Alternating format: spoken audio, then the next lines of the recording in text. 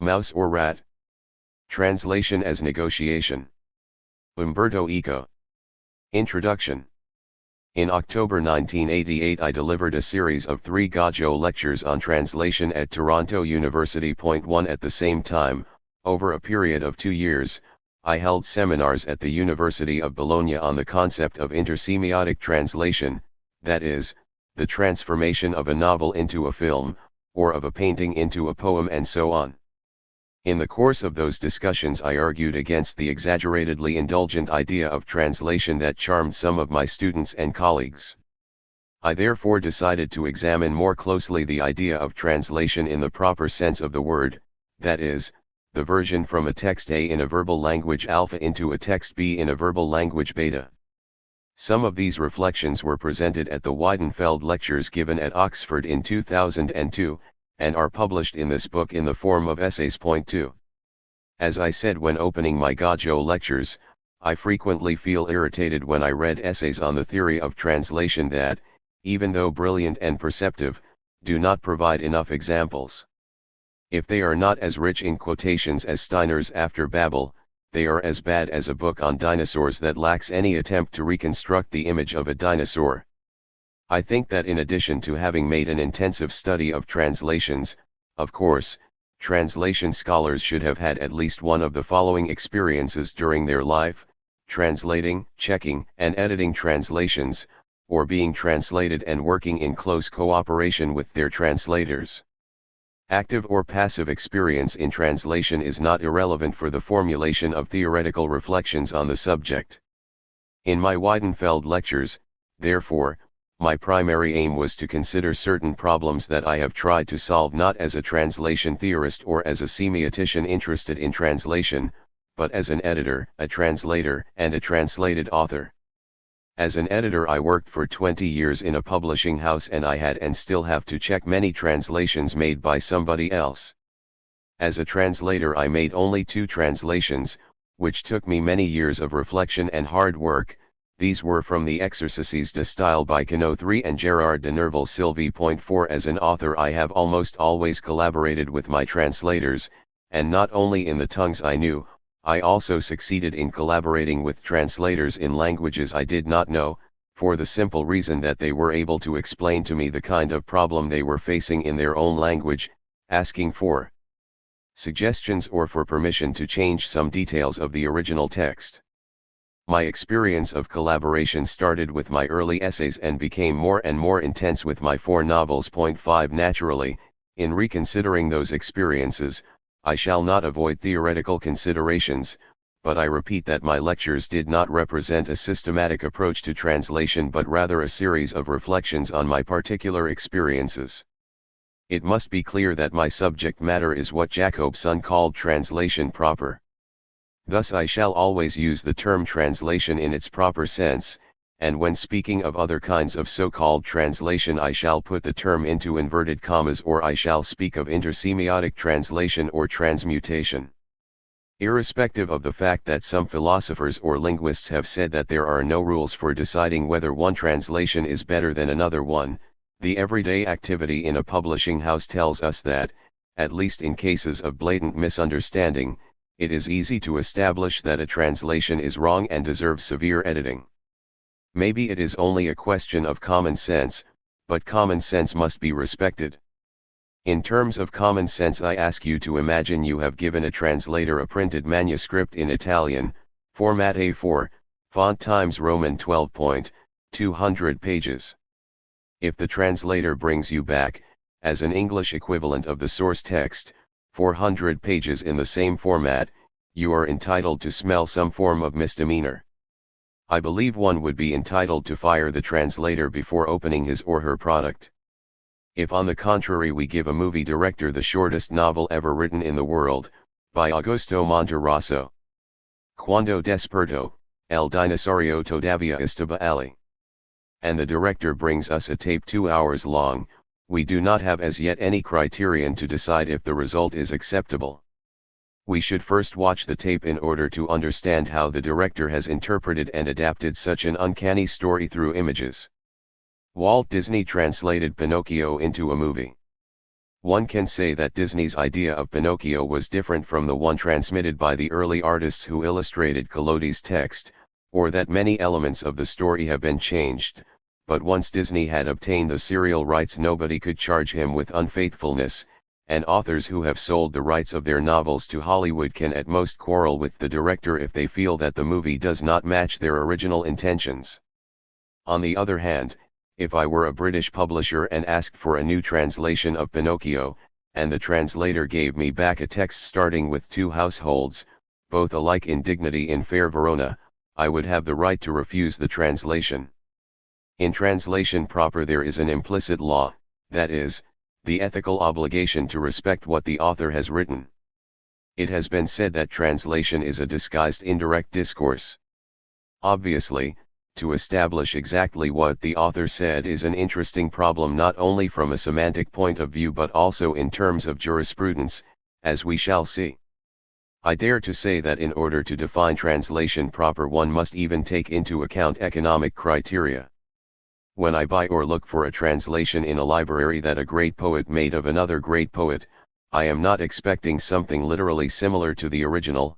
Usually I look for a poetic translation because I already know the original and I want to see how the translator has challenged and emulated his source in his own language. When I watch the movie Un Maldetto Imbroglio by Pietro Germi, even though I know it is freely inspired by Gatta's Che or Pasticciaccio Brotto di Via Merulana, I do not believe that, since I have seen the movie, I can avoid reading the book. I do presume to find in the movie many elements of the story, some psychological features of the characters, certain Roman atmospheres, but certainly none of the linguistic inventions that made Gatta famous. If, on the other hand, I buy an Italian translation of David Copperfield, I assume that, at least in some way, the translation will not only tell me the original story but will also be able to suggest by its style that the events and the dialogues take place in 19th century London and not during the Roman Empire or in a sort of Star Trek universe. The following essays will try to establish what I mean by in some way. Reading the translation of David Copperfield, I would consider any cut as dishonest, and I would protest if I discovered that the translator made some characters say the contrary of what they said in Dickens's novel. It is useless to object that these are mere commercial criteria or simple publishing conventions. Such legal and commercial criteria always hold even for artistic masterpieces. I would hazard a guess that when Michelangelo was asked to build the Dome of St. Peter's, it was understood both by the buyer and the artist that that dome not only had to be beautiful but also had to endure. The perfection of function is one of the requirements of an artwork. It seems that to respect what the author said means to remain faithful to the original text. I understand how outdated such an expression can sound, when so many translation theories stress the principle according to which, in the translating process, the impact a translation has upon its own cultural milieu is more important than an impossible equivalence with the original. But the concept of faithfulness depends on the belief that translation is a form of interpretation and that translators must aim at rendering, not necessarily the intention of the author, but the intention of the text being the outcome of an interpretative effort on the part of the reader, the critic, or the translator. Point 6. It is not necessary to think of complex hermeneutic examples. Let us suppose that in a novel a character says, "You're just pulling my leg." To render such an idiom in Italian by "stai solo tirandomi la gamba" or "tu stai menandomi per la gamba" would be literally correct but misleading. In Italian one should say "mi stai prendendo per il naso," thus substituting an English leg with an Italian nose. If literally translated, the English expression, absolutely unusual in Italian, would make the reader suppose that the character was inventing a provocative rhetorical figure, which is completely misleading, as in English the expression is simply an idiom. By choosing nose instead of leg, a translator puts the Italian reader in the same situation as the original English one. Thus only by being literally unfaithful can a translator succeed in being truly faithful to the source text. Which is like echoing Saint Jerome, patron saint of translators, that in translating one should not translate verbum e furbo sed sensum ex primer de sensu. Besides, in the course of my experiences as a translated author, I have always been torn between the need to have a translation that respected what I believed to be my intentions, and the exciting discovery that my text, independently of my early intentions, could elicit unexpected interpretations and be in some way improved when it was re-embodied in another language. I do not need to develop these points in depth at this stage because the following pages will reveal them. What I want to emphasize is that many concepts circulating in translation studies will be considered in the course of my lectures from the point of view of negotiation. Negotiation is a process by virtue of which, in order to get something, each party renounces something else, and at the end everybody feels satisfied since one cannot have everything. In this kind of negotiation there may be many parties. On one side, there is the original text, with its own rights, sometimes an author who claims right over the whole process, along with the cultural framework in which the original text is born. On the other side, there is the destination text, the cultural milieu in which it is expected to be read, and even the publishing industry, which can recommend different translation criteria, according to whether the translated text is to be put in an academic context or in a popular one. An English publisher of detective novels may even ask a Russian translator not to transliterate the names of the characters by using diacritic marks, in order to make them more recognizable to the supposed readers. A translator is the negotiator between those parties, whose explicit assent is not mandatory. There is an implicit assent even in the reading of a novel or of a newspaper article, as in the former case the reader implicitly subscribes a suspension of disbelief, and in the latter relies on the silent convention that what is said is guaranteed to be true. A last remark. The chapters of this book were born as lectures, and when lecturing one does not include bibliographical references, except for canonical authors. Moreover, a reasonable bibliography on translation studies today would contain hundreds of titles. I have only put footnotes where I felt in debt to an author for a particular suggestion. But I have refrained from tracing the origin of many other ideas because they are now current. Point 7. 1. The plants of Shakespeare. When I look in Webster's dictionary, among the definitions of translate I find to transfer or turn from one set of symbols into another. That is more or less what happens when we use Morse code and we translate from alphabetic letters to Morse signals or vice versa. However, Morse code involves a process of transliteration, that is, of substituting letters of a given alphabet with letters of another one, and letters are meaningless. Using Morse code, operators could correctly translate messages written in a language they do not understand into a series of dots and dashes. But Webster's, under the entry translation, also says a rendering from one language into another. Since the signs of any language signify something and are thus endowed with meaning, we can figure out that, given a set of symbols A, B, C, Z and another set of symbols alpha, beta, gamma, delta, omega, we are entitled to substitute an item from the first set with an item from the second set if and only if, according to some rule of synonymity, A is equivalent in meaning to alpha, B to beta, and so on. What does equivalence in meaning mean? There is a widespread opinion that meaning is exactly that which remains unchanged in the process of translation, but such an assumption runs the risk of entering a vicious circle. Another suggestion one is that the equivalence implied by synonymity and translation is a referential equivalence. A given word A used in a language alpha is synonymous with the word B used in a language beta if both are seen to refer to the same thing or event in the real world. However, referential equivalence is no better than equivalence in meaning. We generally believe that it is correct to translate husband as Mari or Marito, and undoubtedly Mary's husband refers to the same person as Le Mari de Mary or Il Marito de Mary. But one only need open a dictionary in order to see that husband, in English, can also mean a navy manager or a steward, while Mari or Marito cannot. Let us assume, however, that synonymity exists, that equivalence in meaning is a value rigidly established by a linguistic convention, and that a machine can be provided with rules that allow it to operate according to that convention, so that it can switch from one symbol to another even though it does not understand the meaning of these symbols. With this in mind, I accessed Babelfish, the automatic translation system provided by AltaVista. I gave it a series of English expressions and asked it to translate them into Italian. Then I asked AltaVista to retranslate the Italian expressions back into English. Only in the last case did I follow a more complicated path, that is, English, Italian, German, English. Here are the results. 1. The works of Shakespeare rightward arrow gli impianti di Shakespeare rightward arrow the plants of Shakespeare.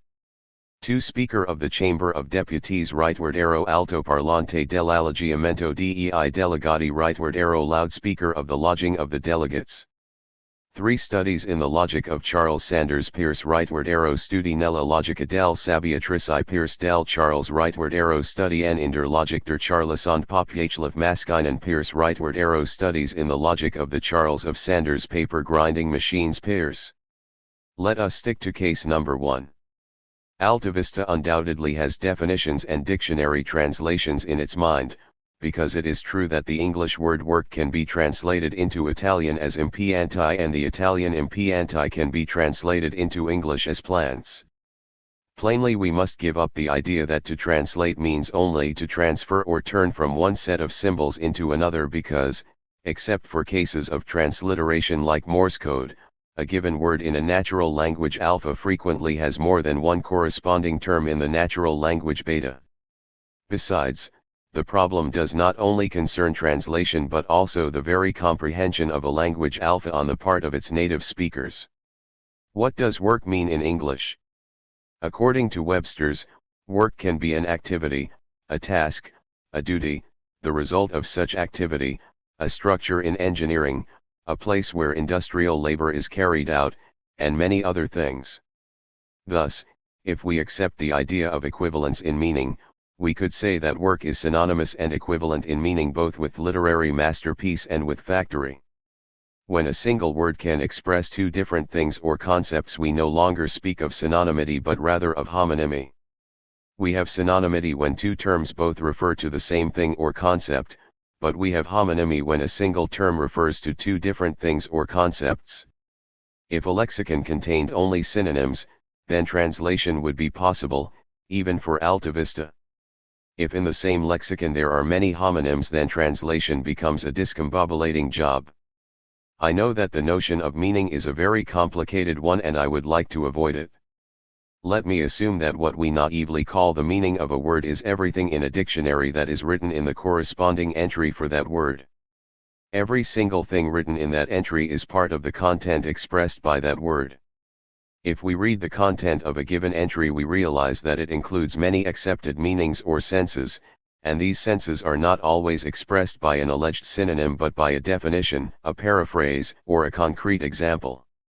In this sense, a dictionary provides a series of interpretations for a given word, or, according to Charles Sanders Peirce, two of interpretants of that sign.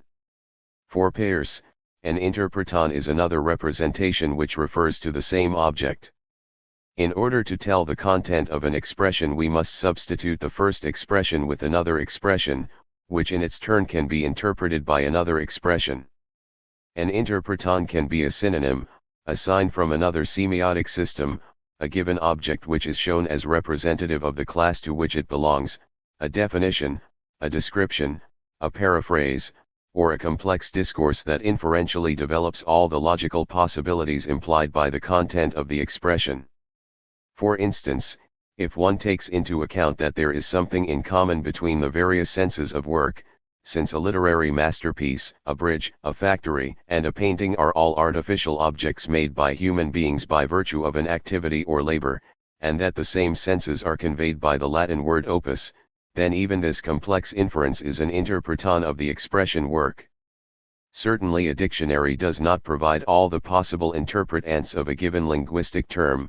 This is the job of an ideal encyclopedia. But even a dictionary at least tries to circumscribe the sense that a given term assumes in the more frequently recurrent contexts. Lexicographers, if they know their job, not only provide definitions, they also provide instructions for contextual disambiguation, and this helps a lot in choosing the most adequate term in another language. According to Peirce, Every interpretation teaches us something more about the content of the interpreted expression.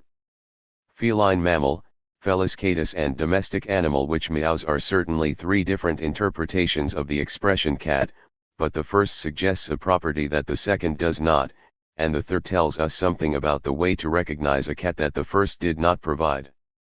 At the same time, every interpretation focuses on the interpreted content from a different point of view. Thus all the interpretations of the same expression cannot be mutually synonymous, and every expression resembles a homonymous term conveying a different interpretation. Moreover, in certain cases, we are facing examples of real homonymy, as happens with the very famous example of bachelor. This term can be translated as soltero, scapolo, celibataire only within a human context, possibly concerning questions of marriage. Within a university context, a bachelor is a person who has received a bachelor's degree, and in a medieval context a bachelor is a young knight who follows the banner of another, that is, in Italian, a baxiliere. Within a zoological context, a bachelor is a male animal, like a seal, without a mate during breeding time. It is because of these contextual selections that, if I am given the English text John, a bachelor, who studied at Oxford, is now writing a PhD dissertation on the North Pole bachelors, I should not translate it into French as Jean, un folk sans copain qui est licencié à Oxford, est en train d'écrire en thèse de doctorat sur les célibataires du pôle Nord. Point 3. At this point we can understand why Altavista's babelfish is doomed to be wrong. It is not endowed with a vocabulary that includes contextual selections. Thus Altavista was unable to realize that the word work has one sense in a literary context and another in an industrial one. Or maybe Altavista was endowed with the necessary information that works in literature means a series of texts or books, but it did not receive any information that the phrase to be translated concerned literature. In order to realize it, Altavista would have had to know that Shakespeare was a poet and a playwright and not an industrial tycoon. This is the kind of information that is not usually provided by dictionaries, but by encyclopedias. Is it conceivable that Altavista was not provided with contextual information? Perhaps it simply needs a larger context, so that it can find therein useful information in order to disambiguate the most puzzling expressions. In order to test this theory, I chose a more consistent and very well-known text. In the beginning God created the heaven and the earth was without form and void, and darkness was upon the face of the deep. And the Spirit of God moved upon the face of the waters, and God said, Let there be light, and there was light. And God saw the light, that it was good, and God divided the light from the darkness. And God called the light day, and the darkness he called night. And the evening and the morning were the first day. And God said, Let there be a firmament in the midst of the waters, and let it divide the waters from the waters. And God made the firmament, and divided the waters which were under the firmament from the waters which were above the firmament. And it was so. I asked Altavista to translate it into Spanish, and I got in return: En el Dios que comenzaba crió el cielo y la tierra estaban sin forma, y vacío, y la oscuridad estaba sobre la cara del profundo.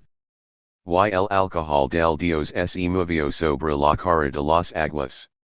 Y el Dios dejo al ser luz, y había luz. Y el Dios vio la luz, de que era bueno, y el Dios dividió la luz de la oscuridad. Y el Dios llamó el día ladró, y la oscuridad que él llamó anoche.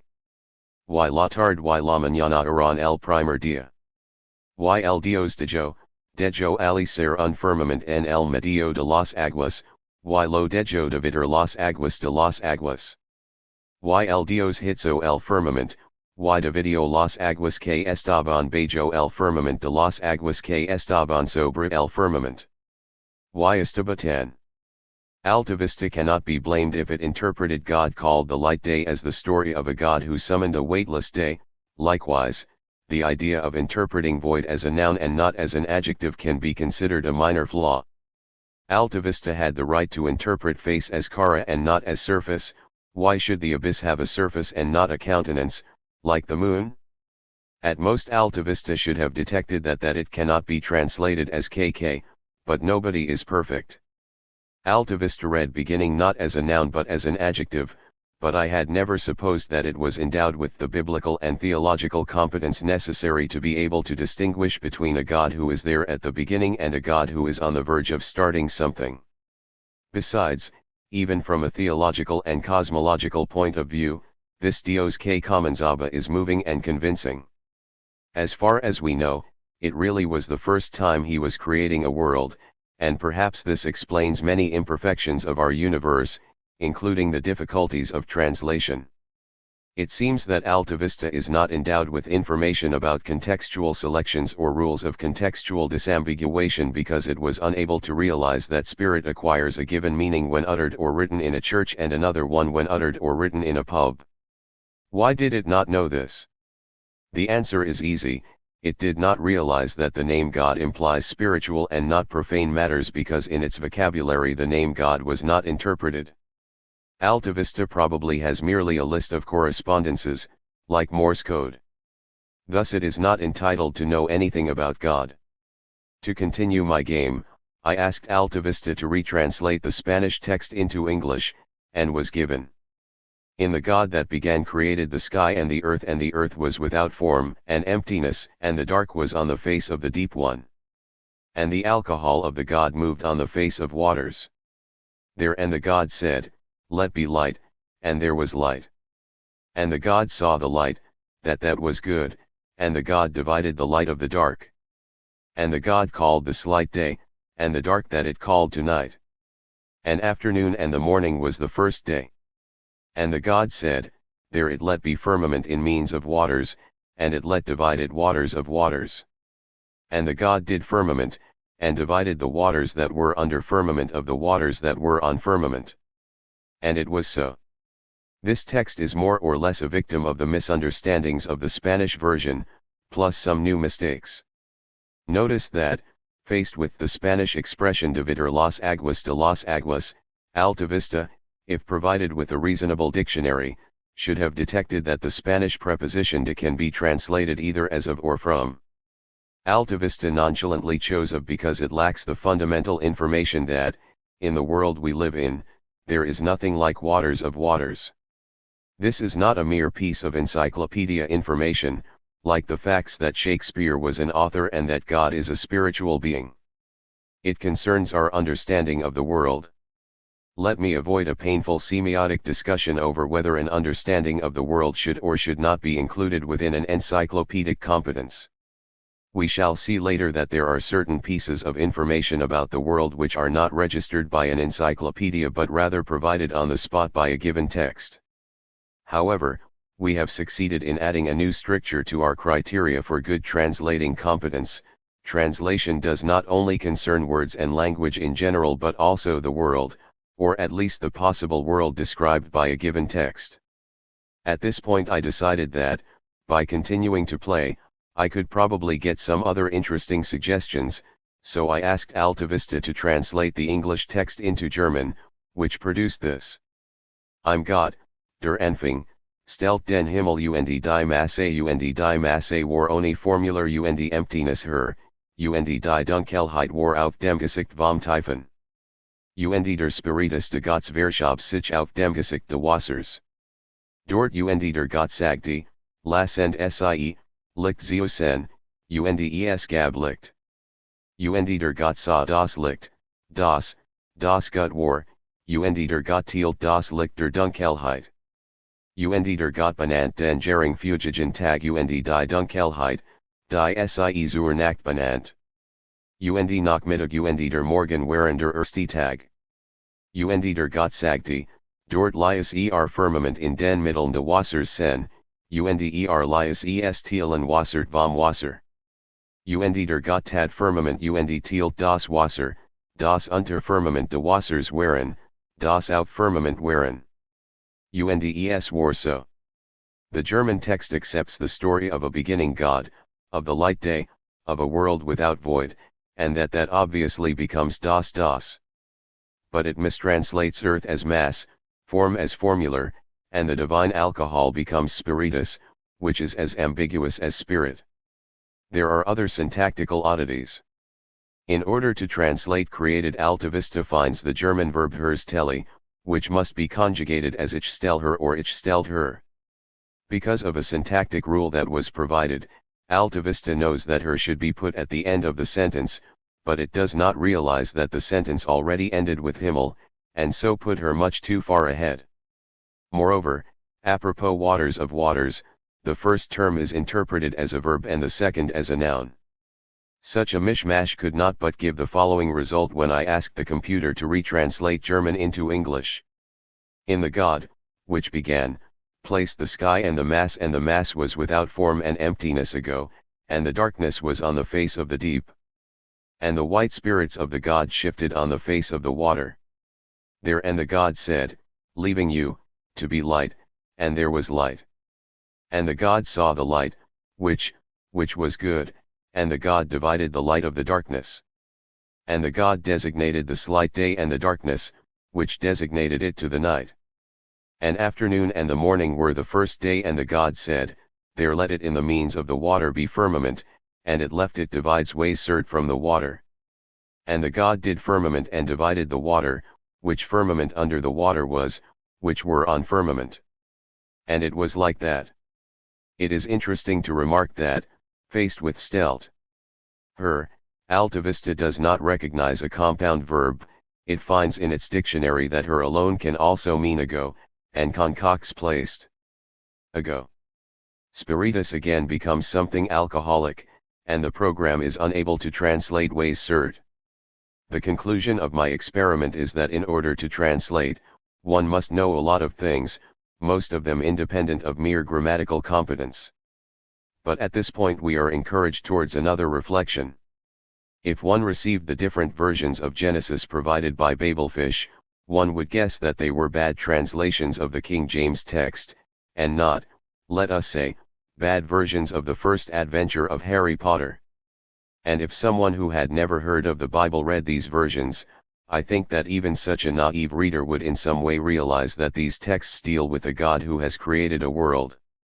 When I started working for a publishing house, I was given the manuscript of a translation from English for a first check, without being able to refer to the English original, which was still in the hands of the translator. The book told the story of the first researches on the atomic bomb in America, and at a certain point it said that, gathered in a certain place, a group of young scientists had started their work by performing course de trini. I thought it was pretty peculiar that persons who were supposed to discover the secrets of the atom wasted their precious time in such childish play. I resorted to my world knowledge and inferred that these scientists were certainly doing something else. I do not remember whether at this point I remembered an English expression that I already knew, or tried to retranslate the Italian expression into English as if I were a bad translator. In any case, I immediately realized that these scientists were on training courses, which was more reasonable and less expensive for American taxpayers. As soon as I received the English original, I saw that I was right, and I did my best to get the translator fired immediately. Another time, in the translation of a psychology book, I found that, in the course of an experiment, l'ape riuscì a prendere la banana posta fuori dal sua gabbia aiutandosi con un bastone, that is, a bee succeeded in grasping a banana lying outside its cage with the help of a stick. My first reaction drew on world knowledge: bees are unable to grasp bananas with a stick. My second reaction used linguistic knowledge. If one cross-references the Italian and English, a false friend is revealed. Italian. English. Ape. B. Simian. Ape. It was clear that the original English text spoke of an ape and that the translator believed that ape meant bee in English too. Furthermore, my encyclopedic knowledge was telling me that apes do grasp and eat bananas. All this means that, even if a translation is wrong, not only is it possible to recognize the text that it translates badly, but a reasonable interpreter can usually infer, from a wrong translation of an unknown original, what that original was probably saying. Every text describes or presupposes a possible world. In the two cases above I made some inferences about the world described by the text, by comparing it with the world we are living in, and trying to figure out how an atomic scientist and a bee should behave. After having made a hypothesis about the probable structure of the world pictured by the original text, a short exploration into the English lexicon helped me to find a reasonable final hypothesis: the scientists were on training courses and the banana was grasped by an ape. Another example: in Italian we have only one word for the three English words nephew, niece, and grandchild. Moreover, in English the possessive adjective agrees with the gender of the possessor, while in Italian it agrees with the gender of the possessed object or person. Now suppose we have to translate the phrase John visita ogni giorno sua sorella and per vedere suo nipote Sam. The possible English translations are: 1. Every day John visits his sister and to see his nephew Sam. 2. Every day John visits his sister and to see her nephew Sam. 3. Every day John visits his sister and to see her grandchild Sam. 4. Every day John visits his sister and to see his grandchild Sam. The last translation seems less probable than the previous ones, but it is possible to imagine a world in which John had a son, Max, Max married Mary, Max and Mary gave birth to Sam, they then died in a car accident, and decided to adopt Sam. A very improbable but not impossible world situation would be that Max, son of John, had a love affair with his Aunt Mary, and that they produced Sam, so that Sam can be correctly defined both as John's grandchild and as John's nephew. In any case, if the general context does not provide translators with further information, so that they can conceive of a possible world structure, it is impossible to translate that Italian sentence on mere linguistic grounds. In order to understand a text, or at least in order to decide how it should be translated, translators have to figure out the possible world pictured by that text. Often they can only make a hypothesis about that possible world. This means that a translation is also the result of a conjecture or of a series of conjectures. Once the most reasonable conjecture has been made, the translators should make their linguistic decisions accordingly. Thus, given the whole spectrum of the content displayed by the dictionary entry, translators must choose the most suitable or relevant meaning or sense for that context. You have probably realized that I started speaking of differences between languages and now I am speaking of differences between texts. This is a very crucial point for every translation theory. But let me go on with languages. These are two main arguments against translation, both more germane than they seem at first sight: the impossibility of setting up a unique translation manual and the incommensurability of language structures. As for the first argument, following Quine's famous example, it is difficult to establish the meaning of a term in an unknown language even when the two speakers are facing the same external stimulus, which casts in doubt the notion of referential equivalence. If the linguist points to a passing rabbit and the native informant utters gavagai, it is uncertain whether, by that expression, the native speaker means rabbit, stages of rabbit, or the fact that an animal is passing through the grass at that moment, or whether gavagai is the proper name of a universal rabbithood. It is impossible to decide, if one has no previous information on the native culture, that is, if one does not know how the natives categorize things, parts of things, or events involving things. The linguist must start by making a series of analytical hypotheses in order finally to produce a translation manual that corresponds to a whole anthropological handbook. However, the indeterminacy of translation is proven by the fact that rival systems of analytical hypotheses can produce different translations of the same sentence. In Quine's words, just as we meaningfully speak of the truth of a sentence only within the terms of some theory or conceptual scheme, so on the whole we may meaningfully speak of interlinguistic synonymy only within the terms of some particular system of analytical hypotheses. For, in spite of the current cliché about the incompatibility between Anglo-Saxon and continental philosophy, I believe that Quinian holism is not so different from the idea that every language has its own genius, or, better, that every language expresses a different worldview. In what sense a given language designs its own worldview is pretty clearly explained by the structural semiotics of Hjelm's Leff. 5. According to Hjelm's Leff, A natural language consists of a plane of expression and a plane of content which represents the universe of the concepts that can be expressed by that language. Each of these planes consists of form and substance, and both are the result of the organization of a prelinguistic continuum.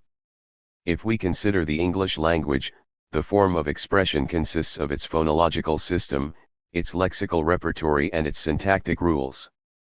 Through this form of expression, we may generate various substances of expression, such as the words we utter every day. But I shall speak of substances in another essay. Let me consider here the problem of form. In order to elaborate a form of expression, English has selected a series of sounds, excluding others that exist and are pronounceable but which do not belong to the English language. If the sounds of a language are to be comprehensible, it is necessary to associate them with contents. For Helmslef, the continuum of content is the totality of all that can be thought and said, namely the whole universe, physical and mental, including the material elements such as sounds that we use to make expressions. Each language organizes the universe of what may be said and thought into a form. The system of colors, the organization of the zoological universe in genera, families, and species, the opposition of high vs low, and even the structures that linguists identify in phonological systems, all belong to the form of content. Certain cultures organize the kinship system by isolating differences that in Great Britain, as well as in Italy, are ignored, for instance, the difference between the brother of the mother and the brother of the father, who for us are both uncles. In this sense, two semantic systems can result in being mutually inaccessible, because they segment the content continuum in a different way. Thus, according to Quine, one cannot translate the expression neutrinos lack mass into a jungle language, and one only need think how difficult it is to translate the German word Sehnsucht into English or Italian in order to understand that German culture has the precise notion of a certain passion whose semantic space can be only partially covered by terms like nostalgia, yearning, craving for or wishfulness. But frequently such inadequacy is only the result of a sort of optical effect. Let us return for a moment to the distinction between nephew/niece and grandson. It is clear that where English recognizes three separate content entities, Italian recognizes only one, nipote. English. Italian. Nephew. Niece. Nipote. Grandchild. Now, it is true that in Italian a single word is used to express three different units deriving from the segmentation of the continuum of kinship relationships. But this graphic representation of the phenomenon can be very misleading if we imagine that the four words represent concepts, or content units. They do represent words, which are used to mean a certain content unit, and curiously Italian has one word for three distinct positions in the kinship system. But the fact that there is only one word does not mean that Italians do not see any difference between the child of one son or daughter and the child of one sister or brother. They see it to such an extent that even in the case of death duties the two kinds of relatives pay a different tax. This means that Italians have more linguistic difficulties than speakers of other languages in certain contexts where the distinction between nephew/niece and grandchild becomes relevant. Despite having only one word, then, Italians conceive three content units, and these units, which are not distinguished from each other by a specific word, are nonetheless interpreted by dictionaries or encyclopedias, which explain what I have just explained, namely, the difference in kinship between a niece and a grandchild. To translate means to see, under the words, the possible interpretation of these slots, which are not conceptually empty but only linguistically ill-named. English terms. Content. Italian terms. Nephew. Son of the brother or sister. Niece. Daughter of the brother or sister. Nipote. Grandchild. Son or daughter of the son or daughter. To be honest, since there are different kinship systems, more finely segmented, one could say that even English is very savage in comparison with a jungle language that has more names for different kinship positions. For example, English terms. Content. Terms of jungle language X. Nephew. son of the brother, son of the sister, daughter of the brother. Term A, term B, term C, niece, daughter of the sister. Term D, grandchild, son or daughter of the son, son or daughter of the daughter. Term E, term F. But this does not prove that an English speaker is unable to recognize the different kinship positions expressed in our jungle language by the series of terms A, F. English speakers have no names for these different positions but are able to interpret each of them correctly. The challenge for a translator, when two languages seem to have a different segmentation of the content continuum, is to make a reasonable conjecture about the content space covered by a homonym term in a given context. Up to this point I have argued as if translation were a process taking place between tongues, that is, between two different linguistic systems. It is not so, otherwise the paramount example of translation would be a bilingual dictionary. On the contrary, students taking an exam in a foreign language are not expected to produce a dictionary. They are requested to use a dictionary in order correctly to translate a text. We must come back to the structure of a natural language. The diagram on page 22 suggested that form, substance, and continuum were all elements of the structure of a language, and they were put in that diagram in order to show how they are mutually related. In fact, the study of a linguistic system starts when a given language has already segmented the continuum of all possible sounds into a form of expression, and the same happens with the content. In this sense, the study of a language as a system is concerned only with forms, content form and expression form. Substance is not a system phenomenon. It appears only when, by exploiting the possibilities provided by a given linguistic system, one physically produces a text or, if you prefer, a discourse. The substance of an expression is produced, materially, only when a communication process begins, that is, when sounds are emitted according to the rules of a given language.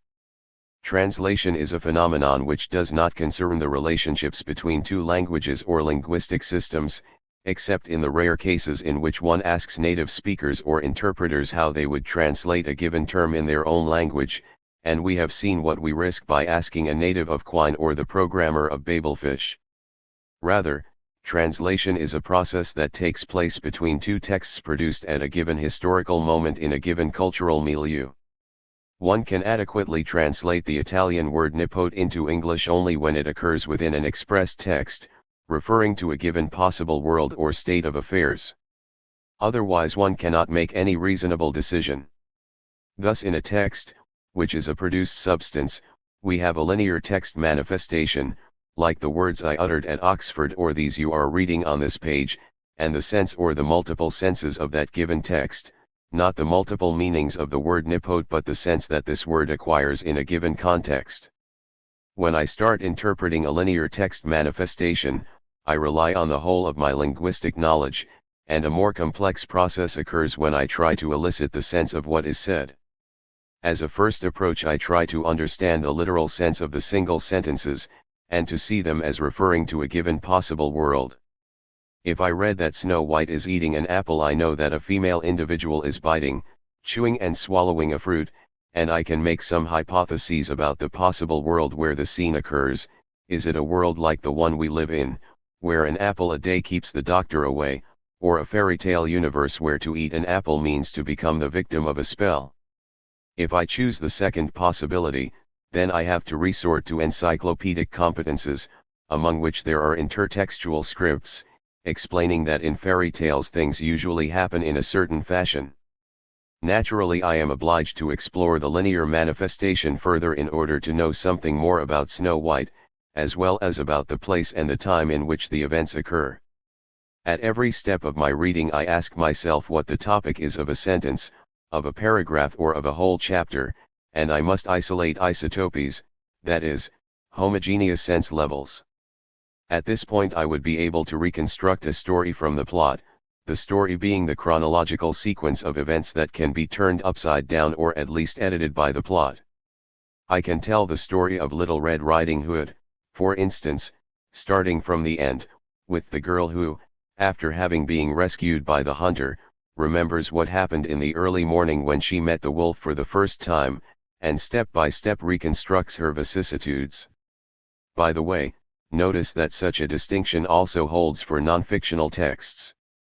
I hated John, so I killed him, and since I hated John the first killed him are two linear manifestations that convey the same story with two different plots. Moreover, story and plot also hold for non-narrative texts. Take a poem like Silvia by Leopardi. There is a story, there was a young woman, the poet secretly loved her, she died, and the poet remembers her in the flower of her youth, as well as his lost illusions. But this story is seen through a plot, the poet shows up when his illusions are definitively lost, and the young woman appears as a gentle ghost in the midst of his desperate remembrances.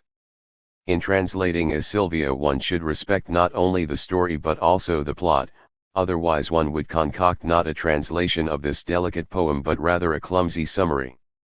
Because I try to reconstruct the story from the plot, as my reading goes on, I will transform large textual chunks into micro-propositions that recapitulate them. At the middle of my reading of Snow White I can synthesize what I learned as Snow White is a beautiful young princess who arouses the jealousy of her stepmother who wants her to be killed in the woods, but at a further stage of the tale I can sum up the whole story by a macro-proposition as a persecuted beautiful young princess is received and welcomed by 7 dwarves. This embedding from micro to macro propositions will be my way to isolate the deep story of the whole tale, and even its moral meaning, while at the same time deciding which events can be considered as essential and which ones marginal or parenthetic. Then I can try to detect the psychological features of the characters, and their position in what Grimes calls actantial structures 6 in the sense that many different characters can play the role of the opponent or the helper, and a given character can seem at the beginning to be the helper and then become the opponent.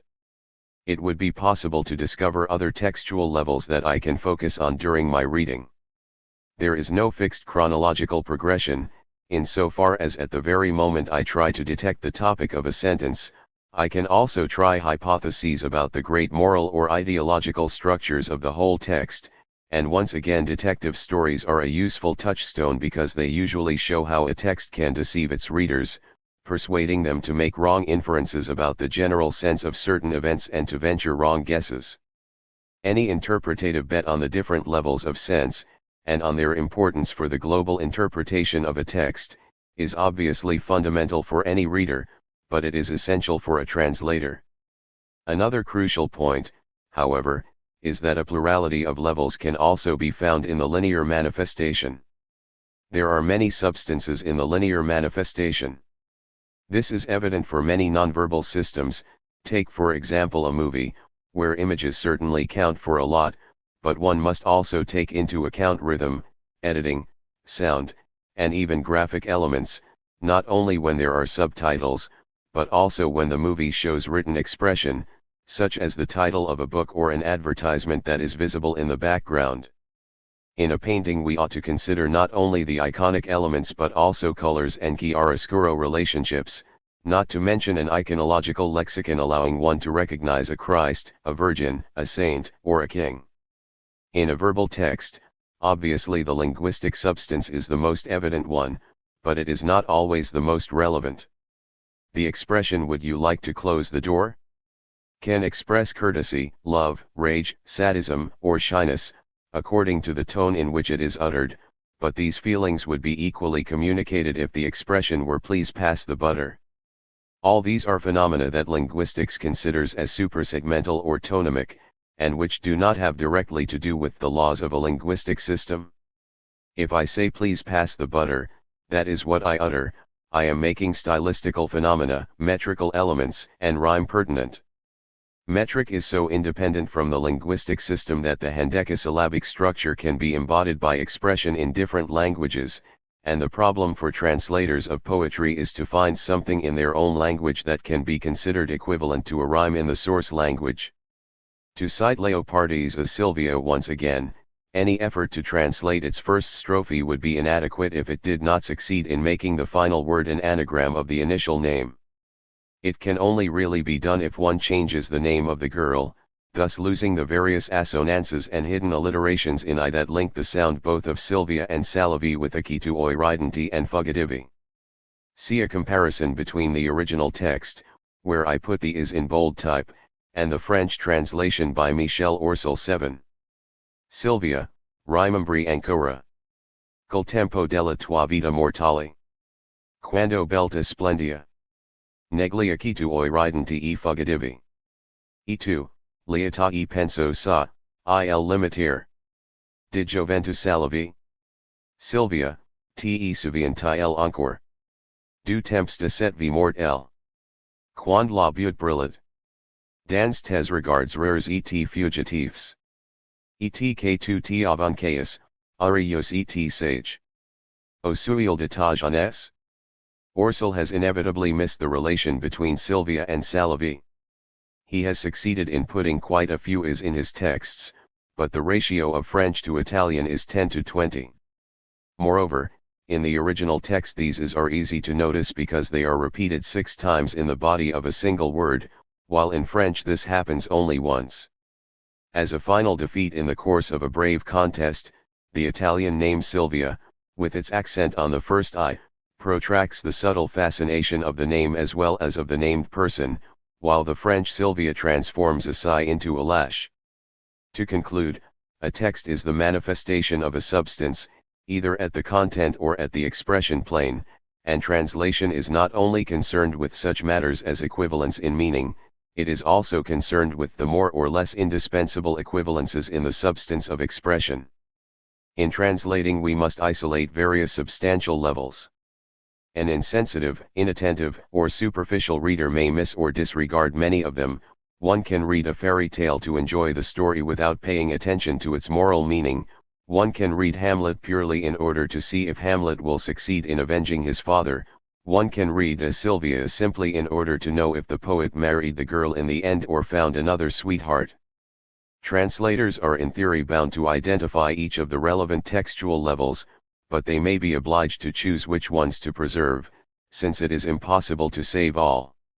If we consider that in poetic texts it is crucial to render a strict relationship between given levels of the expression substance and given levels of the content substance, translators are challenged on their ability to identify them, to save all of them, and to put them in the same relationship with each other as they are in the original text. In this game, translators may miss a lot, but can also make up for some of their losses. 2. Losses and gains. There is no exact way to translate the Latin word muse into English. In Latin muse covers the same semantic space covered by mouse and rat in English, as well as in French, where there are souris and rat, in Spanish or in German. But in Italian, even though the difference between a topo and a ratto is recorded in dictionaries, in everyday language one can use topo even for a big rat, perhaps stretching it to topone or tapaccio, but ratto is used only in technical texts. Latin, English, French, German, Italian. Mouse, souris, mouse, muse, topo, rat, rat, rat. Thus, a comparison between French and Italian linguistic systems tells us that the Italian topo can cover the semantic spaces of both the French souris and rat. It is an interesting piece of linguistic information, but what happens when we find the word topo in an Italian translation of a French text? Does it translate back as rat or souris? Take the first chapter of Camus's La Peste in the Italian translation by Beniamino dal Fabbro. It states that one morning Dr. Rier found, on the stairs of the building, un sorcio morto. Now sorcio is like topo, and like mouse in English, and if one knows that mouse in French is souris one can infer that the Italian translator chose sorcio instead of topo because he was phonically influenced by the French souris. In spite of these obvious assumptions, one is tempted to reflect on the fact that Camus's novel is telling the story of a terrible epidemic, and the plague is not usually carried by mice but by rats. Thus, not because of one's linguistic competence but by virtue of a general knowledge concerning the world we live in, one is encouraged to suppose that the translator made a mistake. As a matter of fact, If you check the French original, you will see that Camus does not mention a mouse but un rat. This is an instance in which the Italian translator should have stressed the difference and mentioned, if not a ratto, at least a grosso topo or a topo di Ciavica. Now let us suppose that one has to translate how now? A rat? From Hamlet into Italian. As far as I know, every Italian version translates it as cosa sia, un topo? Or come. Un topo? A rigorous translator should check in an old dictionary whether in Shakespeare's time rat meant, as Webster says today, any of numerous rodents differing from the related mice by considerably larger size and by structural details, adding that a rat can also be a contemptible person. In fact, Shakespeare, at least in Richard III, used rat as an insult. However, in Italian the word ratto has no connotation of contemptible person, and rather suggests speed. Moreover, in every situation in which someone is frightened by a rodent the usual scream is un topo, and not un ratto. I decide that Hamlet, in order to kill Polonius, did not need to know if there was a mouse or a rat behind that arras, and that the word topo accurately suggests surprise, instinctive alarm, and an impulse to kill. For all these reasons I accept the usual translation, cosa sia, un topo. If in Camus's case it was indispensable to make the size of that rodent clear, and it had to be a rat, for the imagined animal in Hamlet it was more important to stress its sudden passage and the nervous reaction it elicited. In making my decision I have not only relied upon definitions, contextual selections, or long lists of interpretants provided by dictionaries and encyclopedias. We have negotiated which portion of the expressed content was strictly pertinent in that given context. This notion of negotiation will dominate my next essays. Between the purely theoretical argument that, since languages are differently structured, translation is impossible, and the commonsensical acknowledgement that people, in this world, after all, do translate and understand each other, it seems to me that the idea of translation as a process of negotiation is the only one that matches our experience. When speaking of negotiation I do not mean to suggest a sort of deconstructionist idea according to which, since translation is a matter of negotiation, there are no lexical or textual rules that can be used as a parameter for telling an acceptable from a bad or incorrect translation. The possibility, and even the advisability of a negotiation does not exclude the presence of rules or of conventions.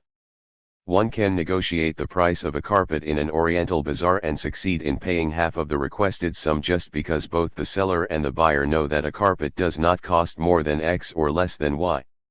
If the seller asks £10,000 for an apple or the buyer offers £1 for a car, then there will not be any bargain. But if in Hamlet I need a rodent that generally makes people scream, a topo or a mouse is enough even though I lose other properties that on the contrary should be preserved at any cost in Camus's context. Accepting losses. In one of my next essays I shall deal with the problem of adapting a translation to the receiving culture. There are cases in which, talented as they are, translators are obliged to work at a loss. In the first chapter of my last novel, Baudolino, I invented a pseudo-medieval North Italian language, written by a quasi-literate boy of Piedmontese origin, in the 12th century, an epoch for which we do not have written Italian documents, at least not for that northwest area. My purpose was not philological exactitude, I was inspired rather by memories of the local dialect I heard in my childhood. My text can be understood in Italy even by a southerner, who smells a sort of northern accent. Naturally it will be appreciated more by a northerner who finds in it a sort of familiar slang atmosphere. These pages created many problems for my translators. In the same period in England, Middle English existed, but it was a language which would be absolutely incomprehensible for a contemporary English speaker. And Baudolino did not live in England. To opt for a more modern dialect would have obliged Bill Weaver to choose a given Anglo-Saxon area, with the risk of making Baudolino speak, let's say, like Lil Abner. In France there were already texts in langue d'oc and langue d'oil, and these two languages, especially the first one, were rather similar to the northern Italian dialects. Thus Jean-Noël Schifano had the opportunity to experiment with a witty and erudite patchwork of both obsolete and still popular words and idioms. In Germany the 12th century is the period of the Minnesänger, but even that German sounds very abstruse to modern German ears, and Burkhard Kroeber had to invent a balanced mixture of old and modern German. In Spain the 12th century is the one of El Cante de Mio Cid, and Helena Lozano found herself in the same situation as Schifano. In all these cases it is impossible for the foreign reader to smell any original northern Italian vernacular fragrance. In the hands of my translators the language of Baudolino became funny, full of linguistic inventions and new coinages, but it was no longer the language of a young and illiterate Piedmontese boy. And it was impossible for them to have done otherwise. In the opening chapter Baudolino is afraid that somebody in the imperial offices will realize that he has scratched and transformed the seminal work of the Bishop Otto into a palimpsest in order to write his ungrammatical memoirs. Then he cynically reflects that the court's clerks would probably not pay any attention to the loss, as they are constantly writing and rewriting a lot of useless documents.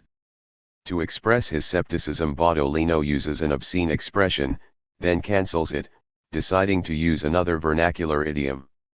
Ma forse non li importa a nessuno in Cancelleria scrivono tutto anche quando non serviti chi li trova si li infila nel busta cu non se ne fanagad.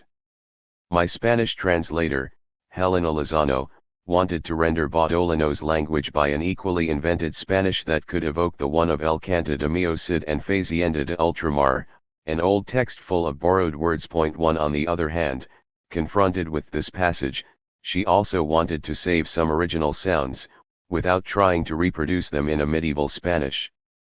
Thus she tried to reproduce the original flavor of the deleted expression, simply making the vulgar word agit a little more archaic and cutting off culo by an apocopy. Pero quicab non le importa a Nadia en Chancelleria escrivant tot inclusa cuando non sirva et quien los encuentra se los meet en el alat del cu non se faz negodium. Another expression used by Baudolino is fisti orbo che fatica scrivere mi fagia male tutti I dithi. Baudolino is simply saying that his fingers are suffering from the unusual experience of writing. Fisti orbo is a vernacular imprecation that means may you become blind. Lozano decided to Latinese this as fisti orbus que cansidad escriver. She admits that fisti orbus may be incomprehensible to Spanish readers, but it was equally dull for a non-Piedmontese Italian reader. It seems to me that analogous reflections have inspired the Catalan translator, Arenas Noguera, at least as far as the first passage is concerned. Mes potser no lint iresa nego a cancelleria scrioen tot encar quan no vale equils trova se.ls fica forat del cul no n fares. For fisti orbo the translator simply gave a literal translation, eu tourner orb. Schifano made an effort to invent a French equivalent. Mais ilse put que nulc import en la cancellerie ils escrivent tout mesmequant point ne cert et que le trouve qu'il se le enfile dans le perchus du coup en fascout. Likewise, for fisti orbo he finds a satisfactory popular French expression, morceau. Weaver modernizes and domesticates, fisti orbo becomes Jesu, which certainly functions as an expression of disappointment, but gives up any attempt to suggest the original regional atmosphere. For the first passage he employs an equally vulgar contemporary English expression. But maybe nobody cares in the chancellery, they write and write even when there is no need, and whoever finds them can shove them up his. Won't do anything about them. The German translator, Kroeber, uses a similar method to Weaver for fisti orbo, but does the opposite with the first passage, respecting the original expression. Aber vielleicht merkits ja keiner in der Kanzlei wo sie allweil irgendwas schreiben Auchmans niemanden nutzen twot undwerds bogen findet sie li in fila nel bus del ku denkt sie vielleicht weiter darbe. Even in the following chapters, where I have adopted current Italian, when Baudolino talks with his fellow citizens, vernacular expressions are frequently used. I knew that many of the subtleties would only be appreciated by readers from the same area, but I thought that readers of different regions would catch at least a certain regional flavor. Besides, it is still a typical habit of northern Italians, when they use a vernacular expression, to translate it into Italian immediately after, so as to reinforce their statement, so to speak, with the authority of a more cultivated language. So I did this in my conversations. However, this represented a challenge for my translators. If they wanted to save the double play between vernacular expressions and their immediate translation, they had to find a dialect equivalent in their own language, but in doing this they would have de Italianist Baudolino's language. These are situations in which a loss is unavoidable. Here is a passage from chapter 13 where I thought of the dialect idiom squatagni cmen bobby, which means more or less to squash someone or something with one's foot like a toad. However, following another vernacular habit, the character was first transforming the expression into a dog Italian, then he translated it in correct Italian.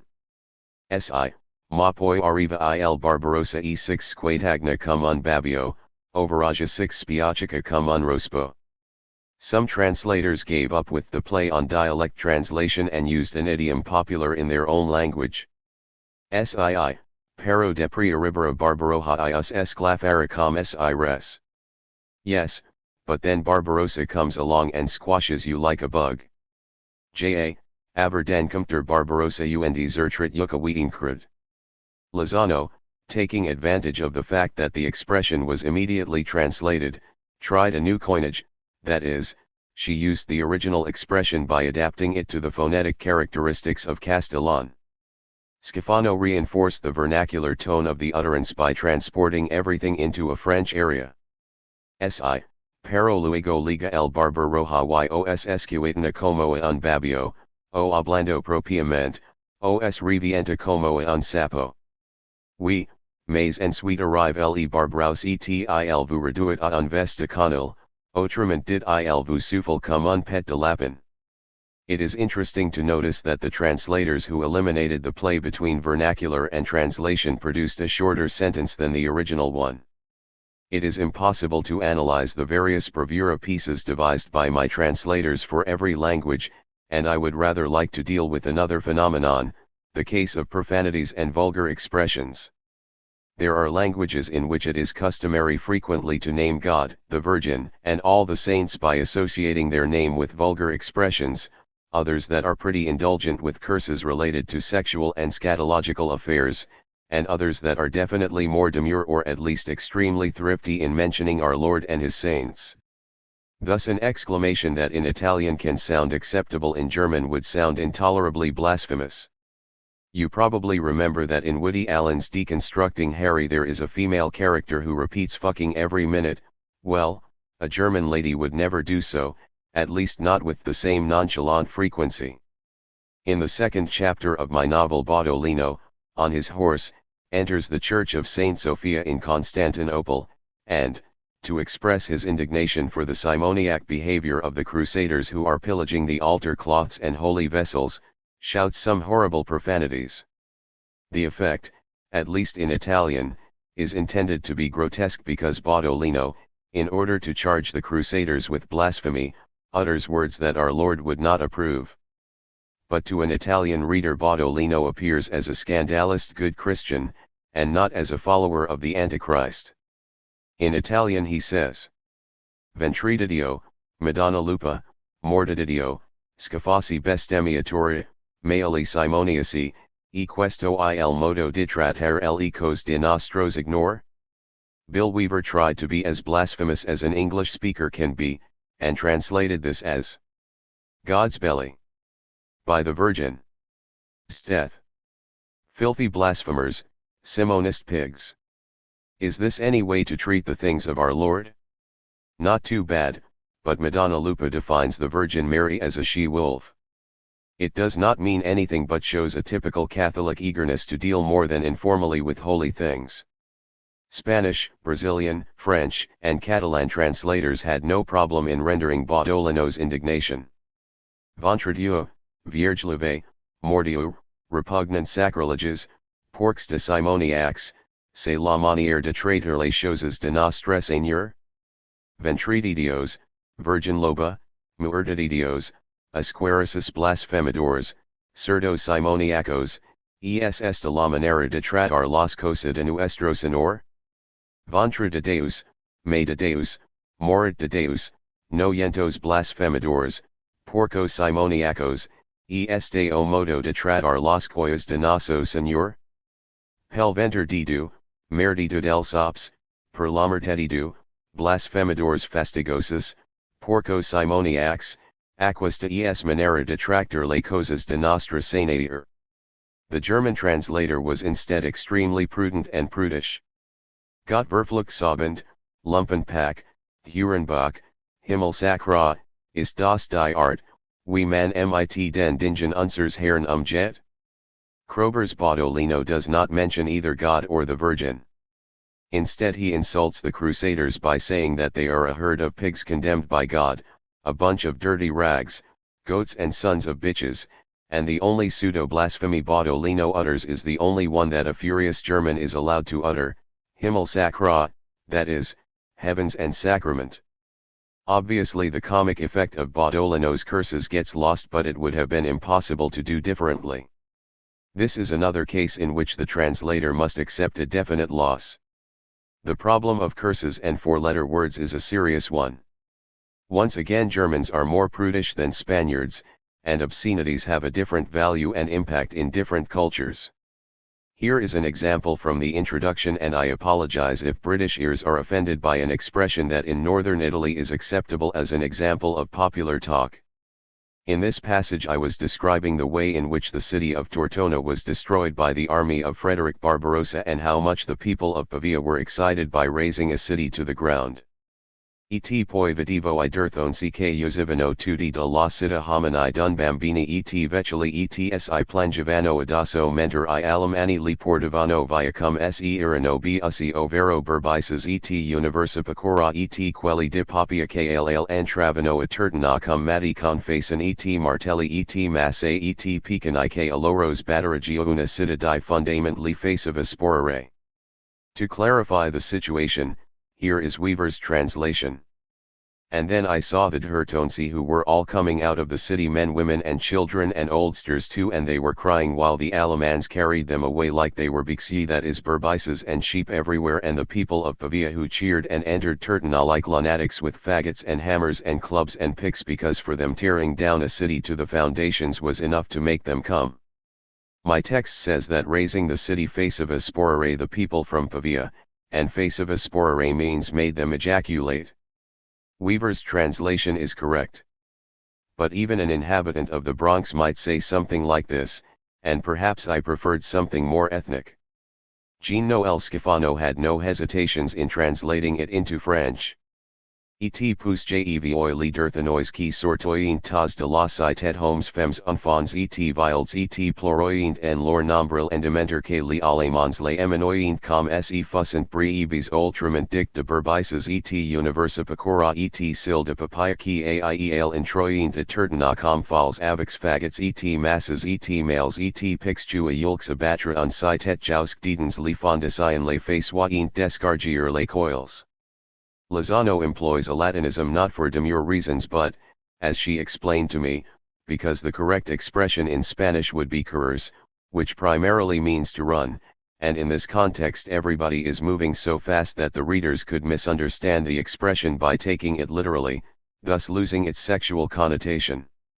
Et dende vea los dirthonsi que izian todos de la subtat, hornani dun ninos et vecili de los sosoios tan furdermi entre lorando et los alemanos ge los lerlaon como si fueran bejas oc berbices et universi ovicula et aquelatros de papia krr entraen en tertana como en accenados confaxenas et martelos et mazas et pico calos deri una subtat desde los fundamentalos fazia e asulare. Once again the German translator could not be too daring, and translated as Und dan Saich die Tortonsen die Auster Stadt herauskommen Manner Frauen Kinder und Gries und alle Weinten und Klagten ins die Alemannen sie Wegfurten als Warenschafe und Andres Schlacht wie und die Aus Pavia Schrien alle und Stürmeten nach Tortona Heinian mit Axten und Hammern und Kuhlen und Piken den Stadt dem Erdboden gleichgemaschen das War in einen Große Lust. Ingratiae lust certainly evokes a sexual pleasure but is not as rude nor as immediate as sporere. For me, this was another radical loss, but if Kroeber had dared to use a stronger expression his readers would probably not have been convinced that Baudolino would speak in that manner. Censorship by mutual consent. There are cases in which the loss is so unavoidable that the translator resign themselves to accepting a cut. In my novels I frequently use unusual and obsolete terms and sometimes I play a game of accumulation, providing a sort of lexical Wunderkammer. In these situations, if, out of 10 or 20 terms, one proves absolutely untranslatable, I authorize the translator to drop it. A catalogue is still a catalogue even if there are only 18 terms instead of 20. Christopher Taylor too meticulously analyzed all the cases in which Weaver, translating Il Nome della Rosa, tried to find adequate equivalents for such plant names as Viola, Cidiso, Serpula, Giglio, Ligustro, Narciso, Colocasia, Acanto, Malabatro, Mira and Pabalsami. It was obviously easy to find violet, lily, narcissus, acanthus, and myrrh. Weaver translated Serpula as thyme. Serpula is indeed a species of thyme, but Taylor remarked that Serpula is more rare in Italian than thyme in English, even though admitting that it would be fairly fatuous to argue this point and that, given the horticultural differences between English and Italian, thyme works pretty well. The real drama started with Cidiso and Colocasia, for which there are no corresponding English terms. Weaver translated Cidiso as cistus, which keeps a Latin root and a botanical flavor, and Colocasia as taro, which is a little more generic but, according to Taylor, correct, even though the Italian sound is more evocative. As for Pabalsami, the English equivalent would be balsams of Peru, but in the Middle Ages Peru wasn't yet discovered. Weaver chose Mecca balsam. 3 Taylor also complains that Malabatro became mallow, once again using a current term instead of an archaic one that evokes biblical psalms. But, as the author, I remember having approved those losses. In the Name of the Rose, in the chapter entitled Third Day Sext, there are lists of rogues and lunatics wandering through various countries. The first catalogue reads: Dal raccontucce mi fis mi lo vidi associato aquel band divaganti che poi, negli anni che seguirono, semper più vidi aggirarsi per l'Europa, falsi monaci, ciarlatani, giuntaturi, arcatori, pesanti istruzioni, lebrosi e storpiati, ambulanti, giravati, cantastori, chiarici senza patria, studenti itineranti, bari, giocolieri, mercenari invalidi, giudi erranti, scampati dagli infedeli con lo spirito distrutto, folli, fugitivi colpiti da bando, malfattori con le orecchie. Sotto miti, e tra loro artigiani ambulanti, tessitori, caldere, seggiole, arrotini, impagliatori, muratori, e ancora manigoldi di ogni risma, bari, burboni, baroni, bricconi, gaglioffi, guidoni, trucconi, calcanti, protobianti, paltinieri. And so on through a whole page. On the following page there is another list of the same kind of fellows. Acapani, lotari, protomedici, paupers vericundi, mortgageri, affamiglioli, crocierii, alicerbati, reliquatori, affarinati, palpatori, ioci, spectini, cocciani, admirati, appesanti e atarantanti, acani e admiracti, mutuatori, atremanti, cagnabaldi, falsibordoni, accadenti, alacrimanti e affarfanti. It is ostentatiously erudite, perhaps, but I found all these names in the beautiful Il Libro dei Vagabondi by Piero Camporese IV, and I wanted to elicit by accumulation the vision of a crowd of tramps that represented the primordial soup where many heretics and lumpen revolutionaries of that century grew up. I was charmed by the sound of those names. I did not expect my readers to understand them, but I hoped that through the overcrowding of unusual terms they would get the image of a situation of disorder and social fragmentation. My translators in general rendered the first paragraph very well, using their national repertoires and being aware that what counted was not the absolute lexical faithfulness but rather the length and the incongruity of the list. I quote only Weaver's translation. From the story he told me, I pictured him among those bands of vagrants that in the years that followed I saw more and more often roaming about Europe, false monks, charlatans, swindlers, cheats, tramps and tatterdemalions, lepers and cripples, jugglers, invalid mercenaries, wandering Jews escaped from the infidels with their spirit broken, lunatics, fugitives under banishment, malefactors with the ears cut off, sodomites, and along with them ambulant artisans, weavers, tinkers, chair-menders, knife grinders, basket weavers, masons, and also rogues of every stripe, forgers, scoundrels, card sharps, rascals, bullies, reprobates, recreants, frauds, hooligans, simoniacal. As for the second list, the problem was more serious. Some translators in Latin languages, like the Castilian one, translated a few terms and for the rest adapted the Italian names to their language, as though they were new coinages, or, like the Catalan 1,5 left the Italian terms intact. It was an acceptable solution for such similar tongues, and it was as if terms like banderillero or picador were to appear in an Italian translation from Castilian. Kroeber did a similar thing, at most Latinizing some words. Schifano found excellent equivalents in French, like capons, refodes, franc midas, narquois, archicipots, cogus, hubens, saboleur, fairy noises, footreds, bagagnauds, troerlifus, pidibos, hapuents, adorantules, surlacrimes, surans. Congratulations!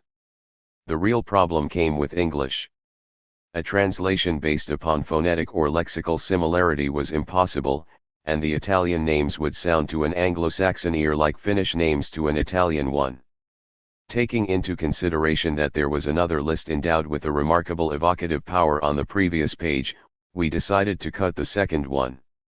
It was certainly a loss, but we took all the risks upon ourselves. Another unavoidable loss occurred with Adso's dream in the chapter 6th day. Terse. To create that dream I was largely using a medieval literary pastiche, the Sina Cypriani, except that I also included clips of Adso's previous experiences, bookish quotations, images from the whole repertory of the culture of those times and disjointed references to the entire history of art, languages, literature, and so on. Among the innumerable quotations there was the first document of Italian language, the so-called Carta Capuana, Sauce o Kelly Terra per Kelly Fini che chi Contine, 30 anni le pos et part Sancti Benedicti, a very clear allusion for Italian readers able to remember the first chapter of their early handbook of Italian literature. How to translate the quotation in other languages? The Castilian and Catalan versions keep it in its primitive Italian, and obviously no normal Iberian could either understand or recognize it. Schifano turned the sentence into a pseudo-ancient French with equally infelicitous results. He could have chosen a quotation from the Sarment de Strasbourg, which plays the same role as Carta Capuana in the history of French, but why would Adso have known this text? Besides, considering that Adso was German, he would not even know the Carta Capuana, but I was obviously winking at my readers. Kroeber had the best chance, since Adso was German. He found a quotation from the Merseburger Zauberspruch, which represents the oldest document in German. Like me, he trusted the culture of his readers. Point 6. Since Adso would not know the first document of the English language, Weaver, with my approval, decided to cut the quotation.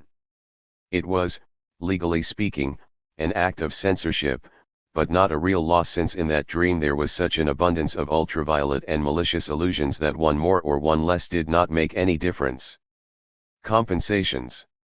Sometimes a translator, in order not to miss an important detail, has slightly to enrich the original text. Let me turn to my experiences in translating Nerval Sylvie.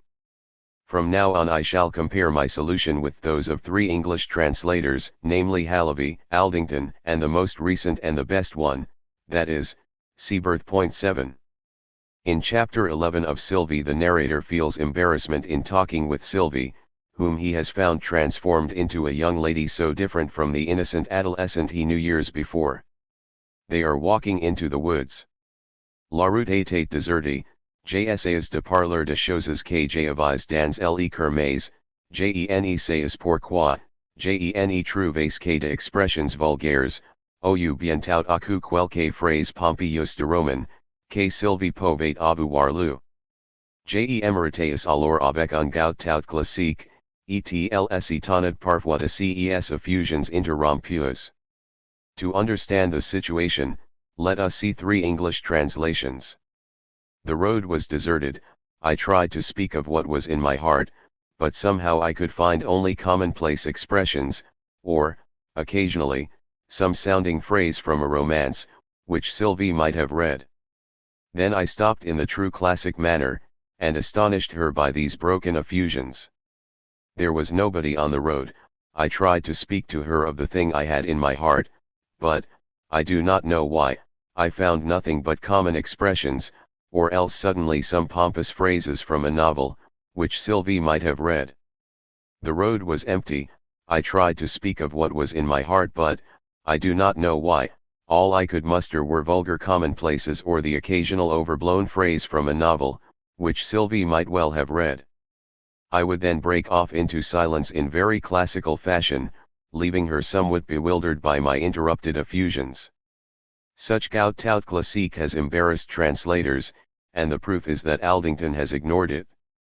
This is a typical case in which no proposition can guarantee the similarity between original and translation, since the translator feels unable to figure out what proposition the original text was expressing.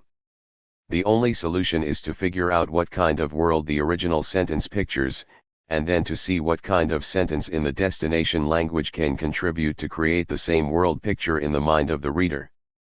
Naturally, by world picture I do not only mean a sequence of facts, but also feelings, values, psychological nuances, implicit judgments, and so on. Thus I made the hypothesis that this goût tout classique can be understood only by referring both to the historical moment in which the story was written and published, and to the context of the chapter. Nerval fought the bataille de El Hernani, that is, he took part in the romantic movement of his time, when new forms of theatre grew up in opposition to the classical tradition of the 17th and 18th centuries. The whole chapter shows a romantic landscape scattered with the remnants of neoclassical ruins, therefore in this passage there is an opposition between the romantic emphasis and the severe tradition of the classical French theatre. Thus what Nerval suggests is that the narrator, every time he was unable to tell what was in his heart, and feared to use literary commonplaces which Sylvie might have recognized as such, resorted to a sort of theatrical pose which recalled the solemn silences of the heroes of Corneille. That is why I dared to add something, and I translated thus. La strada era deserta, cerque de dire quello che avevo in cuore, ma non so perci, non trovevo che espressioni banali, o al massimo qualche phrase altisonante de romanzo, che Sylvie poteva aver letto. Allora ammiraggiavo tacendo, come un ero de teatro classico, ed ella si stupiva di quelle effusioni interrot. Ammiraggiavo tacendo, come un ero de teatro classico means, more or less, I stiffened and was silent, like a hero of classical theatre. I do not know whether the reader will be able clearly to see an opposition between a young Werther and a Horace rigidly and laconically reciting his Chu il Morut, but I tried. I did my best to arouse in the minds of my readers the same effect that the original text aimed at provoking in the minds of its own readers. In chapter 3 there is an episode where a translator must not miss a shade of meaning, as it is important not only to understand the opposed psychological attitudes of the two characters who are talking to each other, but also to realize exactly what happens in the following paragraphs. The narrator, after midnight, decides to go to Louisy and approaches a fiacre at the Palais Royal. Hearing that his customer would like him to take him 8 leagues out of Paris, the driver answers, Je vais vous conduire à la poste. A possible translation could read I will take you to the post office, which sounds rather whimsical. Some Italian translators realized that in French courir la poste means to go fast, since La Poste was at that time a station where travelers changed their horses. Thus aller à la poste could mean to go at full speed, to run like the wind. But, if such is the promise, why at the end of chapter 7 does Nerval write that the carriage stops on the road to Plessis and that the traveler is obliged to reach Luissy on foot, an hour's walk? Obviously the trip is not made by the private fiacre, which would have taken the traveler directly to Luissy. As a matter of fact, what the driver suggests is that the narrator use a public service, and he proposes to take him to the coach station. Mail coaches also traveled at night, and at that time were the fastest service possible. Certainly contemporaries of Nerval were in a position to understand J'avais vu conduire à la poste, but how does one make it clear to foreign readers of today? Even some modern French editions feel the necessity to put an explanatory footnote. In my translation, the driver suggests taking the narrator to the diligenza postale, that is, the mail coaches. It is curious to note that while Seaberth correctly translates as I'll drop you off at the coach station, and so, more or less, did Halavy, Aldington translated, unreasonably, as I'll drive you to the police station. Only by translating accurately can the true sense of the dialogue be expressed, the driver coldly informing his customer that a public coach will actually be faster than a private cab, shows how excited, anxious and eager to reach the village of his memories the narrator was. Adding and improving. It happens occasionally that, in order to avoid a possible loss, one says more than the original, and perhaps to say more means to say less, because the translator fails to keep an important and meaningful reticence or ambiguity. In his notes to a recent Italian translation of Moby Dick 8, the translator, Bernardo Draghi, spends 3 pages apropos the famous opening line, "Call me Ishmael." Previous Italian translators put, quite literally, "Chiamatimi Ismail." Draghi remarks that the original opening line suggests at least 3 readings, "My real name is not Ishmael, but please call me so, and try to guess what my choice means. My name is not important, I am only a witness of a great tragedy, let us be on first name terms, take me as a friend, trust my report." Now, let us assume that Melville really wanted to suggest one or more of those readings, and that there was a reason why he did not write "My name is Ishmael." Draghi's translation reads "Diciamo che mi chiamo Ismail," which could be roughly translated as "let us say that my name is Ishmael." Even though I appreciate the rest of this translation, I cannot but object that, with his choice, Draghi has inevitably stressed interpretations but has eliminated the third one. In any case, he is warning the Italian reader that, in introducing the character, there is something to discover, while the English reader still remains free to decide whether or not to give particular importance to that expression.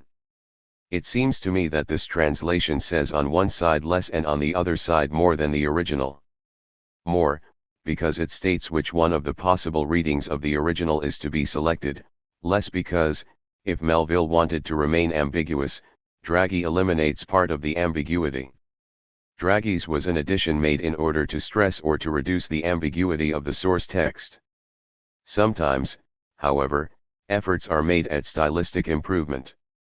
One should never try to make the source text literarily better. Even bad style, clumsiness, careless repetitions must be respected. But let me now consider a borderline case in which the temptation to improve was very strong. Many years ago, the publisher Einaudi started a new series of famous texts translated by writers and asked me to translate Dumas's Le Conte de Monte Cristo. I had always considered this novel a masterpiece of narrative, but to say that a given work displays a great narrative force does not mean to say that it is a literary masterpiece. Usually we appreciate books like the ones by Dumas by saying that they are works of paraliterature. One can admit that Silvestre and Alain were not great writers while recognizing, as happened to the surrealists, that characters like Fantomas display a sort of mythological force. Certainly paraliterature exists, and usually we use the term to describe a lot of serial stuff, dime novels, or other kinds of books that have the one, explicit purpose of entertaining their readers, without paying attention to problems of style or of original invention. Paraliterature is respectable in its own right as much as chewing gum, which has its own functions, even in terms of dental care, but never shows up in the menus of the nouvelle cuisine. However, with an author like Dumas, one is entitled to ask if, in spite of the fact that he wrote for money, being paid so much per line, in order to please his public, he can be banished to paraliterature. Monte Cristo, with its celebration of the Avenger, was written because of the enormous success of Seuss' Mystères de Paris. 9 Seuss' novel aroused a sort of collective hysteria, provoking political and social reactions, and its readers identified themselves with the various characters, but if we reread it now we feel bored. On the other hand, Dumas's The Three Musketeers is still a pleasurable book, agile and nippy as a jazz performance. One could say then that Dumas wrote better than Seuss. But such indulgent acknowledgments do not hold for Monte Cristo. It was very badly written. Unbearably redundant, it shamelessly repeats the same adjectives line after line, gets bogged down with syntactically indefensible sentences, stumbles over the consecutio temporum, is unable to avoid sentences 20 lines long. Dumas's characters endlessly turn pale as a ghost, break into cold sweats, falter in a voice that is no longer human, and tell everybody what they have already told everybody a few pages before. It is enough to calculate how many times, in the first 3 chapters, Edmund tells the whole world that he is happy and wants to marry, to decide that 14 years of prison are not enough to punish such a display of logorrhea. The charm of Monte Cristo, then, is not due to its literary style. The problem is that literary virtues cannot only be identified by lexical elegance or syntactical fluency. They also depend on narrative rhythm, on a narrative wisdom that allows a story to transmigrate from paraliterature to literature and produce mythical figures and situations which survive in the collective imagination. So it happens with many characters in fairy tales, where we usually ignore the original version and do not care how they were written, since they are equally charming even when told by one's grandmother. Fairy tales are defined as simple forms as well as myths. Oedipus existed before Sophocles, Ulysses existed before Homer, and the same mythical model is instantiated by the tales of the Spanish Picaros, by Gil Blas, Simpeza Simus, or Tilleulen Spiegel. If, then, there are simple forms, why shouldn't we accept the idea that simplicity must not necessarily be identified with brevity, and that there are simple forms that are embodied in some 400 or more page novels? In this sense one could speak also of simple forms for works that, sometimes by chance, by carelessness, and even by force of commercial speculation, contain throngs of archetypes, and produce for example cult movies like Casablanca.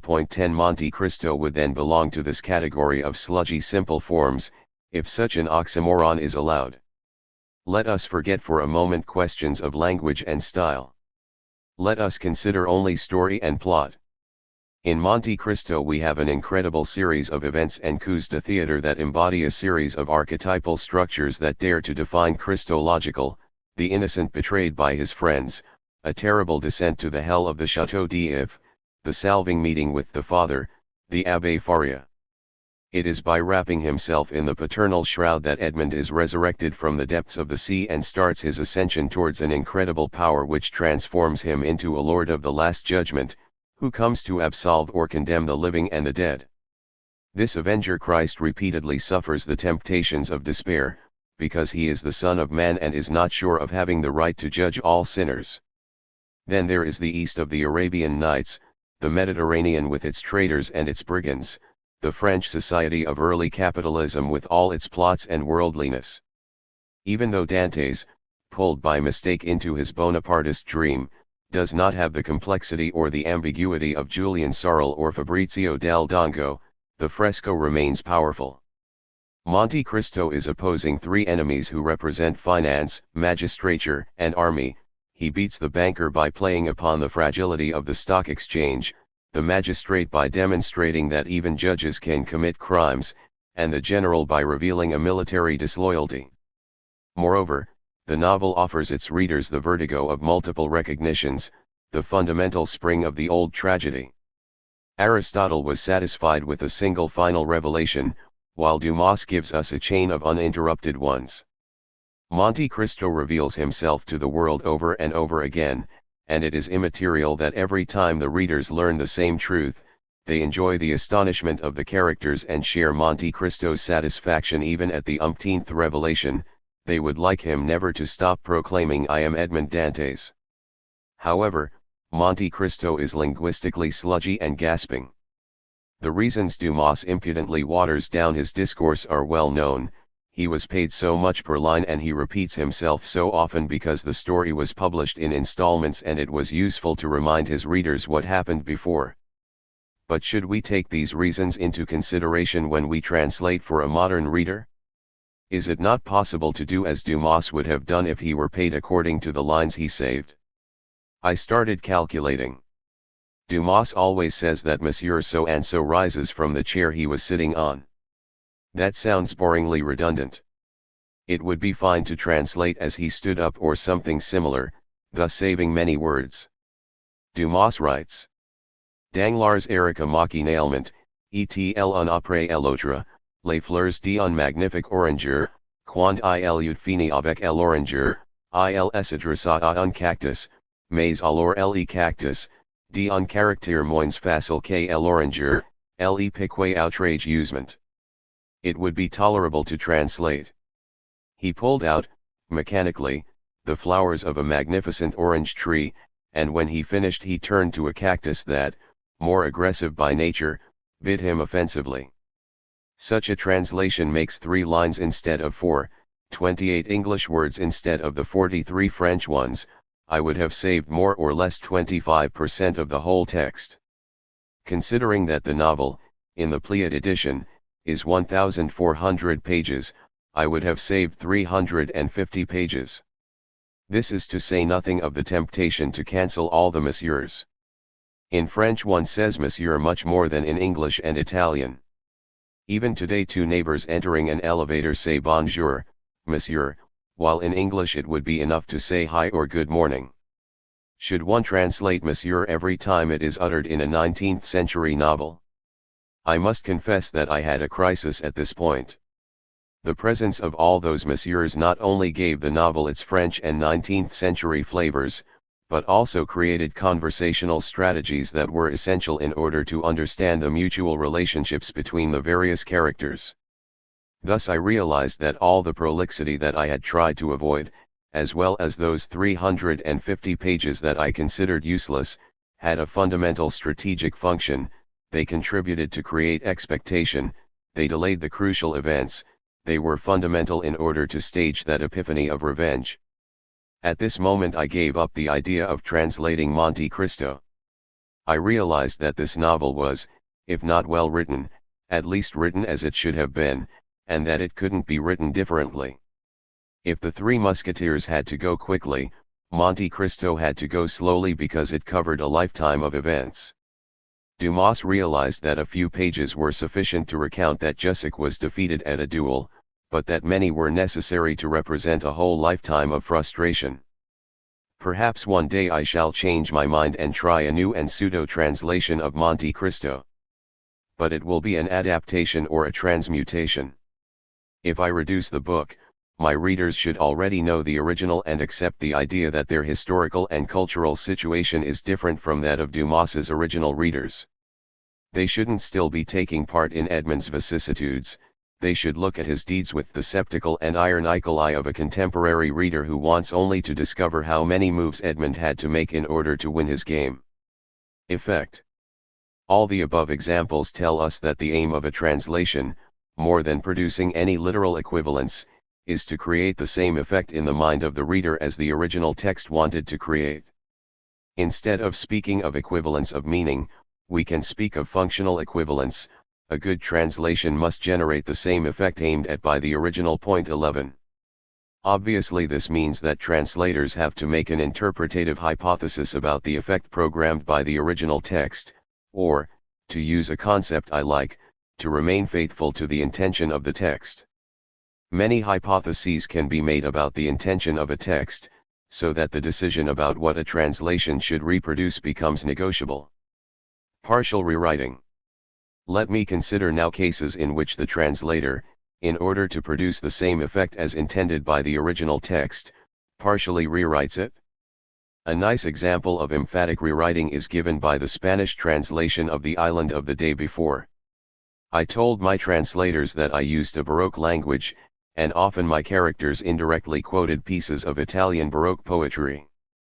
See this passage from chapter 16. De quel momento la signora fu per lui Lilia, e cum Lilia le dedicava amorosi versi, che poi subito distruggeva temendo che fossero imperio magio, o dolcissima Lilia, appena calci un fier, che ti perdei. Stini chioti rivigi. Ioti seguo e tu fuggi, ioti parlo e tu tassi. Ma non le parlava se non con lo sguardo, piano di litigioso amore, poiché piusiamae inclini al rancore, provando brividi di fuoco freddo, eccitato di eager salute, con l'animo ilare come una piuma di piombo, travolto da qui cari effetti d'amor senza affetto, e continuava a scrivere lettera che inviava senza firma alla signora, e versi per Lilia, che tratteneva gelosamente per se rilegava ogni giorno. Scrivendo, Lilia, ovesi. Ov ti ascendi?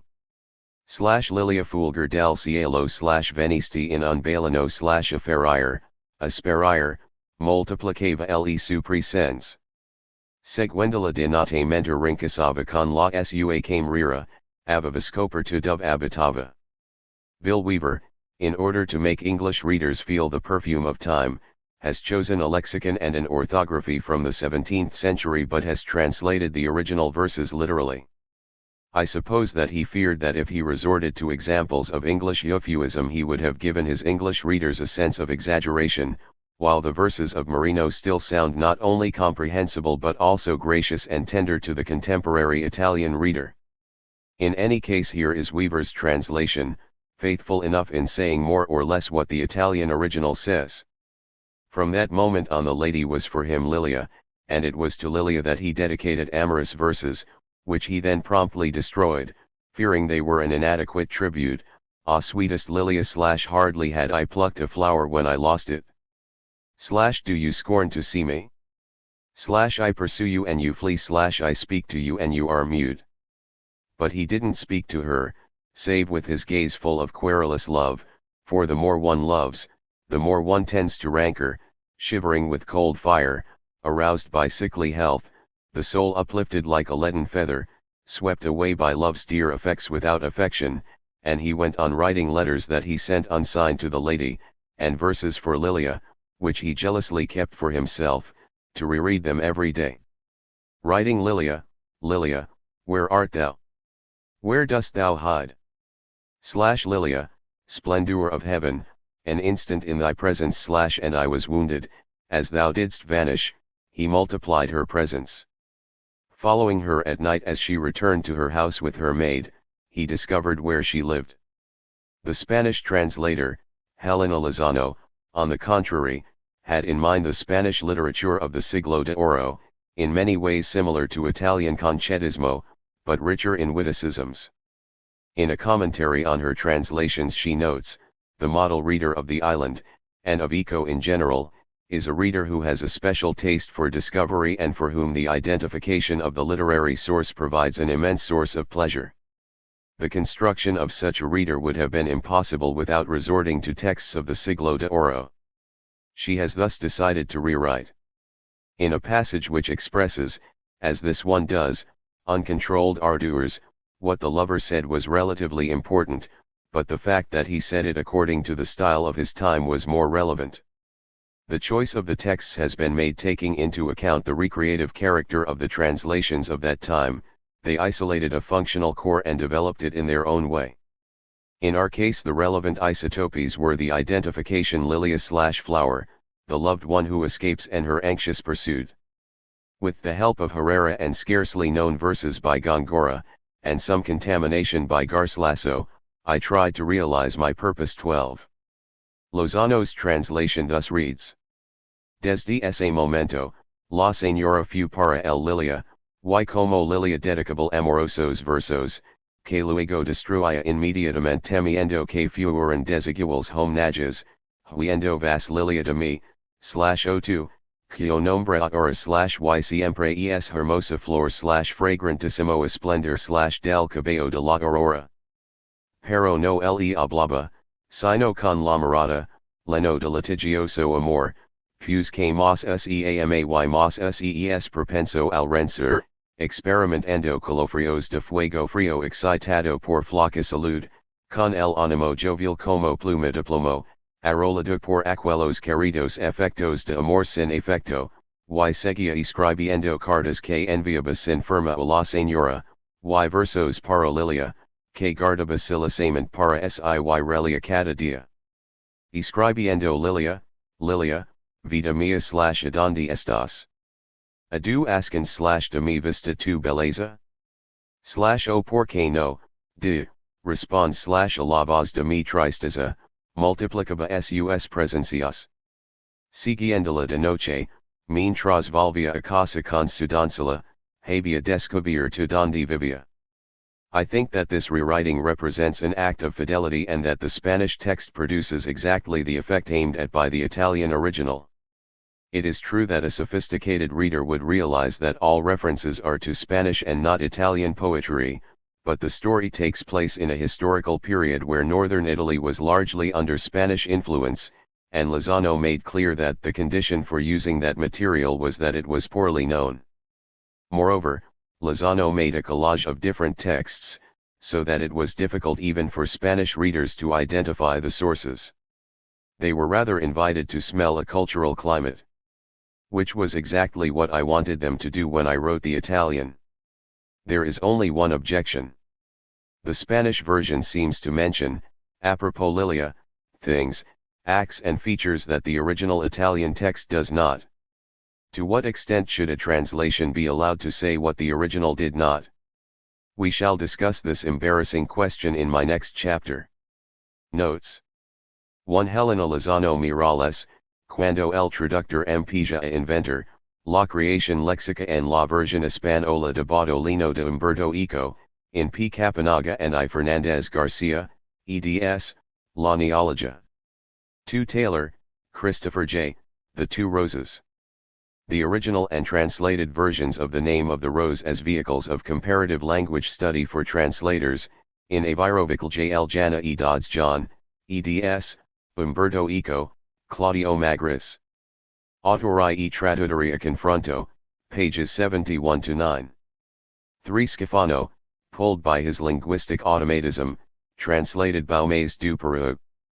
This anachronism can be pardoned because I say in the opening pages of my novel that the manuscript that allegedly inspired me was a French 19th century translation of a lost medieval text, and thus that Peru can be attributed to my pseudo-source.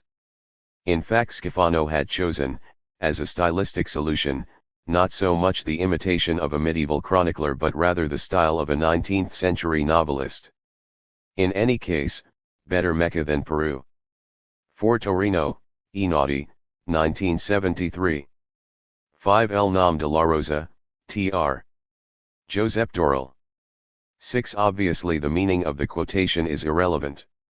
For the curiosity of my readers I can say that it was a magic spell suggested for medical purposes. 7 Sylvie, Tr. Ludovic Halavi, Sylvie, Tr. Richard Aldington, Sylvie, Tr. Richard Seaberth. 8 Milano, Frasinelli, 2001. 9 See My Rhetoric and Ideology in Sous les Mystères de Paris, in the role of the reader. 10 See My Casablanca, Cult Movies and Intertextual Collage, in Faith in Fakes. Further edition as Travels in Hyperreality. 11 On the Equivalent Effect See Eugene Nida, Towards a Science of Translation. For a larger discussion on these topics see Susan Basenet-McGuire, Translation Studies.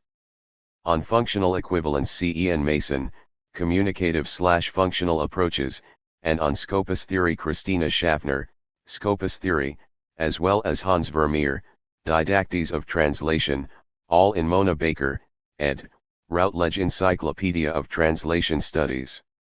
Also in this encyclopedia see Dorothy Kenny, equivalence, where several kinds of equivalence are listed. 12 Helena Lozano Miralles, comme le traducteur prit possession de l'île comença à traduire, in Jean Petitot and Paulo Fabri, eds, au nom de sens. Auteur de l'œuvre de Umberto Eco. Colloque de Cerise La Salle 1996. 3. Translation and reference. In my first essay I stated that one of the kinds of equivalence that could be judged as essential for a translation was referential equivalence. In very simple terms, a translation should convey the same things and events as the original. I mean reference in its strictest sense, one that is, an act by which, once one knows the meaning of the uttered words, one determines states of a possible world, and asserts that in a given spatio-temporal situation certain things or certain events happen. As Strawson said, mentioning or referring is not something an expression does, it is something that someone can use an expression to do. Point 2 Cats are mammals is not, from my point of view, an act of referring, because it simply establishes which properties we should assign to cats in general in order to use, in the course of a verbal interaction, the word cat. The same would happen with the phrase unicorns are white. In Strawson's terms, to give the meaning of an expression is to give general directions for its use to refer to or to mention particular objects and persons. To give the meaning of a sentence is to give general directions for its use in making true or false assertions. If somebody says that cats are amphibians or unicorns have a striped mantle, one should not say that these two assertions are false, but more properly that they are wrong, at least if we follow zoology manuals and all the traditional descriptions of unicorns found in ancient bestiaries. In order to decide that cats are amphibians is a correct assertion, I would have to ask the whole of society to restructure its entire system of natural classifications, as happened when the learned community decided to consider the assertion dolphins are fishes as wrong. On the other hand, expressions like there is a cat on the mat, my cat Felix is sick, or Marco Polo said to have seen unicorns are referring to situations of the actual world. These assertions can be empirically tested and judged as true or false. In ordinary situations we react to cats are mammals and there is a cat on the mat in two different ways. In the first case we open an encyclopedia in order to see if the statement is correct. In the second, if we do not trust the speaker, we check de visu, to ascertain whether the statement is true. Now, most of the texts people translate are reports on facts, narrations, poems, and so on, and all of them mention something that should be taken as if it were the case. A newspaper article saying that so and so died yesterday presupposes that we take for granted that so and so is really dead. A novel saying that Prince Andrei died commits the readers to take for granted that Prince Andrei really died, to such an extent that, if the narrator shows him alive and well in the course of the novel, the reader will feel astonished. In the same vein they will consider the assertion of another character, who says that Andrei is still living, a lie. A novel describes a world. Translators are not allowed to change the true references to that world, and no translator could say, in his version, that David Copperfield lived in Madrid or Don Quixote in Devonshire. Such restrictions admit many exceptions. For instance, when a given expression has a connotative force, it must keep the same force in translation, even at the cost of accepting changes in denotation. To make a very elementary example, if an English text says that it is raining cats and dogs, no Italian translator is obliged to respect the reference and to translate as piove cani e gatti, because the expression does not mean anything in Italian. In Italian one would say piove cum dio l'amanda. Thus a provocative question can be, to what extent, in order to preserve its proper effect, can a text be altered without violating the equivalence in reference? Disregarding reference. In my translation of Sylvie, an instance in which I felt obliged to make a modification in terms of reference was that of the visit to Calais in chapter 7. Nerval says that it takes place le soir de la Saint Barthélemy, and a little further on he speaks of le jour de la Saint Barthélemy. There is no contradiction, because the evening of Saint Bartholomew belongs to Saint Bartholomew's Day. Translators usually faithfully render the evening in the first occurrence, and the day in the second. Now, For every French reader it is enough to mention La Saint Barthélemy to evoke the night of one of the most cruel massacres of European history, but in Italian the same connotation is provided by the expression La notte di San Bartolomeo, the night of Saint Bartholomew, not the evening or the day, but the night. Since the whole scene undoubtedly takes place in the dark, I disregarded both soir and jour and translated as notte, night, in both cases, without betraying the intentions of the text and at the same time giving my readers the right suggestion. I decided that it was contextually relevant that the event took place during the night, while the original text stated that it was taking place during the evening. It is certainly difficult to tell the difference between night and evening, especially considering that at the time of Sylvie people in the countryside went to bed very early, so that what for us is still early evening for them was probably deep night. In any case, I have taken a decision that violates the referential duty of the translator. Let me elaborate a little more on this point. In my book The Role of the Reader, I analyzed a short story by Alphonse Alice, Un drame bien parisien, and my friend Frederick Jameson translated it into English for me in the 1970s. In the second chapter, the two protagonists Raoul and Marguerite, coming back from the theater, return home in a coupe, and start quarreling. Note that this quarrel is rather relevant for the further course of the story. Jameson's translation says that they returned home in a hansom cab. Is hansom cab a good translation for coupe? Dictionaries say that a coupe is a short four-wheeled closed carriage with an inside seat for two and an outside seat on the front for the driver. As such, a coupe is frequently confused with a brougham, but broughams may have 2 or 4 wheels and 2 or 4 places, and undoubtedly have their driver's seat at the rear. A hansom cab is more or less similar to a brougham. It has 2 wheels, it is closed and has the driver's seat behind. Thus, when one compares a coupe with a hansom, the position of the driver's seat becomes diagnostic, just as the statement single place for sitting is diagnostic, even indispensable, in order to tell the difference between an armchair and a sofa. A diagnostic difference could become crucial in certain contexts. Was it crucial in Un drame, and was Jameson's translation an unfaithful one? I do not know why Jameson did not use the word coupe, which is admitted by the English dictionary. Probably he thought that hansom was more comprehensible than coupe for the average English reader, especially as coupe today means a kind of motor car. If so, his choice was a convenient case of negotiation.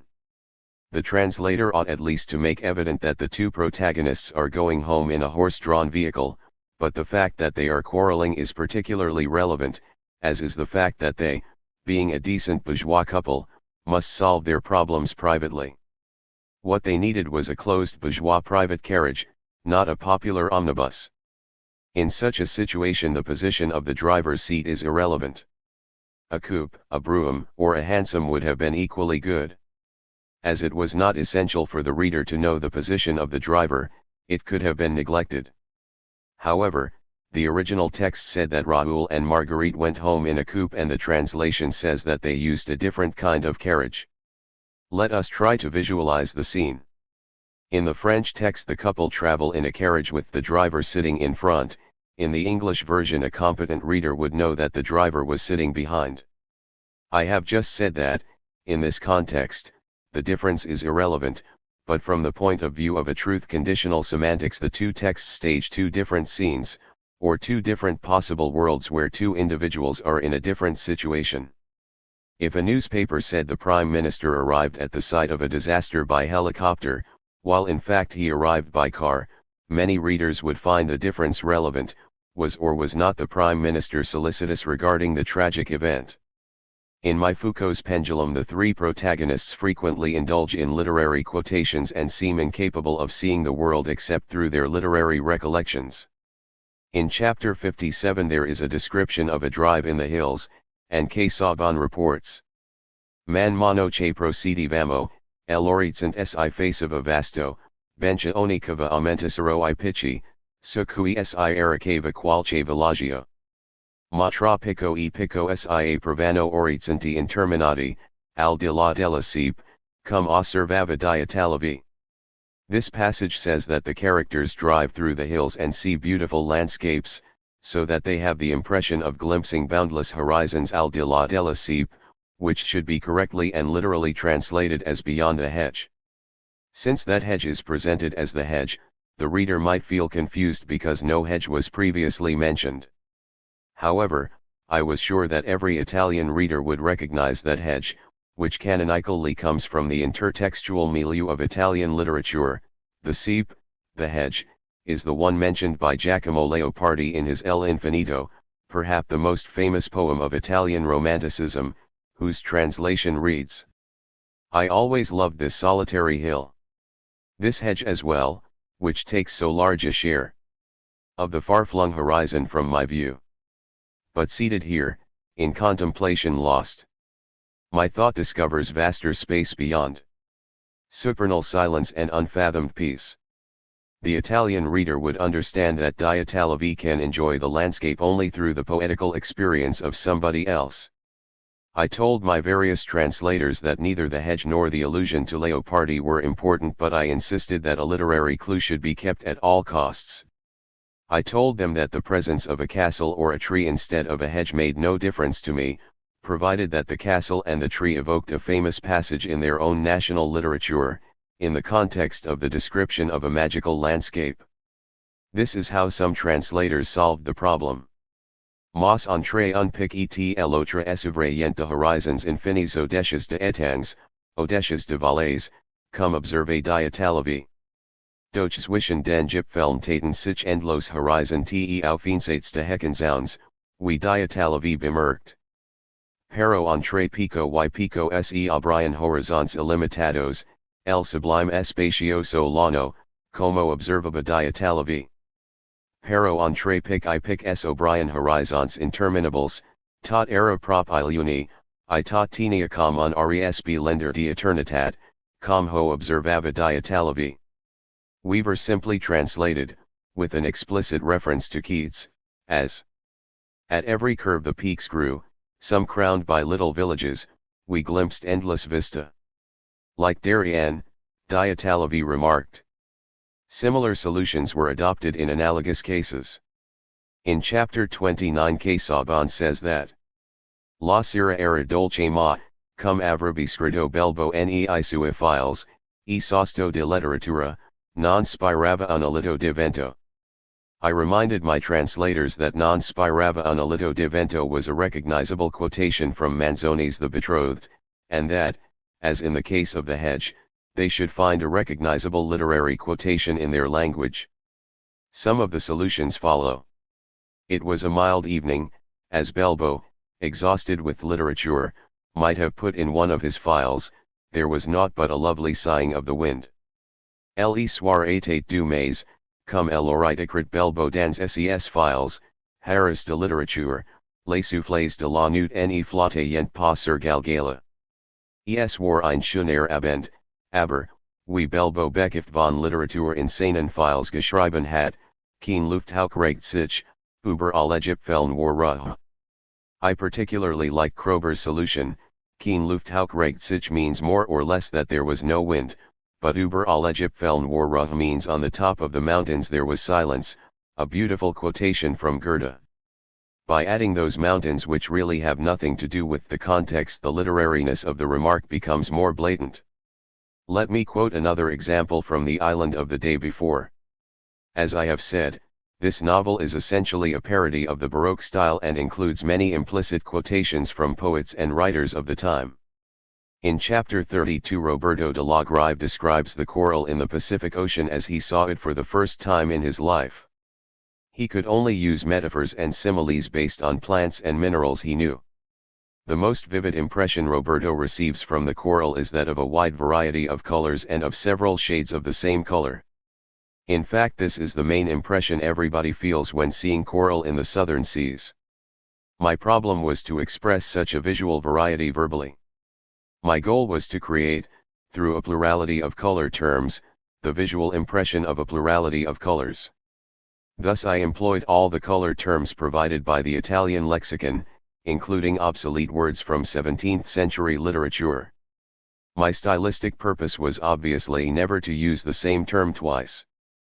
My translators were supposed to create the same linguistic effect in their own language, but I suspected that different languages might have different numbers of terms for the same color. For instance, Lozano faced a similar problem when trying to translate from chapter 22, where Father Casper describes the mysterious orange dove and, since he is incapable of finding adequate color terms to express the delicate shades of red of its plumage, Roberto suggests rubio, rubio, rosetto, rubiolo, rubsente, rubicchio, rossino, rubefacent, suggeriva Roberto. Nin, si irritava padre Casper. E Roberto, come una fragola, un geranio, un lampone, una marasca, un ravenello. Weaver's translation reads ruddy, ruby, rubescent, rubedinous, rubent, rubefacient, Roberto suggested. Nin, Father Casper became irritated. Roberto went on, like a strawberry, a geranium, a raspberry, a cherry, a radish. When checking Weaver's translation, I did not realize that he was quoting only 6 English color terms instead of my 8 Italian terms. Probably he could not find more words for red and thought that 6 were enough to suggest the impatience of Roberto. Lozano too had to surrender because, as she says 3 in Spanish, she only found 6 terms. Moreover, in Spain in the 17th century a geranium was called a pico de cigüeña and, beyond the fact that this term is now obsolete and incomprehensible to modern readers, its use risked introducing an animal element into a vegetal series. Thus she substituted the geranium with another flower, equally red. Rojo, rubro, rubicundo, rubio, rufo, rogiant, rossi clear, sugeria Roberto. Nin, irritabis el padre Casper. Y Roberto, como una frisa, una clavellina, una frambuesa, una guinda, un rabanillo. Let me praise Scifano for having found 8 terms, roearl, rugeter, rubus, rubicund, rujoud, rusitra, roku, rubifi. To come back to coral, and featuring that in a given language there weren't, let's say, enough terms for yellow, I encouraged my translators to change colors freely when they ran out of words. In those seas, coral and fish come in all colors, and that a given coral or fish was red or yellow was not important. I repeat, what counted was that the same term would not be repeated in the same context and that the reader, like Roberto, experienced a great chromatic variety through a linguistic variety. So when I said that si vedeva il figato poroso color col chico di un grande animale, I left the color undetermined, since crocus petals may be yellow, lilac, or whatever. Weaver chose saffron, Kroeber lilarote. When I speak of Polypi soriani, Weaver speaks of cypress polyps, Lozano of Polypos cereos, and Scifano of Polypes ocelles. The German translator found a more literal solution by speaking of Gettigerd polypen. But when, a little later, I speak of tuberi tigrati de ramatur nigricanti, and the translators used striped tubers, tubercules tigris, and Reganes listidoux, Kroeber, having already called the polyps Gettigerd, was then obliged to change both form and color for my tubers, speaking of gelbliche flammete nolan schwart lichenist works, that is, more or less, of black branches, which show yellow protuberances.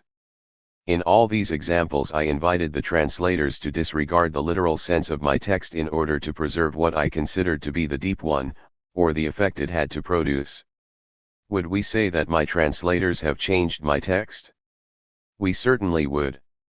In spite of this, these translations say exactly what I wanted to say, that is, that my 3 characters were sick of literature, and that the coral of the southern seas is incredibly marvelous, and a literal translation would have made these effects less perspicuous. However, we must admit that these translations are referentially false. Thus, to preserve the effect of the text, translators were entitled not only to make radical changes to the literal meaning of the original text, but also to its reference, since in Italian Di Italavi is said to have seen a hedge, che Saban to have said non spirava un alito di vento, Roberto to have seen such and such colors and forms, while in other languages this is not the case. Can a translation preserve the sense of a text by changing its reference? No one would allow a French translator of Hamlet to write, for instance, that Hamlet, instead of seeing the ghost of his father, saw the ghost of somebody else. Obviously, one could say that Shakespeare cannot be changed, not even to help his foreign readers to understand certain situations, while Eco's translators can do what they want. But we have seen that it is not so wrong, in an Italian translation of Hamlet, to mention a topo instead of a rat.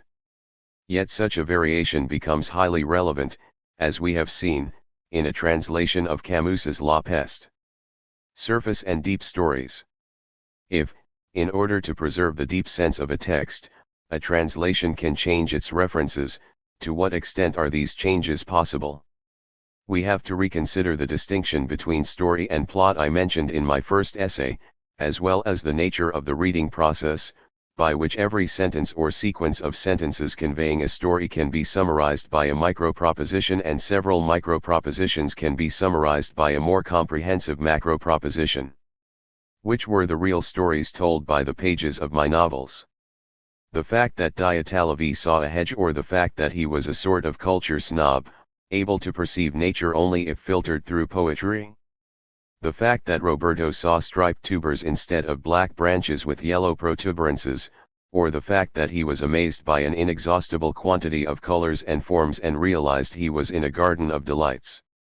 In order to make the deep story of a chapter or of an entire novel detectable, translators are entitled to change several surface stories. For instance, the page on coral from the island of the day before can be summarized as: 1. Roberto is swimming on the coral reef. He admires an immense variety of forms and colors. These micro-propositions can be embedded in larger macro-propositions, and the whole chapter could be summarized as: 2. Thinking that his brother is on the island, Roberto decides to learn how to swim. In the course of his efforts, day by day, he discovers the marvels of the coral reef. Among the coral he finds a sort of mineral form that he picks up as thinking it is the skull of Father Casper. The whole novel could be summarized by a hyper-macro proposition that reads: 3. Roberto is shipwrecked on an abandoned boat near an island. He is west of the 180 degrees meridian, the island is east. He will never reach it, and thus he fails to live in the day before. Given that stories are embedded in this way, to what extent are translators entitled to change a surface story in order to preserve a deep one? It is clear that every single text permits a different and individual solution. Common sense suggests that translators can change Roberto saw a striped polyp into Roberto saw an ocellated polyp, but they certainly are not allowed to change the global macro proposition by writing, let us say, that Roberto reaches the island. A first hypothesis is that one can change the literal meaning of single sentences in order to preserve the sense of the corresponding micro-propositions, but cannot alter the sense of major macro-propositions. But what about the many intermediate shallow stories? What if a translator decides to change a joke, or a play on words impossible to translate, by assuming that the sense of the story is not that a character told that joke but that he or she told a joke? It is on the basis of interpretative decisions of this kind that translators play the game of faithfulness. Radical rewriting. In my last essay I considered cases in which a partial rewriting aimed at keeping the general textual effect. Let me now consider cases in which, in order to compensate for a loss, the operation of rewriting substantially alters the reference of the original text, which is profoundly transformed, disregarding the matter of semantic equivalence, in order to play the same game with the target text that the author played with the source text. A typical case of radical rewriting is the Italian translation of James Joyce's Anna Livia Plurabile, part of Finnegan's Wake. This translation originally appeared under the names of Nino Frank and Ettore Setani, but must be considered as the work of Joyce himself, for as was the French translation, which was made by Joyce in collaboration with Beckett, Soupault, and others. 5. Finnegan's Wake is written in Finneganian, which could be defined as an invented language. As a matter of fact, it is a multilingual text, but a multilingual text written by an English speaker. Thus Joyce's decision was based on the idea that the Italian and the French versions had to be multilingual texts written by an Italian or a French speaker. We shall see in my next essay that Humboldt suggests that translating means not only leading the reader to understand the language and culture of the original but also enriching one's own language. We can thus say that for Joyce the Italian and French translations of Finnegan's Wake were conceived in order to lead the French and Italians to express what they were unable to express before. Here is an example of rewriting that pushes the limits of the original creation. Tell us in franca lingua. And call a spade a spade. Did they never sherry you Ebro at school, you anti-abecedarian? It's just the same as if I was to go par exemplum now in conservancy's cause out of telekinesis and proxent you. For coxie's sake, and is that what she is? First of all, we have to remember that in the episode of Anne Olivia Joyce succeeded in mentioning 800 rivers. This happens also in these lines. Call a spade suggests the colloquial invitation to talk plainly without any frills, but also implies a fluvial connotation, in this case a flood of speech. Sherry unites Sher and the river Sherry, Ebro unites Hebrew and the Ebro, Skol unites school and the river Scolis. To skip other references, like the one to the early Christian anti-abecedarian heresy, for coxie's sake brings to mind the infernal river Cocytus and the Cox River, as well as for God's sake. Here we have three translations, the French one, Joyce's Italian version, and the most recent Italian one by Luigi Scanani 6. Pause len franca lingua. Et appel un cru. Net on pa instrut elabru a l'escol, ispis di antibabe bababu. Se tout parel cum sipar example jete prens subide par telekinesis ette proxenetis. Nom de flyove. Voila ceu est? De lo in lingua franca. Icayama piana. Ti hanno mi imparito el Ebro all'iscuola, antibecedariana che sei. E proprio siccome circio amal di esempio de temajaderja di prosenitardia te. Ostrigata, ora capsco. Di kilo in franca lingua. E di piana alla piana. Non ti hanno mi fatto sherry vedere un Ebro escola, pezzo di anti-alfabetica. E proprio cum se ora io audaci par exemplum fino alla commission di controllo del porto eti prosenetit sassi. Per amor del cogito, di questo si tratta. I feel unable to identify all the allusions of the French text, and I only remark that it tries to save some names of rivers and solves the last invocation with an allusion to blasphemy, where nom de flyove evokes nom de Dieu. Scanani, in order to express the play on words in call a spade, follows the previous Joycean translation. To call a spade is regularly translated in Italian as dire pain al pain, thus piana evokes pain and also correctly translates flood. At the same time, Scanani recuperates some rivers that the original text mentions 2 pages later, namely, Pian Creek, Piana and Pionars. He also saves the river Sherry, along with Ebro and Skol, but misses the theological allusion of anti-abecedarian, takes conservancy rather literally as a commission authorized to supervise a forest, river, or port, and keeps Cocytus, with a witty reference to Descartes' cogito, but abandoning every blasphemous connotation. Now, let's see what Joyce did. Faced with the difficulty of rendering the allusions of the original, especially in the second part, he gives up with the original text and tries unheard of allusions, such as that Italian subjunctive circasi which becomes circac, and thus suggests Circassian, and decides to recuperate another river mentioned elsewhere, the Thames. But this is not enough for Joyce as a recreating translator. He is aware that the deep meaning of the passage, over and beyond the play of quotation and reference, is that of a perplexed and diabolic uncertainty in the face of the mysteries of a lingua franca that, like Finnegan's Wake, derives from different languages and looks like a Babel-like disaster, a barbarian pigeon. Thus, after having evoked barbarians with Circassian, Joyce does something more. He introduces as a closing phrase something that did not exist in English, that is, ostrigata, ora capsco. Ostrigata is a pun made by ostrigita, by ostrigoto, Ostrogothic, as a suggestion of incomprehensible barbarian languages, and God. Blasphemy uttered about an incomprehensible tongue. It would be natural to end with non capisco. But Ostrogota also suggests I got it, and Joyce writes ora capsco, which is a pun on capisco and esco. Joyce gets out from his own linguistic labyrinth of the Finneganian meander tale. Compared with the original, Joyce's Italian translation says completely different things. Joyce, in rewriting his own text, felt the need to invent an expression like Ostrogota, ora capsco. The real deep sense of Finnegan's Wake for him was to show the possibilities of a language. In order to elicit such an effect, he did not care about problems of reference. He was sure of making a good translation of his own source text by saying something different. This is not an example to hold up in a translator's school, and I would not propose it as a paramount case of fair negotiation. It shows, however, to what extent the principle of equal reference can be violated for the sake of a deeply equivalent translation.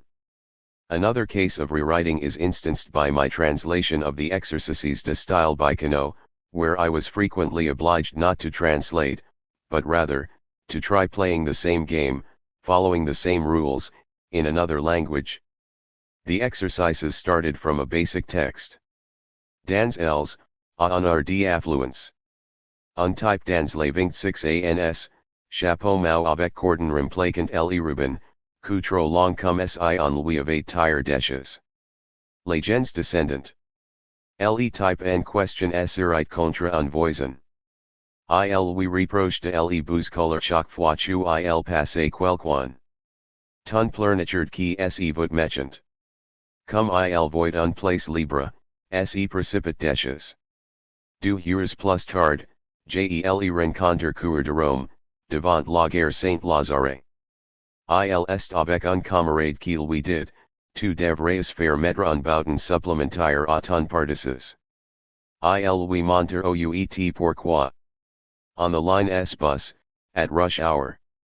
A guy about 26 years old, wearing a soft hat with a cord instead of a ribbon, too long a neck, as though somebody had pulled it. People get off. The guy gets annoyed with a fellow passenger. Complains that he's pushing him every time someone goes by. A wimp who wants to be a tough guy. As soon as he sees a free seat, he makes a dive for it. 2 hours later, I see him again at the Cour de Rome, outside the Gare Saint-Lazare. He's with a friend who's telling him, you ought to get an extra button put on your coat. He explains where and why. 7. That's all. But Queneau succeeds in retelling the same story through 100 variations on the same theme. Some exercises are clearly concerned with content and can be translated more or less literally. Others are concerned with expression, etc. There was nothing else for it but to rewrite. Queneau's exercises also include references to poetic forms, where the original text told the story in Alexandrines, for example. In parodistic reference to the French literary tradition, I took the liberty of telling the same story with an equally parodistic reference to one of Leopardi's cantos. In one variation the French text was using pseudo-anglicisms. Un dive vers midday, je te qui le bus et tjesie un jigni man avec un grit nique et un hat avec un coin de les tresses. Soudainement ce jigni man bicurum cries et acquies un respectable sur de lui trider sur les toses. Pousse il re un never un site unoccupé. A un lit aour jelesi again, il vous quate yup et den devant le Saint-Lazare stechene. Un bol we give un advice à propos de bouton.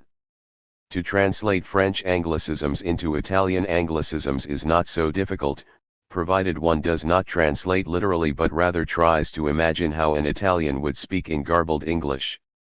Un dei, viso midei, ho toccato il bus en ho sin un yungo mano co uno grit neco e un hatto con una ropa texturata.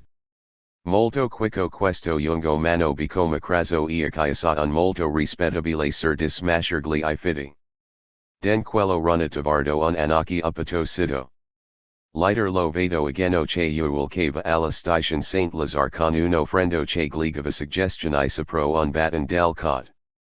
Another exercise was entitled Italiani SMES, that is, it was written in a sort of garbled French in Italian style. Un giorno en plain mariga, ie sale sola plataforma di un autobus et localodome ie vides? Ie vides un giovanuomo long col ave dell'attrixie autour du capo. Et le dito giovanuomo long col ave dell'attrixie outer du capo. Et le dito giovanuomo oltragiano povero machi il rimproveravate del we pester le pides et il nil we pesterate nullament le pides, mi quand il vidit un sedivuot, il corrid por sadersi la. One cannot translate dog Italian into dog Italian, and I was obliged to shift to an Italian drenched with Gallicisms. This was the result. Allora, und horno verso mezzogiorno egli mi arrivato di rincontrar sulla bagnola della linea es un signor molto marrant con un cappello tuffato extraordinario, incerato da una ficella in lago del Rubano et un collo molto elongato. Questo signor la sie messo a discutere con un altro signor che gli piatinava sui piedi espresso, e minaxiava dil we casser la figura. Didunc.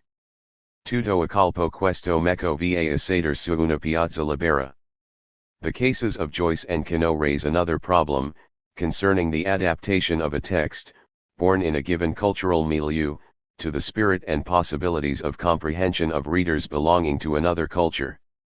Notes. 1. See Chapter 6 in My Kant and the Platypus.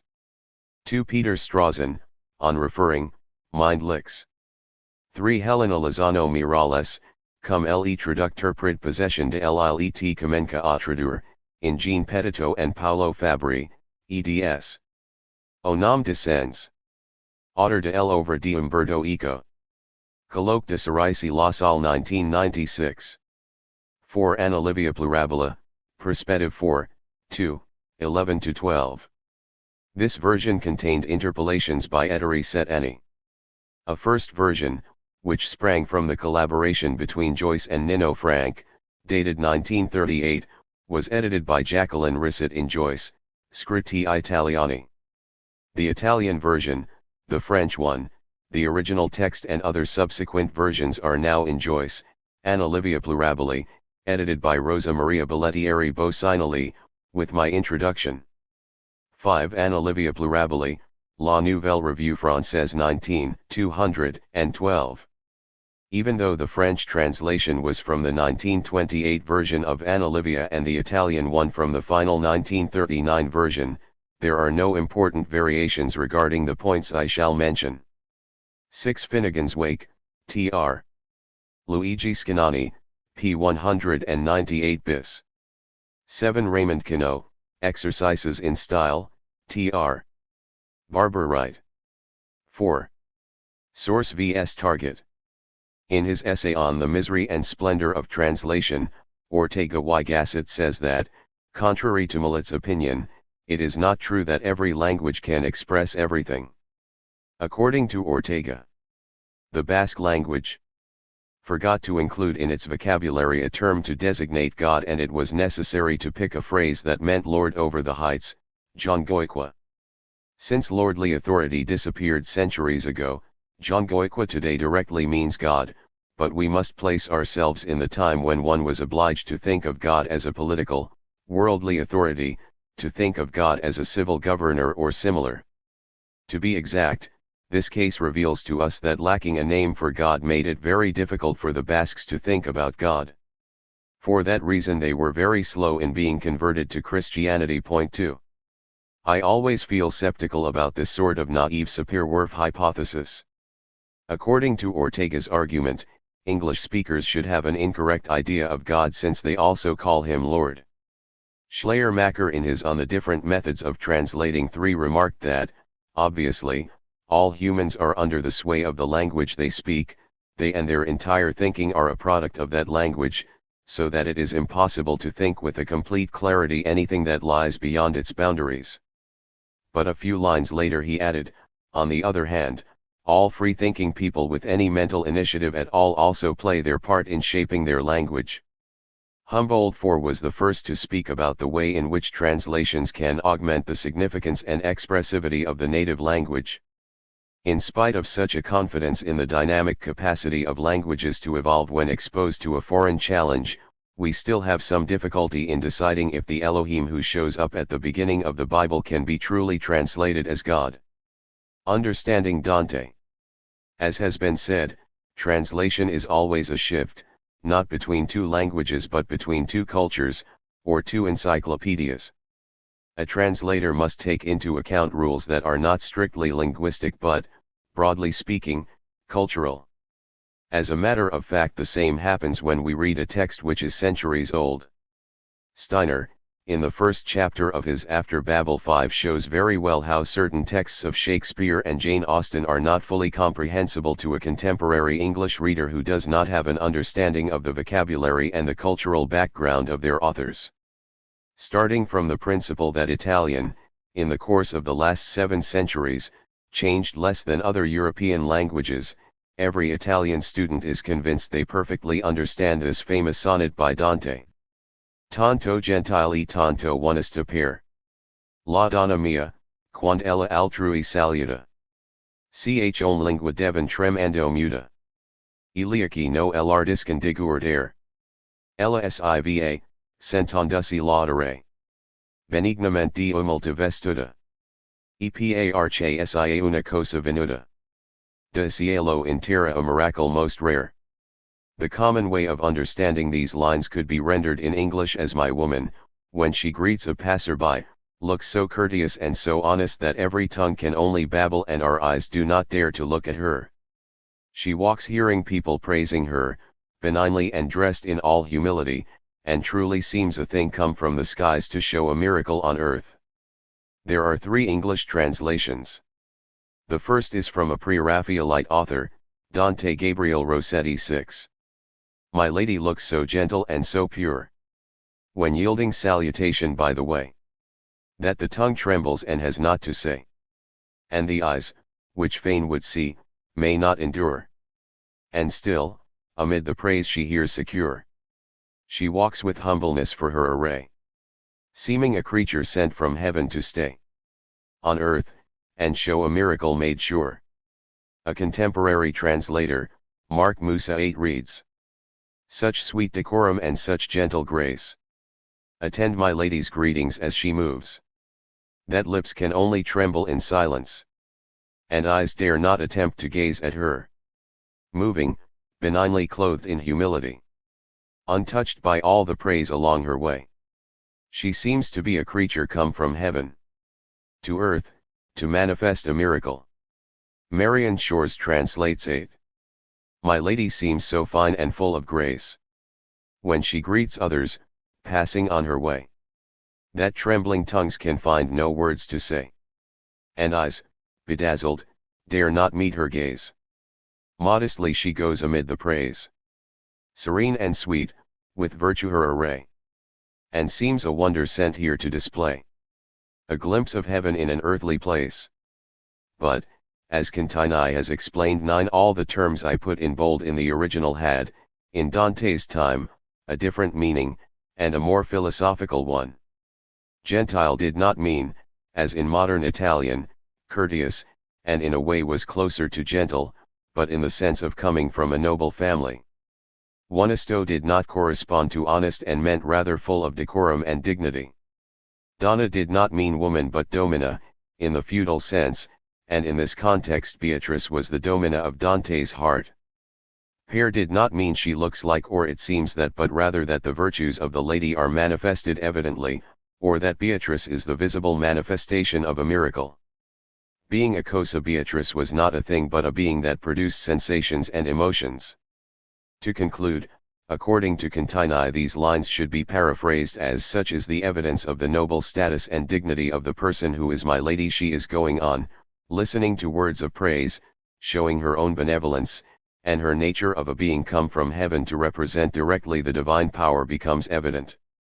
This is an instance in which readers of a modern translation can in some way understand the old sense of the poem a little better than modern Italian readers who believe their language has not changed since Dante's time.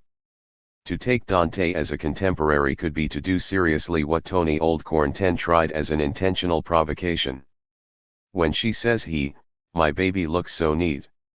The fellas all clam up and check their feet. She hears their whistles but she's such a cutie. She walks on by, and no, she isn't snooty. You'd think that she'd been sent down from the skies to lay a little magic on us guys. Translating Averroes.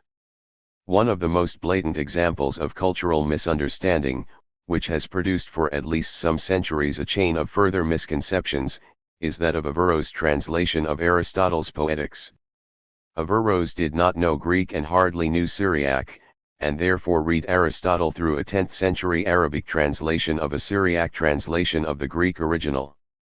To increase this mishmash, Averroes' commentary to the Poetics was translated from Arabic into Latin by Hermann the German in 1256. Only later, in 1278, did William of Moerbeke translate the Poetics from Greek. As for Aristotle's Rhetoric, in 1256 Hermann the German translated it from an Arabic translation, mixing up the Aristotelian text with Arabic commentaries. Only later was there a translatio vetus directly from Greek, probably due to Bartholomew of Messina, and in 1269 or 1270 came the one by William of Moerbeke. Aristotle's text is full of references to Greek theatre, as well as of poetical examples that Averroes and his forerunners had tried to adapt to the literary Arab tradition. Imagine how a Latin translator might picture the original sense of these two works. We are close to the situation of an English version of Genesis translated from a bad German translation translated in its turn from an incorrect Spanish version. But there is more than that. Jorge Luis Borges, in his short story The Quest of Averroes, shows a Bulgwalid Mohammed ibn Ahmed ibn Mohammed ibn Rushd as he tries to understand Aristotle's Poetics. He cannot catch the proper meaning of such words as tragedy and comedy, because such literary genres were alien to the Arab culture. The flavor of Borges's story is given by the fact that, while Averroes tortures his mind pondering the meaning of these obscure terms, in the courtyard below some children play, one of them imitates a muezzin, another pretends to be a minaret, and so on. They are performing a theatrical action, but neither they nor Averroes realize it. Later one of Averroes' guests recounts how he attended a strange ceremony in China, and from his description the readers realize that it was a drama. At the end, Averroes again starts meditating on Aristotle and concludes, Aristo calls tragedy panegyrics and comedy satires and anathemas. The pages of the Quran as well as the inscriptions of the sanctuary are rich in tragedies and comedies. Readers are tempted to attribute such an ironic situation to the imagination of Borges, but what Borges narrates is exactly what really happened to Averroes. Everything Aristotle refers to as tragedy is referred to by Averroes as poetry, and mainly as the poetic genres of vituperatio and laudatio. Averroes says that this kind of epidictic poetry uses representations, but he means verbal representations, that can inspire virtuous actions. Obviously this moralizing idea of poetry does not allow Averroes to understand the Aristotelian concept that the tragic action has a cathartic function. At one point Averroes interprets the part of the Poetics where Aristotle lists the components of a tragedy, mythos, eth, lexis, dianoia, opsis and melopoeia. Averroes translates the first four terms as mythical statement, character, meter, and beliefs, and the sixth as melody. The real drama comes with the fifth component, opsis. Averroes cannot think of staged actions and defines opsis as an argument which demonstrates the moral validity of the represented beliefs. Hermann the German translates argumentatio seu probatio rectitudinus credulitatis aut operationis, and, misunderstanding the misunderstanding of Averroes, explains that such a Carmen laudativum or eulogy does not use the art of gesticulation, so excluding the only really theatrical aspect of a tragedy. When translating from Greek, William of Moerbeke properly speaks of tragedia and commodia and seems aware of their theatrical nature. It is true that for medieval authors a comedy was a story with a happy end, so that even Dante's poem could be defined as a comedy. Likewise, in his Poetria Nova John of Garland defined tragedy as a carmen quod incipit aguadio et termin at in luxu. In any case, medieval culture knew the plays of jesters or histrions, and the holy mysteries, and so had an idea of theatre. Thus with Moerbeke, opsis rightly becomes visus, and it is clear that that vision concerns the mimic action of the epicrita, or actor. Moerbeke gives us a correct lexical interpretation because he knew an artistic genre that, in spite of many differences, medieval culture shared with the Greeks. Some cases. I have always been intrigued by the possible Italian translations of the first verses of Valéry's Le Cimetière Marin. Ce toi tranquille, o you marquente colombe. Entre les pins palpite, entre les tombes. Midi le just y composed de fur. La mer, toujours recommencer. It is evident that the peaceful roof where some or many doves walk is the sea, scattered with white sails, and if by chance the readers do not catch the metaphor of the first line, the fourth one offers them the key to a correct interpretation. That roof is la mer. However, in the process of disambiguation of a metaphor the reader usually starts from the verbal vehicle, but also puts many evoked images into play, and the first image that comes to mind when one thinks of the sea is that of a blue surface. Why should a roof be blue? Please note that such an image should disturb Latin readers most of all, since in Latin countries the roofs are red. My answer to this conundrum is that Valéry, even though speaking of Provence, was thinking as a Parisian. In Paris the roofs are made of slate, and under the sunlight give metallic reflections. When Midi Le just arranges its fires on the marine surface it creates silvery glares which suggest to Valéry an expanse of Parisian roofs. I do not see any other reason for that metaphor, and I realize that no translation can make it more perspicuous, not without a long paraphrase which would kill the rhythm and every other poetic effect. Translators usually adopt for famous foreign cities the name used in their own country, thus London in Italian becomes Londra and Roma in English becomes Rome.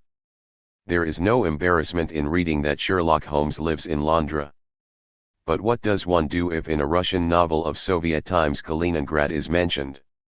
Should be it translated in German as Königsberg? It becomes, I think, a matter of negotiation. If the Soviet novel tells a story that takes place in the time of Immanuel Kant, then Kaliningrad ought to be named Königsberg even in an English or Spanish translation. If on the contrary the novel represents events, feelings, and ideas that refer to Soviet society, then Kaliningrad must remain Kaliningrad. Source vs. target. A translation can be either source or target oriented. These are the terms usually employed in translation studies. In other words, given a translation from Homer, should the translation transform its readers into Greek readers of Homeric times, or should it make Homer write as if he were writing today in our language? The question is not as preposterous as it seems, when we consider that translations age. Dante's Divine Comedy, in Italian, is always the same, but if modern French readers read a Dantesque translation from the 19th century they feel uncomfortable. Translators, even when trying to give us the flavor of a language and of a historical period, are in fact modernizing their source. I want to refrain from considering questions that, according to me, have more to do with comparative literature than with translation theory, namely, to what extent certain translations have obliged a given language to express thoughts and facts that it was not accustomed to express before. The translations from Heidegger have, over recent decades, radically changed the French philosophical style. In Italy, before the Second World War, the first translations of American writers made by Elio Vitorina contributed to the creation of a new Italian narrative style that triumphed after the war as a new form of realism. It is extremely important to study the role of translation within the context of a receiving culture, but from this point of view a translation becomes a purely internal affair between the target language and all the linguistic and cultural problems posed by the original. In this sense one should take a stylistically awkward translation full of lexical mistakes, but which has greatly influenced generations of readers and writers, more seriously than one that critics would define as more correct.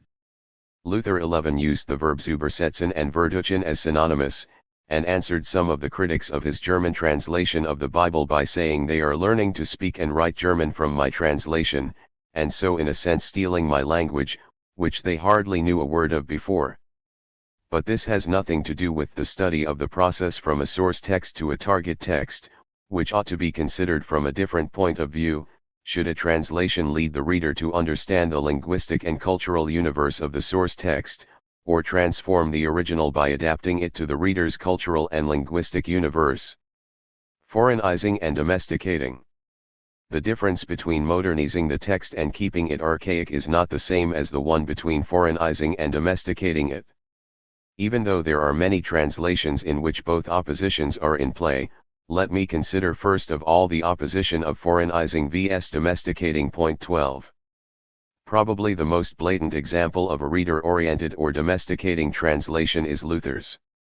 For example, discussing the best way to translate ex abundantia cordis os loquitur from Matthew 12:34, he remarks, "If I followed those jackasses, they would probably set the letters before me and have me translated out of the abundance of the heart the mouth speaketh." Tell me, is that how any real person would speak? What on earth is the abundance of the heart? What the mother in her house and the common man would say is something like, "Speak straight from the heart." Apropos the expressions ut quid perditio hec? And ut quid perditio ista unguenti facta est? He says. If I followed those lemmings the literalists, I'd have to render that latter question, why was this waste of the ointment made? What kind of talk is that? Whoever talks about making a waste of the ointment? You make a mess, not a waste, and anybody who heard you talking about making a waste would naturally think you were actually making something, when in fact you are unmaking it, though that still sounds pretty vague. What a real person would say, of course, is what a waste, or what a shame to waste that ointment. Then the listener would understand that Mary Magdalene has squandered the ointment, at least according to Judas, who would have been more sparing with it. Point 13. Humboldt 14 proposed a difference between Fremdheit and Das Fremd. Maybe the two terms were not so well chosen, but the concept is clear. Readers feel Fremdheit when the translator's choice sounds strange, as if it were a mistake. They feel Das Fremd, that is, an unfamiliar way of showing something that is recognizable, when they get the impression they are seeing it for the first time, under a different guise. I think that this concept is not so different from the notion of Ostranija or defamiliarization proposed by Russian formalists, a device by which an artist succeeds in persuading his readers to perceive the described object under a different light and to understand it better than before. The example provided by Humboldt supports my reading. A translation cannot and should not be a commentary. The obscurity one sometimes finds in the writings of the ancients, most especially the Agamemnon, is born of the brevity and the boldness with which, scorning connective clauses, they string together thoughts, images, feelings, memories, and intuitions as they arise out of a profoundly agitated soul. The more thoroughly one penetrates the mood of a poet, his period, his characters, the more the obscurity vanishes and is replaced by a high clarity. These problems are crucial in the translation of remote texts. As far as modern literature is concerned, the options can vary. Should an English translation from a French novel speak of the left bank or la rive gauche? Short 15 finds a funny example in the tender French appellation mon petit jeu. If one translates literally as my little cabbage, the expression could sound insulting. Short suggests sweetheart but admits that this misses the humorous contrast, the affectionate nuance and the sound of jeu. Certainly sweetheart is a good example of domesticating translation, but if the scene takes place in France, I think that one should preserve the French expression. Perhaps the reader will not understand the right meaning of those sounds, but they will probably detect something very French-like, and would guess that this is how French people speak when they are in love. Sometimes domestication is unavoidable. Bill Weaver has written a pendulum diary, reporting day by day the problems he met in translating my Foucault's Pendulum. 16 One of his recurrent problems concerned tenses. When the narrator intervenes, Umberto uses regularly, or rather, irregularly, the pluperfect when in English, it seems to me, the past is more likely. As always in translating Italian narrative, and especially ecos, the various layers of the past have to be rethought. Just as some of the future verbs have to be altered, usually to conditional. Thus Weaver was obliged to reconsider the various temporal levels of my stories, especially when, in the pendulum, he was facing a character who remembers different temporal phases in a continuous interplay of embedded flashbacks. There are cases in which Weaver, to make something evident to his target reader, had to change the text, as happened with Dota Levi's Hedge.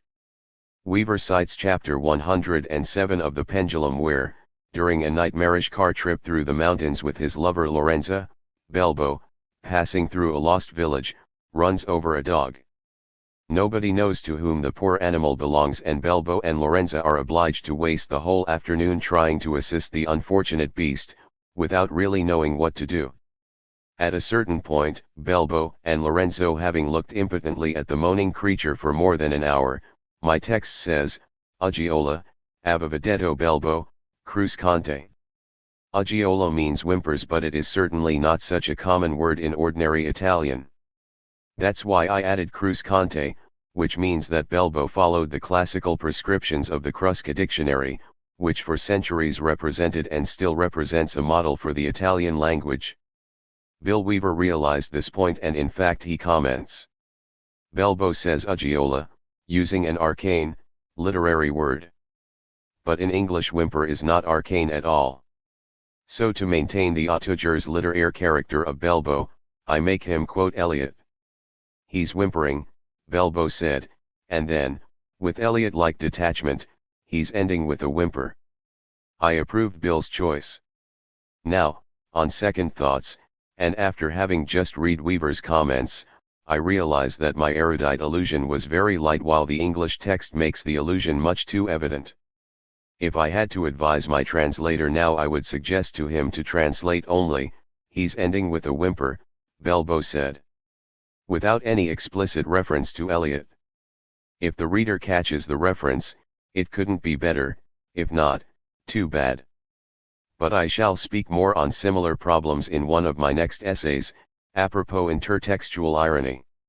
Another interesting case concerns chapter 66 of Foucault's Pendulum where, to make fun of the occultists and their inclination to interpret any word, image, event, or thing of this world as a hermetic allusion to a secret, Belbo shows Casaubon that it is possible to identify mystic symbols even in the structure of a car. So he interprets the axle of a car as an allusion to the Sephirotic tree of the Kabbalah. For the English translator the game was not so easy, because in Italian we use the word albero, tree, both for the Kabbalistic symbol and for the axle of a car, while in English the verbal analogy disappears. Happily, consulting technical dictionaries, Weaver found out that even for cars it is technically possible to speak of an axle tree. Thus he could translate this parodistic allusion in a way that created a similar effect. However, he encountered an embarrassing problem when he met the line. Per questo I figli della nosi dicono che non bisogna fidarsi degli elisi ma degli pneumatici. Here my play was perhaps too sophomoric and rather difficult to understand, even for an Italian. In the Gnostic tradition there is a distinction between hylics and pneumatics, that is, between material and spiritual people. By a happy coincidence in Italian pneumatici also means tires. In this way my joke was acceptable and allowed Belbo to demonstrate once more that a car can be seen as an encyclopedia of occult wisdom. But in English the joke was absolutely untranslatable. As Weaver says in his diary, while together having a sort of brainstorming about a possible solution, he mentioned a famous tire brand, Firestone, and I reacted, by phonic association, with Philosopher's Stone. That was the solution, and the line became. They never saw the connection between the Philosopher's Stone and Firestone. The choice between foreignizing or domesticating is really a matter of careful negotiation. Sometimes Weaver's solutions were the result of curious discussions with my wife. At one point in the novel Belbo says to Casaubon, in English, good for you. In his instructions to translators, Umberto gives strict orders against the solution of an asterisk and English in the original. I suggested changing Belbo's line to bon pourvu. After a moment's thought, Umberto said, "Put wunderbar." I was not convinced, and I tell this to Renata, who says, "No, no. Put bon pourvu." No Italian publisher would have said wunderbar in those days. In Gide's translation of Conrad's Typhoon, in the second chapter a character says he didn't care a tinker's curse. Gide translates ils en ficate comme du jurand d'en demeure. This is more or less literally correct but does not recall any known French idiom. In the sixth chapter a character utters "Damn, if this ship isn't worse than Bedlam." Gide, consistently with his foreignizing project, translates "Kle diable m'emport sil on se croyed pas à Bedlam." Berman 17 quotes an objection that it would have been better to say ils en ficate comme d'une gigne, hence using a typical slang French expression, and to substitute Bedlam with Charenton, but he remarks that it would be strange if British characters were to use French idioms. Certainly Charenton would be an excessive case of domestication, but I do not know if a French reader would have felt a reference to Gigne too local or national. I cannot but praise two Italian translators 18 who respectively chose for the first case non gli importava un cavallo and non gli importava un fico secco, two very slang expressions that say the same thing and that the reader does not feel are too Italian, and for the second case, maledizione, se questa nave non e peggio del manicomio di Bedlam and il diavolo mi porti se questa nave non e peggio di un manicomio, the first one specifying that Bedlam is a mental hospital and the second mentioning only an asylum in general, without any further reference. An interesting case of domestication in order to foreigners is the one mentioned by my Croatian translator, Morana Kalnazevic. 19 The name of the rose is rich in intertextual references, but for many of the texts I evoked there was no Croatian version. Therefore Kalnazevic translated the quotation as it appeared in Italian. For other texts she discovered that analogous quotations appeared in other works translated into Croatian and decided to quote the texts as they appeared in these translations and not necessarily as they were in Italian. She realized that in the prologue I was evoking the topos of the Mondren verse, the world turned upside down, through quotations from a medieval text, Carmina Burana, but in prose, as they were cited in Curtius's seminal book on European literature and medieval Latin. As far as I was concerned I had the Carmina Burana before me, but I had certainly been inspired by Curtius too, so Morana's insight was good. But she remarked that the Croatian translation of Curtius contained a quotation which is different from both Curtius's German original and the Latin original, so also different from my quotation in The Name of the Rose. In spite of this she decided to keep the Croatian version, even though non-literal, in order to arouse in her reader's mind a sort of intertextual connection. I feel obliged to approve this kind of choice. If the aim of the text was to draw the reader into recognizing quotations from other texts, in order to smell a sort of archaic flavor, a certain rate of domestication was indispensable. By the way, in my novel I do not say that Adso was literally quoting from Carmina Burana, it is very similar that, as a character in the Middle Ages, he was vaguely remembering certain texts and echoing them without any philological preoccupation. In a way the Croatian Adso was more medieval than the Italian one.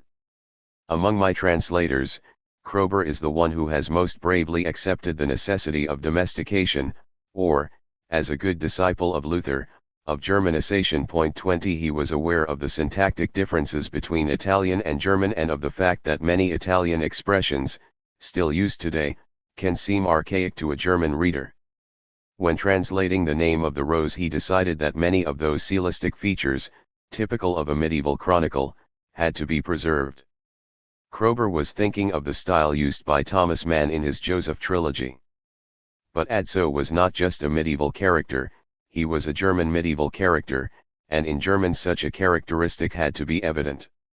Krober asked himself how to reconstruct Adso's stylistic mask in a German style.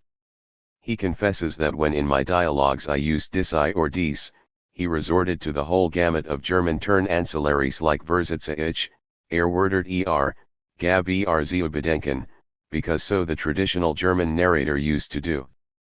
Kroeber admits that when playing such a game one is tempted to overdo things. Thus, in translating the episode of Adso's dream he not only respected all the references to the Sina Cypriani and to various aspects of medieval literature and art, but also referred to some of his personal literary memories. He even inserted vague allusions to Mann and Brecht. This was not unfaithful to my original text, because I inserted allusions to Wittgenstein. Kroeber seems to apologize, in speaking of these solutions, because his translation was bel but infidel. I think that, if his purpose was to create in the mind of German readers the same effect that I tried to create in the mind of the Italian one, he was not unfaithful at all. Modernizing and making a text archaic. As for the opposition between modernizing the text and making it archaic, let us consider various translations of the book of the Bible known as Ecclesiastes. I shall consider the canonical Latin translation, the King James and Luther versions, and some contemporary versions, in French and in Italian. Point 21. The original Hebrew title is Kahilat, which could be a proper name but also recalls the Hebrew etim kahil, assembly. Thus Kahilat can even be one who speaks in the assembly of the faithful. The Greek term for assembly is ecclesia, and Ecclesiastes was the title chosen by the Vulgata and still accepted by the King James Version. But in King James Kahilat is translated as the preacher, and similarly in Luther's translation it becomes der Predigter. The English and German translations are clearly modernizing. Let us come to the famous second verse. Vanitas vanitatum, dixit Ecclesiastes. Vanitas vanitatum et omnia vanitas. Vanity of vanities, saith the preacher, vanity of vanities, all is vanity. Es is ganz eitel, sprach der Predigter, es ist alles ganz eitel. Fumi de fumi, dit Kahilat, fumi de fumi, taut est fumi. Sprico disprici hadeto Kahilat, sprico disprici il tuto e sprico. Fumo de fumi, dice Kahilat, fumo de fumi, tuto non ice fumo. The invective against vanitas is obviously against what is inconsistent and null, and the words vanitas, vanity, vanita, itel suggested the right concept, at least at the time in which the translations were made. Today the original sense has been lost, and readers think of vanity as excessive care for one's own public image. Thus, working on the original Hebrew metaphor, Chaurakwi and Siranetti speak of fumi, smoke, and Deluca of sprico, waste. Their solution is poetically convincing, but they miss the old sense of vanity as void and unreality. As for the verse oratur sol, et occidit, et ad locum suum revertitur, ibi que renas sens, the translations are: the sun also ariseth, and the sun goeth down, and hasteth to his place where he arose. Die Sonne geth auf und geth unter und loften ihren Ort, das sie wieder das Obst aufgehe. Le soleil brill, le soleil decline, a sun lui il aspire et brill la. Spuntato il sol sen venuto il sol, al suo lago ansima, spuntal we la. Cor in un altro punto, in un altro riapere. The solutions of both Chaurakwi and Deluca are syntactically tortured, in order to convey or suggest the flavor of an exotic poetical style. Both Chaurakwi and Deluca are at once foreignizing the text and making it archaic. Mixed situations. The double opposition, foreignizing/domesticating and modernizing/making it archaic, can produce a range of possible combinations. In The Name of the Rose there are frequent quotations and book titles in Latin. I had in mind Western readers who were in some way acquainted with Latin expressions even if they had not studied Latin. But my Russian translator, Helena Kostiakovich, remarked that Latin words are not only incomprehensible to Russian readers, but also do not convey any religious connotation. Thus Kostiakovich decided to render my Latin quotations in the old ecclesiastic Slavonic used by the Orthodox Church in the Middle Ages, so that the reader could both vaguely understand their meaning and perceive the same aura of old religiosity. Thus, in order to make the translation very archaic, it was necessary to domesticate it.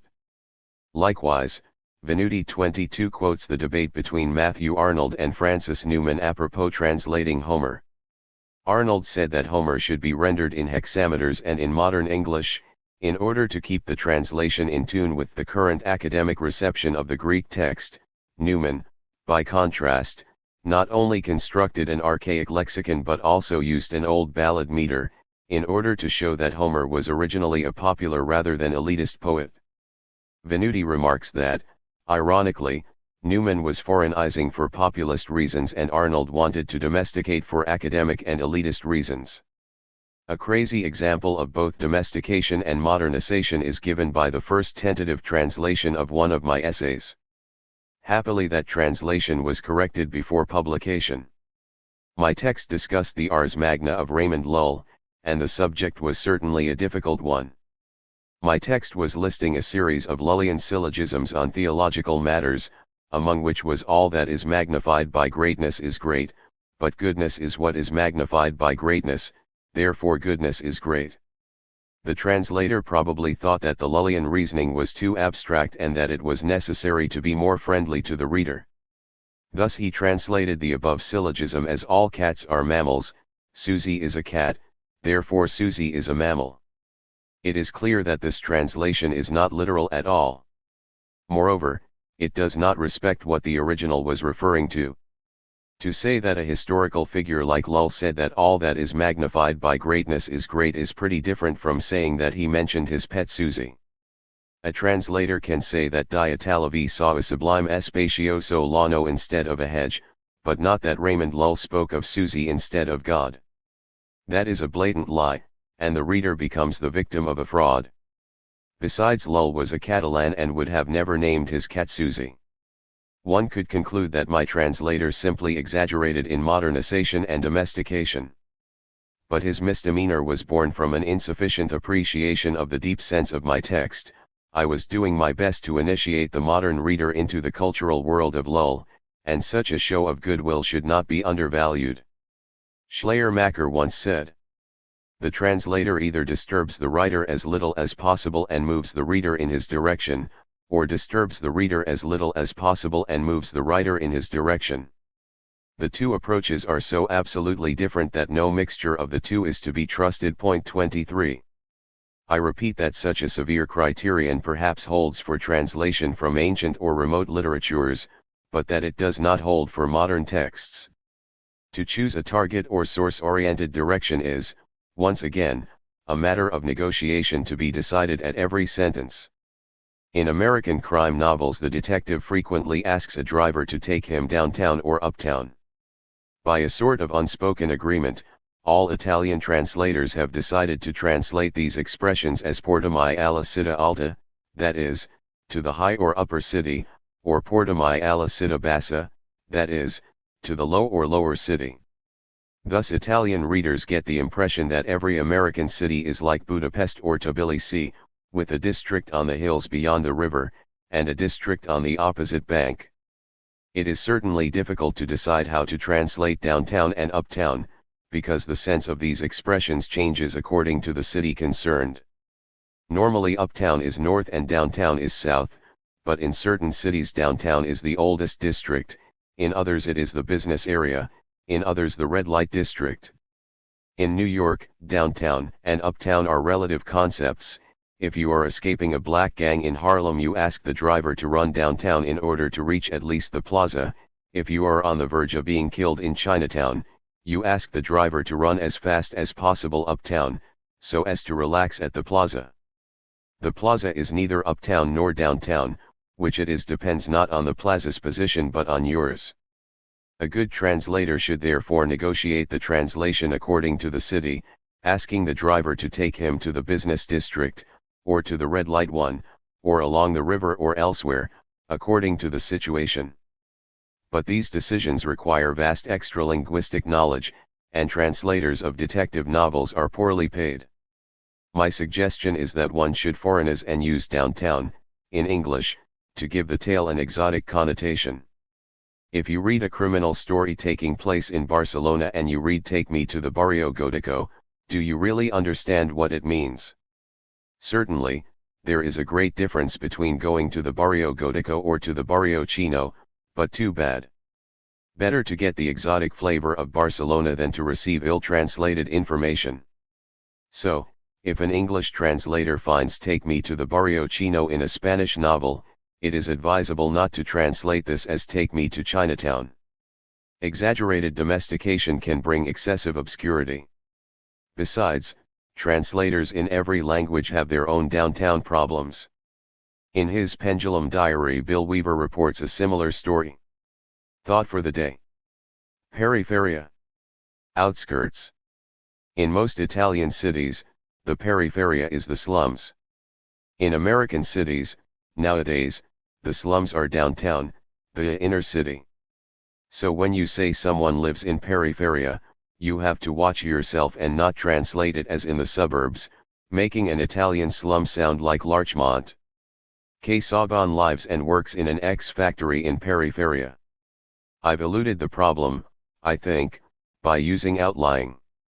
As a matter of fact, in Italy one can live at the periferia of a small non-industrial city and have a comfortable little house with a garden.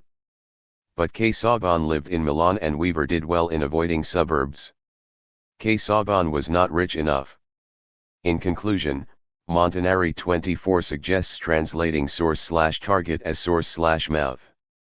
Perhaps mouth is better than target, which sounds too businesslike, and conveys an impossible idea of optimal scoring. But the idea of mouth also opens a semantic field and suggests the form either of a delta or an estuary. Perhaps there are source texts that widen out in translation, and the destination text enriches the source one, making it enter the sea of a new intertextuality, and there are delta texts that branch out in many translations, each of which impoverishes their original flow, but which all together create a new territory, a labyrinth of competing interpretations. 5. To see things and texts. In writing my novels I have always been interested in the description of spaces, so that usually, before writing, I carefully design the world where my story will take place. I want my characters to move within a space that, in some way, I can see. But in order to write about spaces it is not enough to see a space, the real problem is how to render what one sees in words. This is the problem of hypotypesis. Hypotypesis. Hypotypesis is the rhetorical effect by which words succeed in rendering a visual scene. Unfortunately, all the rhetoricians who wrote about hypotypesis, from antiquity to the present, have provided only circular definitions. They have said more or less that hypotypesis is the figure by which one creates a visual effect through words, that is, in order to answer the question, they have restated the question as if it was the answer. Requested to say how it happens, they have simply repeated that it happens. In the past few years I have analyzed many literary texts in order to isolate different techniques by which a writer, using sounds, brings images, so to speak, to the reader's eyes, and I particularly focused my attention on the description of spaces. Most of these techniques do not require any effort on the part of the translator. The simplest, most immediate, and mechanical form is pure mentioning, as when we say that two places are 20 miles distant from each other. The second is detailed description, that is, when a space is described, as when we talk about a square with a church on the right and an ancient building on the left. The third form is listing. In a list or catalog, space is shown by the accumulation of things it contains. Good examples of catalogs can be found in classical literature.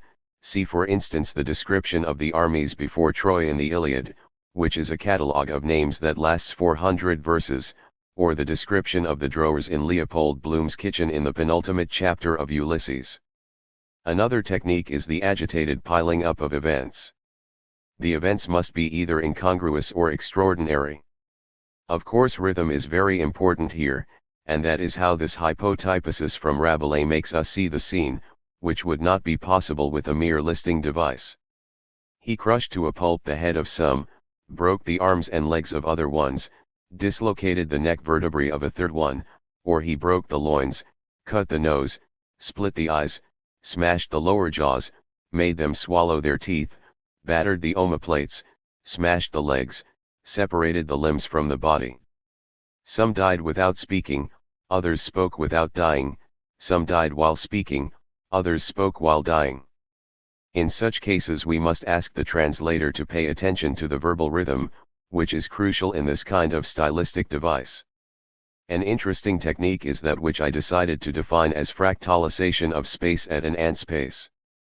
This idea was suggested to me by Eliot, when in the love song of J. Alfred Prufrock he writes, "The yellow fog that rubs its back upon the window panes. The yellow smoke that rubs its muzzle on the window panes. Licked its tongue into the corners of the evening. Lingered upon the pools that stand in drains. Let fall upon its back the soot that falls from chimneys. Slipped by the terrace, made a sudden leap. And seeing that it was a soft October night, curled once about the house, and fell asleep." In this case, whereas the human traveler would walk on too quickly to see what the London walls and street corners really look like, the reader is asked to imagine the speed at which fog moves. This involves slowing down the reading pace and passing by all wall recesses and window edges, just as would happen if we were asked to imagine how an ant walks through the tourniquets of a tiny space which we can cover, in an instant, with our feet. In pondering about hypotypesis, I felt the compulsion to write a novel in which the main characters were space and light. So I started to write The Island of the Day Before. My first idea was to put a shipwreck victim on a boat, inside of an island that he was unable to reach.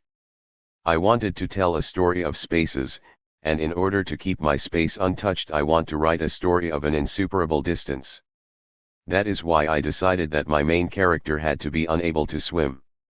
To represent a character who cannot swim from here to there in a few strokes, but can only move through innumerable and unbearable efforts, was a way of demonstrating that fractalization of space that I admired so much in Eliot. Thus my character, trying to swim, and only gaining a few feet at each attempt, always remained far from the island that, instead of approaching, shrank back at every effort. If in the course of this process one keeps describing the sea and the image of the coast, then one provides one's readers with the experience of a continuously broadening space. Even this technique does not give a translator great problems. The only difficulty is in describing many different things in the course of the continuous effort of the swimmer, and I examined that problem in one of my previous essays, apropos the variety of colors and choral that the translators were asked to render. But what interests me today is a very peculiar technique, by means of which a visual situation is evoked through an appeal to the reader's personal experiences. This technique asks the addressee to cooperate with the text by evoking some of his/her past experiences. It triggers not only pre-existing cognitive patterns but also pre-existing body experiences. The difficulties for the translator are due to the fact that while a text can evoke a personal experience with a single word, this word does not have the same evocative impact every time, in every culture or country. I remember that once, in order to describe a poor and abandoned place in an underdeveloped country, I told my friends that it looked like Hiroshima in August 1945. My interlocutors understood what I meant perfectly because each of them vividly remembered many images of that event. I wonder if young people, not in a century, probably even today, can give a visual interpretation to my quotation. There are two verses from the Prose du Transsibérien by Blaise Cendrars that I like very much. At one point Cendrars recalls that toutes les femmes que j'ai rencontres se dressent auxiliary horizons. Avec les gestes petits et les regards tristes de sémaphores sous la pluie. Those who are still familiar with old slow train journeys on foggy nights will be able to evoke these phantasmagorical shapes which slowly disappear and almost dissolve in the drizzle, in the gasping rhythm of the train. But I am afraid that a young reader accustomed to contemporary express trains with hermetically sealed windows cannot have had the experience of leaning out of the window to follow in the dark the vanishing of some ghostly signal. How can one respond to a hypotypesis stirring the memory of something one has never seen? I think, however, that a text can frequently encourage its readers to imagine having seen something. The two verses by Cendrars appear in a context in which a train is described that travels for many days across vast terrains. The gestures of these unknown semaphores are named, the horizons are mentioned, readers are asked to evoke situations in which imprecise forms loom in the dark or in the fog. Even from a fast express train today one can still perceive some glimmer disappearing in the night. A good hypotypesis can also create the memory that it needs in order to occur. The really puzzling problem arises in the Italian translation of these verses. One must translate the French semaphores as semafori in Italian, there is no other way to do it. Now in French a semaphore is, more or less as in English, an apparatus for signaling, sometimes by one or more movable arms, and in French it normally refers to systems of communication in the navy and more specifically along a railway. Thus one would not confuse semaphores with traffic lights. Now, in Italian semaforo has the double meaning of semaphore and traffic light, but it is more commonly used for traffic lights. Traffic lights are in a city and are luminous signals, while the gespatux mentioned by Sendrars seem to evoke the movement of the mechanical arms of the railway system.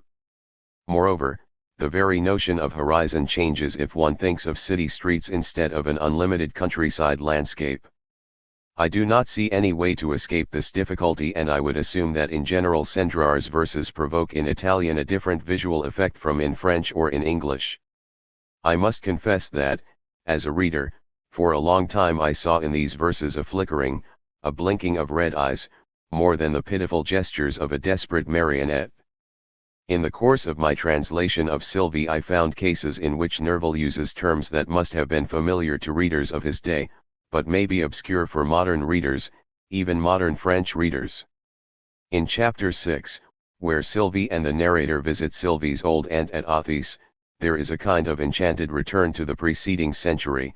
The aunt allows her niece to go into her bedroom and rummage among the mementos of her youth, at the time of her marriage to Sylvie's uncle, and we have as it were an epiphany of late 18th century pastoral genteel kitsch. But in order to realize what Sylvie and her friend discover we need to understand some archaic terms, connected with the fashions of those far-off days, which Nerval's contemporaries certainly still understood. At this point the translator ought to behave as if he or she were a director who means to transpose the story into film. But the translator cannot use either images or detailed specifications, and must respect the rhythm of the story. In an old portrait discovered in the room, Sylvie's old aunt appears as a young girl élancée dans son corsage vert à échelle de Rubens. Here are 3 English translations. Halévy. Attractive and lissom in her open corsage crossed with ribbons. Aldington. Slender in her open corset with its crossed ribbons. Seaberth. Slender in her open bodice laced with ribbons.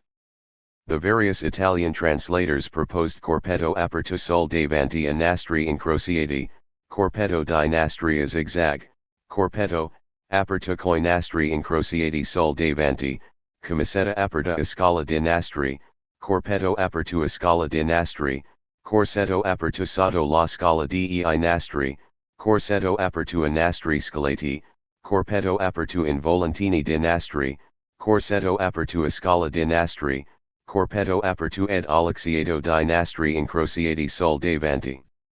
One can see that Italian translators tried bravely, but without success, to render échelle de ribbons, while English translators gave up on ladders and staircases and mentioned only laced or crossed ribbons. But how open was that bodice or corset? Such a detail is rather relevant since the topic of that scene is the subtle and malicious charm of the aunt at the time of her glorious youth. Now, a corsage à échelle de ribbons is a bodice with a generous scoop neck that goes at least as far as the first swelling of the bosom and is fastened by a series of bows of decreasing size to form a wasp waist. An example is to be seen in Boucher's portrait of Madame de Pompadour. This corset is certainly coquettish and elegant, it gives a generous view of the bosom and tapers down to form a seductively narrow waist, and this is what counts. For this reason I preferred to translate as slanciato nel suo corsetto dalla vasta scalatura serrato of Espada Grandi Nastri, and that the ribbons are in scale ought to be suggested by the fact that the corset fastening gets progressively narrower towards the waist. The French expression contained 9 words. The 3 English translations have respectively 10, 9, and 8 words. Mine has 13. That is certainly too many from the rhythmic point of view, but I felt that this oral loss was necessary in order to gain visual precision. This was for me an interesting case of negotiation. The relevant element in that visualization was the exciting and seductive waistline of the young bride, and it was that I had to make visible, thus abandoning any effort to translate literally. At the same time, my solution represented an effort to make the translation archaic, that is, to put the modern reader in the situation of a contemporary of Nerval. Ekphrasis. I shall deal in my next essays with many cases of so-called intersemiotic translation, that is, of transposition from a given semiotic system to another, as happens when a novel is transformed into a movie or a painting is described by a poem. When a verbal text describes a work of visual art, classic tradition spoke of ekphrasis, a specific literary genre, which has a venerable pedigree. Note that many visual works of the past are known today only through the verbal descriptions given by ekphrasis. Today ekphrasis is no longer celebrated as a literary tour de force, but many pages of art criticism are good examples of ekphrasis, as is the description of Velázquez's Meninas at the beginning of Les Mots et les Choses by Foucault.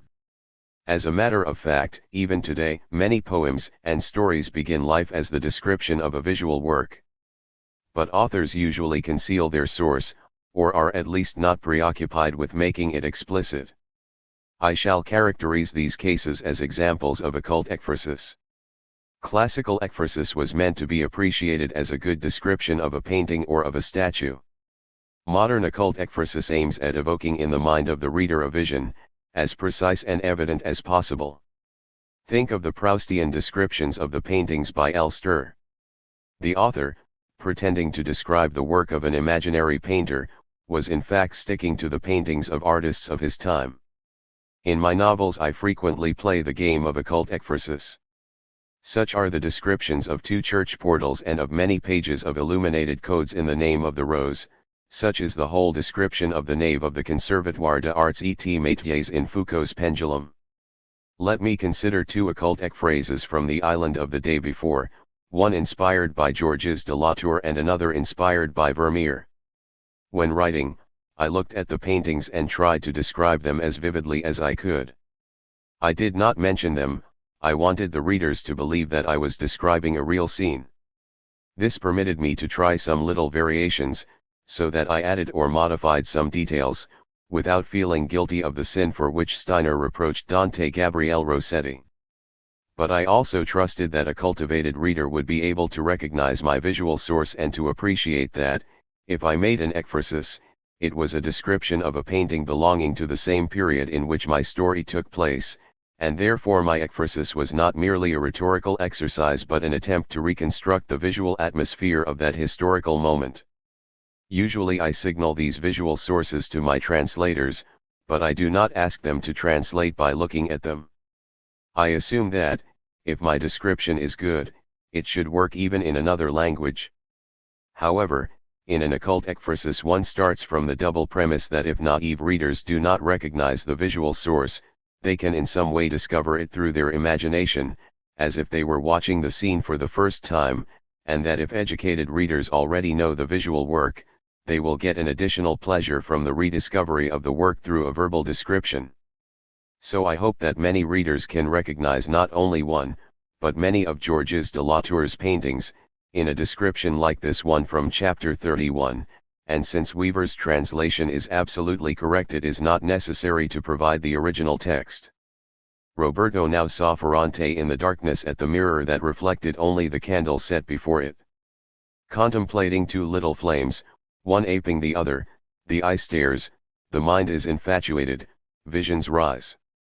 Shifting his head slightly, Ferrante sees Lilia, her face of virgin wax, so bathed in light that it absorbs every other ray and causes her blonde hair to flow like a dark mass wound in a spindle behind her back, her bosom just visible beneath a delicate dress, its neck cut low. Now let us read this description from chapter 12, inspired by Vermeer. Qualche sera dopo, passando davanti a una casa, la scorse in una stanza via al piano terra. Era seduta alla finestra per cogliere un venticello che mitigava appena l'offa Monferrina, Fatta chiara da una lampada, invisibile dall'esterno, posata presso al davanzale. Attuda prima non l'aveva riconosciuta perché le bel che mirano avult sul capo, ne pendevano solo due occhi sopra le orecchie. Si scorgeva solo il viso un poco chinato, un solo purissimo ovale, imperlato da qualche goxia disudatori, che pareva l'unica vera lampada in quella penombra. Stava lavorando di curiosità su di un tavolino basso, su cui posava lo sguardo intento Roberto ne vedeva il labbro, ombreggiato da una collusion bionda. A un tratto ella aveva levato una mano più luminosa anche dal viso, per portare alla bocca un filo scuro, lo aveva introdotto tra le labbra scoprendo I denti bianchi e lo aveva reciso di un sol colpo, con mossa di furia gentile, sorridendo lieta della sua mansueta crudeltà. Certainly Bill Weaver's translation makes the readers visualize the image pretty well even if they are not acquainted with Vermeer's painting. A few evenings later, passing a house, he glimpsed her in a dark room on the ground floor. To enjoy the faint breeze that barely mitigated the Monferrino sultriness, she was seated at the window, in the light of an unseen lamp placed near the sill. At first he failed to recognize her because her lovely hair was wound around her head, just 2 locks escaped, falling over the ears. Only her face could be seen, bent slightly, a single, pure oval beaded with a few drops of sweat. It seemed the real lamp in that penumbra. At a little table she was occupied with some sewing, on which her intent gaze rested. Roberto noticed that her lip was shaded by blonde down. Suddenly she raised a hand even more luminous than her face, to hold a length of dark thread to her mouth. Placing it between her red lips, she bared her white teeth, severing it with one bite, the act of a gentle animal happily smiling in her domestic cruelty.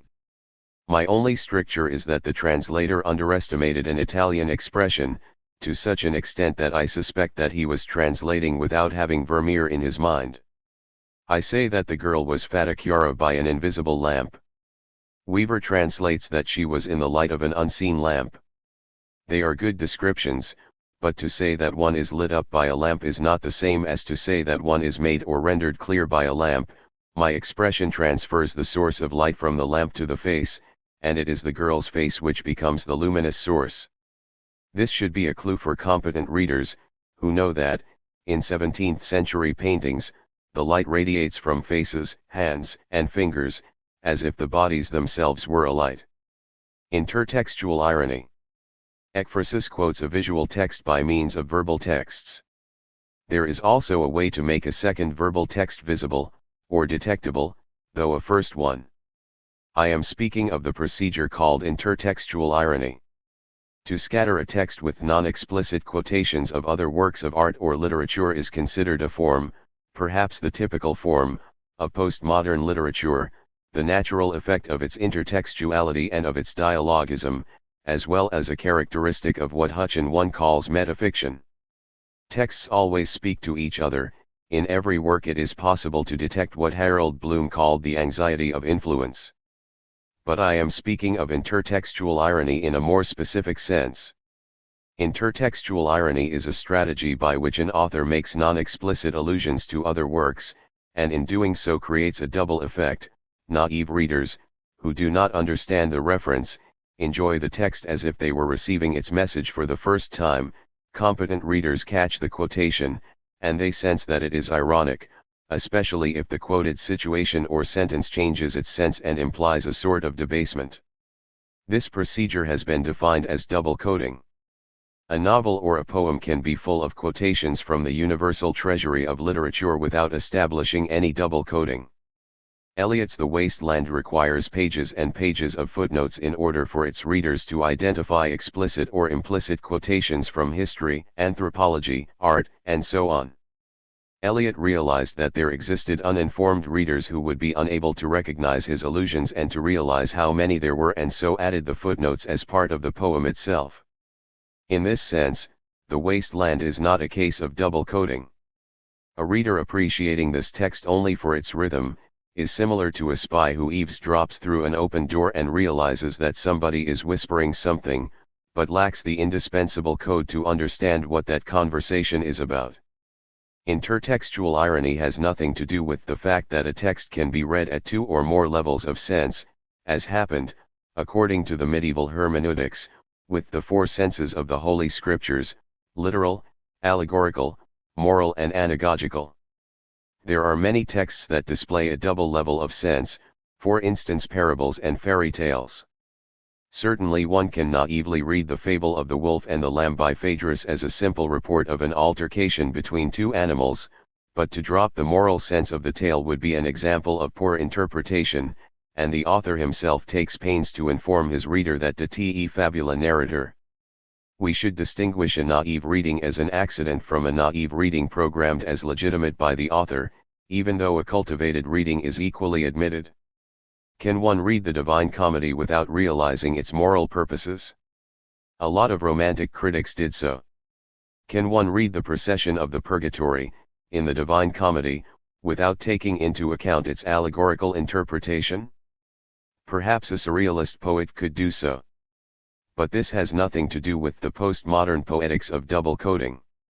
In Phaedrus's tale there are two senses but no double coding. In Joyce's Ulysses there are two levels of sense, but Joyce wanted his readers to discover the double reading in some way, and the title itself is a clue.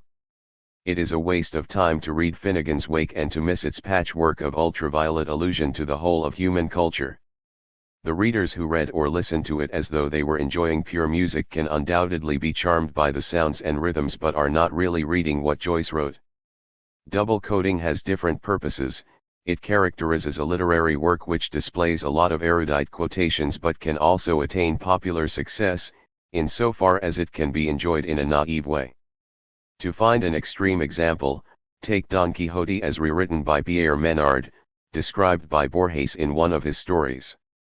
Menard succeeds, without copying, in reinventing Cervantes's novel word by word. According to Borges, the intelligent reader is in a position to appreciate the way in which words and sentences of Menard's text, insofar as they were written today and not centuries ago, acquire a radically different meaning from those of Cervantes, and only in this way can the irony of that imaginary rewriting be caught. However, a naive reader who has never heard of the existence of Cervantes can take the work of Menard simply as a pleasant story of a crazy knight from La Mancha. What should translators do when facing a case like this? If by chance Menard's book existed and had to be translated, it would be mandatory to copy the most current translation of Cervantes's novel. Thus, the practice of translation offers a good opportunity to recognize the strategy of double coding in a text. It is here that translators feel committed to find a way to make a quotation perceptible as such in their own language. Think of the example I gave, when Diatalavi mentions a hedge. The translators had to identify the quotation and to decide that they ought to find a satisfying reference in their own literature. Otherwise they would have missed the point. This is a sort of commitment that translators from Phaedrus do not feel as part of their duty. The story of the wolf and the lamb has to be translated more or less literally, and if readers do not catch the moral sense, too bad for them. The translator is not responsible. As an author of novels where intertextual echoes play an important role, I am always pleased when a reader catches my allusions. The Island of the Day Before starts with a wink to the Isle Mistrose by Jules Verne. I obviously informed my translators that Roberto's question had to be phrased like Verne's, quoted exactly in the form it appeared in the best-known versions of Verne in their own language. Obviously the naive reader would be satisfied by reading that my poor shipwreck did not know anything about that mysterious land. The problem, however, is to make translators aware of allusions that, for many reasons, might escape them. For this reason I usually send my translators pages and pages of notes about my various undetectable quotations, and suggest to them the way in which these quotations can be made perceptible in their own language. This problem was particularly urgent in Foucault's Pendulum, since in this text the problem of double coding is squared. There it is not only the author who suggests occult quotations, there are the characters who ironically and explicitly quote from the treasury of world literature. For example, in chapter 11, One of the files written at the computer by Jacopo Belbo deals with a hero called Jim Della Canapa. The hero's deeds are a collage of adventurous stereotypes. Names of places in Polynesia or of Malaysian seas are nonchalantly mixed with those of other parts of the world where literature has situated stories of passion and death under the palm trees. My instructions to translators said that Jim Della Canapa had to be translated by a name able to evoke the South Seas or something similar, not necessarily literally. It seemed to me that, in English, Hemp Jim would not sound right. It was not mandatory to mention hemp. Jim could have sold, instead of hemp, coconuts, and so become Coconut Jim or Seven Seas Jim. What had to be detected was that this character was a mixture of Lord Jim, Corto Maltese, Gauguin and Sanders of the River. Thus Jim became Jim de la Pape in French, Seven Seas Jim in English, Jim el del Canum in Spanish, curiously enough Otzimtes Cannabis in Greek and, with a very beautiful reference to Kurt Weill, Surabaya Jim in German. In the island of the day before every chapter has a title which suggests only vaguely what it is about. As a matter of fact, I feel proud to have found for every chapter the title of a 17th century book. It was a tour de force, but a poorly paying one, since my play was understood only by a few specialists of that period and mainly by rare book dealers and bibliophiles. Sometimes I ask myself if by chance I write novels purely in order to put in hermetic references that are comprehensible only to me. I feel like a painter who, in a landscape, puts among the leaves of the trees, almost invisible, the initials of his beloved. And it does not matter if not even she is able to identify them. But I wanted my translators to make my play understandable in their own language. For certain books there was not only their contemporary, translated title, but also the one of their ancient original. For instance, the chapter entitled El Arte de Prudencia was the Oraculo Manual y Arte de Prudencia by Gratian. In other cases I had to resort to my knowledge as a rare book collector and I was able to suggest analogous titles. Thus instead of La Desiderata Scienza del Longitudini I suggested for the English Dampier's A New Voyage Round the World and for the Spanish a quotation about the Punto Fijo from the Diálogo de los Perros by Cervantes. I had a beautiful Italian title, La Nautica Rilescent by a certain Rosa, but I realized that it was unknown and untranslatable. I suggested Arte del Naviga, and general and rare memorial pertaining to the perfect art of navigation, and in German Narrenschiff. For Diversi Artificios Machine by Ramelli I recommended a German translation from 1620, and for the French I proposed Théâtre d'instruments mathématiques et mécaniques, by Besson. Instead of Teatro d'Imprese by Ferro I picked many other emblem books such as, for instance, Philosophie de Images Enigmatiques, Empresas Morales, Declaration Magis Tral sobre los Emblemas, Delights for the Ingenious, a collection of emblems, Emblematisches Lust Cabinet, Emblematisch Schatzkammer. Another piece of instruction I gave was that the whole travel of Amarilli was a collage of intertextual allusion to famous persons and islands. Mas Afuero was the island of the Juan Fernandez archipelago where Robinson Crusoe was shipwrecked. The unnamed island where they arrived after the Galapagos was Pitcairn, and the Bounty mutiny was evoked there. The next island was Goggins one. When the knight reaches an island where he tells the natives fascinating stories and they call him Tacitala, there is a clear mention of Stevenson. When the knight suggests Roberto slide into the sea, there is a direct quotation from Martin Eden's Suicide. The sentence by Roberto, Ma appena lo sapsimo, Cesaremo di saperlo, is a quotation from the first Italian translation of the last sentence of Jack London's novel. Obviously Bill Weaver got the allusion and translated yes, but at the instant we knew it, we would cease to know. When a text is based on double coding, however, the possibility of a double reading depends on the size of the encyclopedia of the reader. When playing dialogism, it is difficult to resist the fascination of intertextual reverberations. Linda Hutchin too finds on page 378 of the English version of My Pendulum, the rule is simple, suspect, only suspect, and identifies a clear quotation, connect, only connect, from E. M. Forster. She is prudent enough to observe that this ironic play appears in the English version. As a matter of fact, the Italian original text does not display such an intertextual connection, because it reads so spettar semper. The explicit reference has been introduced by the translator, consciously, I suspect. This demonstrates how every translation can either weaken or reinforce a strategy of double coding. At one stage in chapter 30 of The Pendulum, my protagonists get lost in reverie and think that the whole story told by the Gospels could be the effect of an invention, like the universal plot he and his friends are concocting.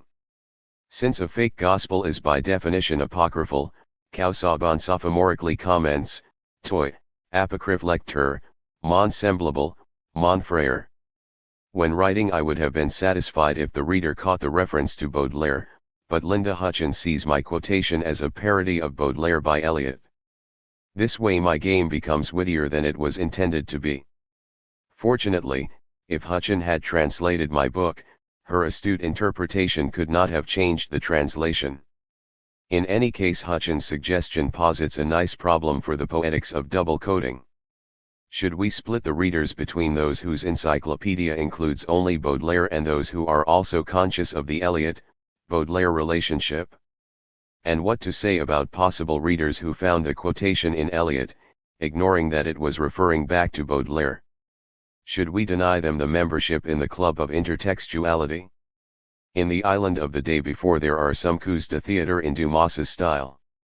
I was ready also to accept readers unable to identify the quotations and eager to enjoy certain situations for their cloak and dagger flavor, irrespective of the source. In chapter 17, when Mazarin dismisses Roberto de la Grive after having entrusted him with a secret mission, the voice of the narrator says, Pigo un ginocchio e dis, eminenza, sono vostro. O almeno così vorrei, visto che non mi per costumato fargli dare un salvacondato che recidi se par mon ordre et pour le bien de l'état que le porteur du present a fate ce chui a fate. The English translation reads, He bent one knee, and said, Eminence, I am yours. Or at least that is what I would have liked to happen, for it does not seem to me civil to give him a safe conduct that says, C'est par mon ordre et pour le bien de l'état que le porteur du present a fate ce chui a fate. Bill Weaver identified the quotation, respected it and, to make it recognizable as a quotation, followed me and left it in French. Respect for double coding overcame need for literal comprehensibility.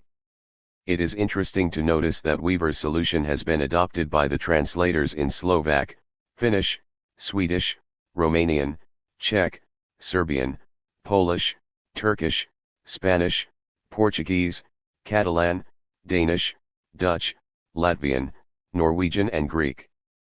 But the Russian, German, Chinese, Japanese, Macedonian and Hungarian translators put the quotation in their own language. In the German case, I would say that Kroeber was sure that the original text would be recognized in any case, because there are many German translations of Dumas. Probably Chinese and Japanese translators were not sure that their readers could identify such a culturally remote source. Perhaps they found it disturbing to insert a quotation in Latin characters.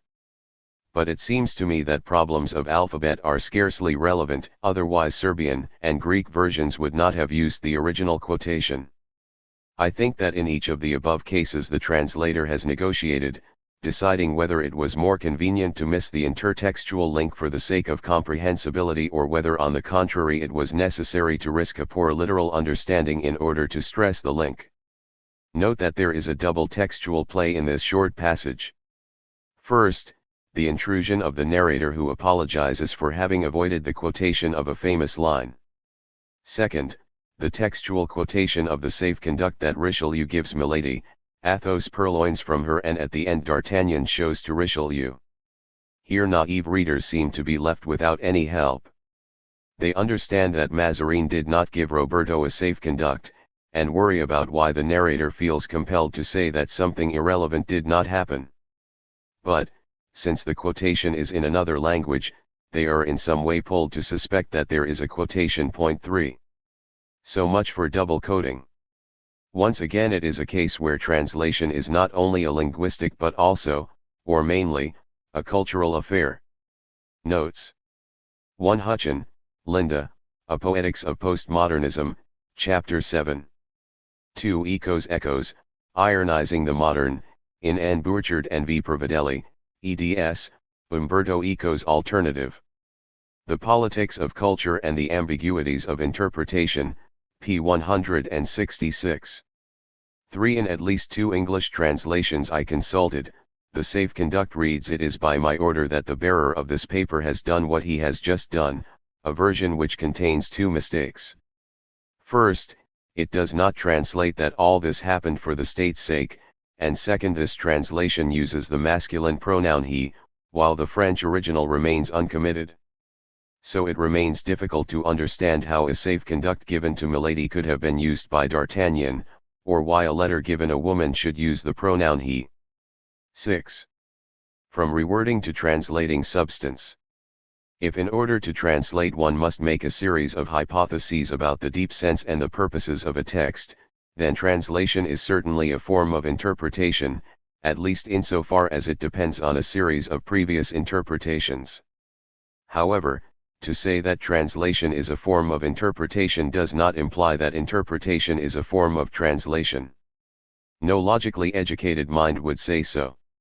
Here I feel embarrassed, because I have to criticize one of the scholars I have most admired in my life, and whom I still consider a master and an unforgettable friend, the late Roman Jakobson.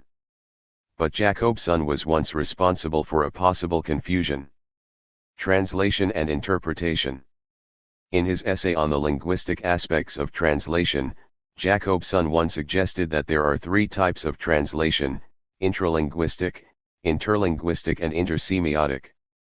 Intralinguistic translation, or rewording, is an interpretation of verbal signs by means of other signs of the same language. Interlinguistic translation is when a text is translated from one language to another, in other words, when we have an interpretation of verbal signs by means of signs of some other language.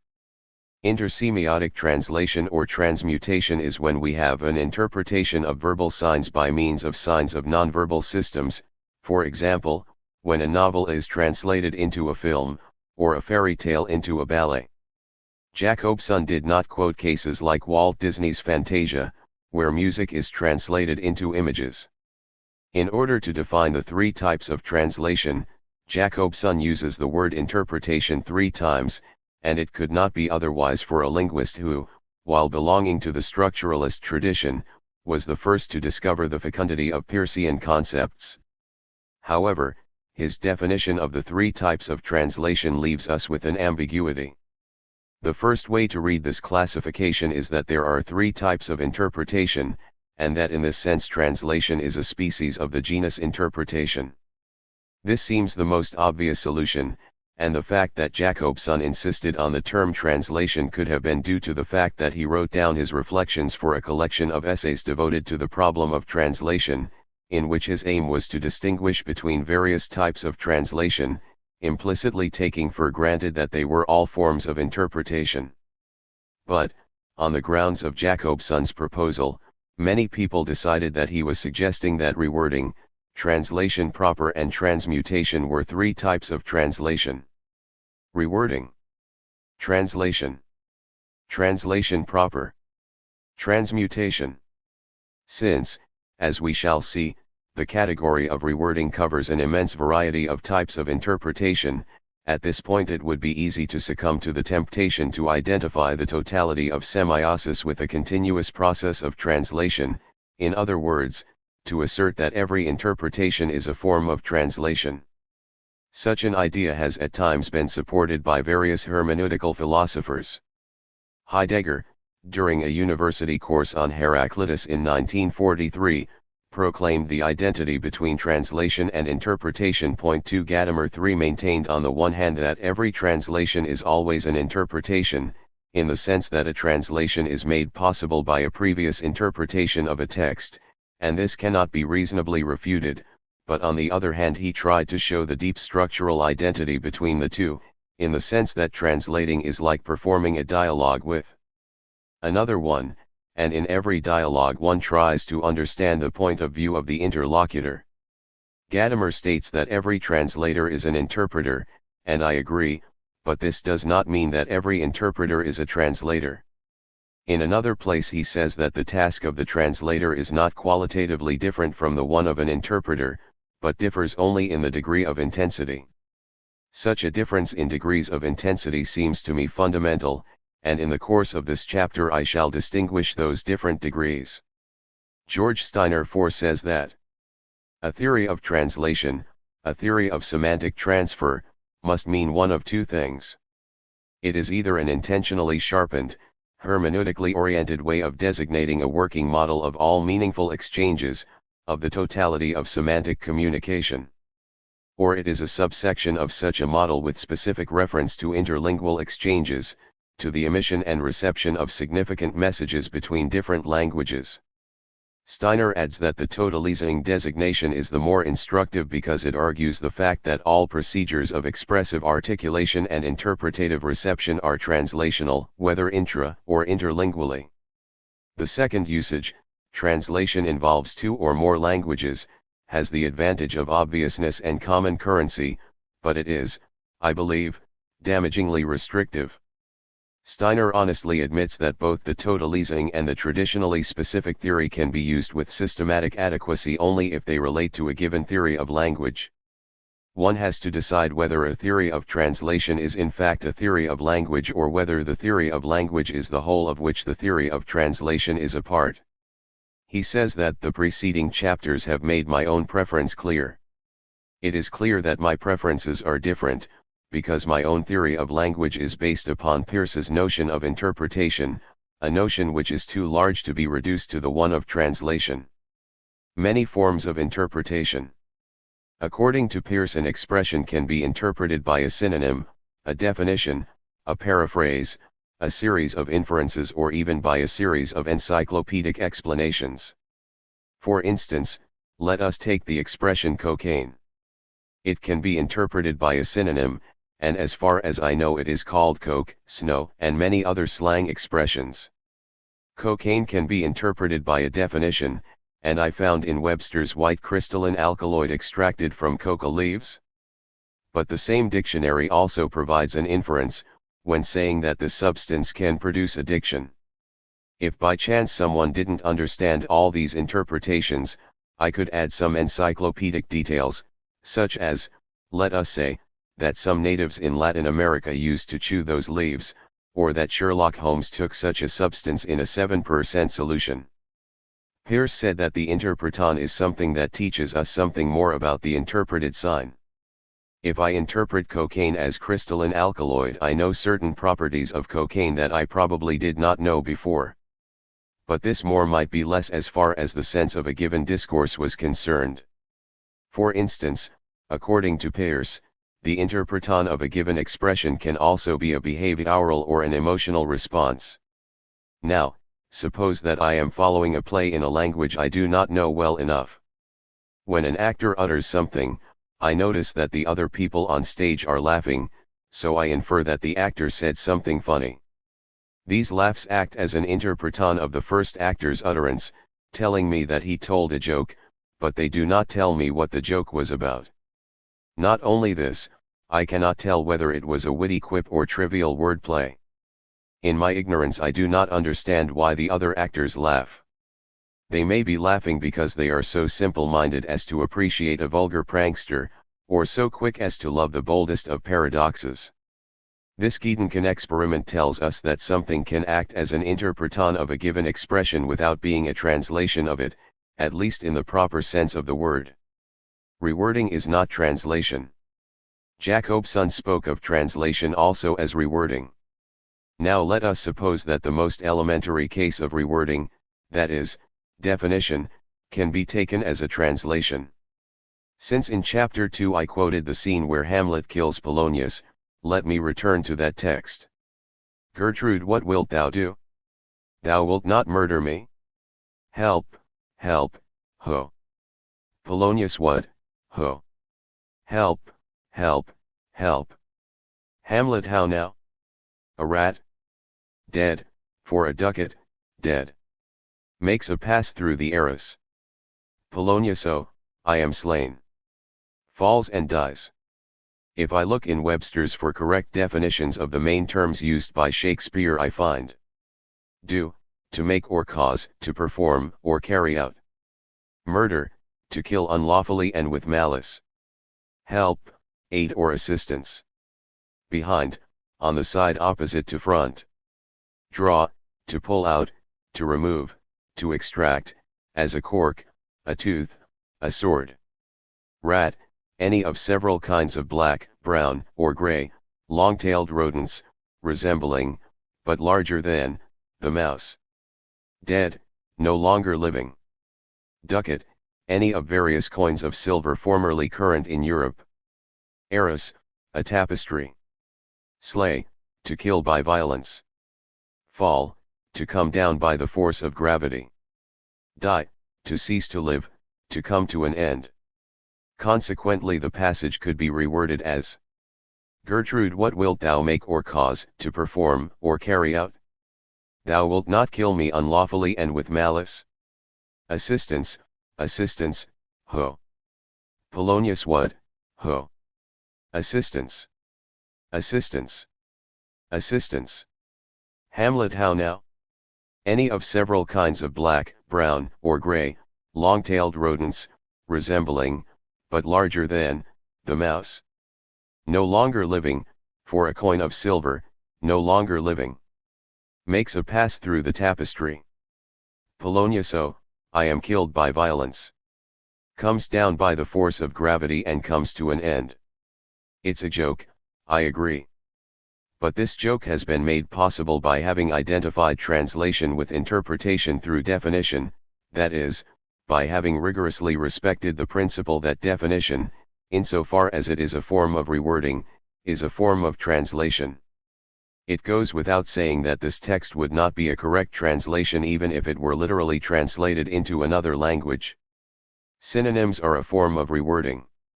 With the help of Roget's thesaurus, I can rephrase our Shakespearean text, to obtain something that no publisher would pay for as a translation. Gertrude, what wilt thou cook?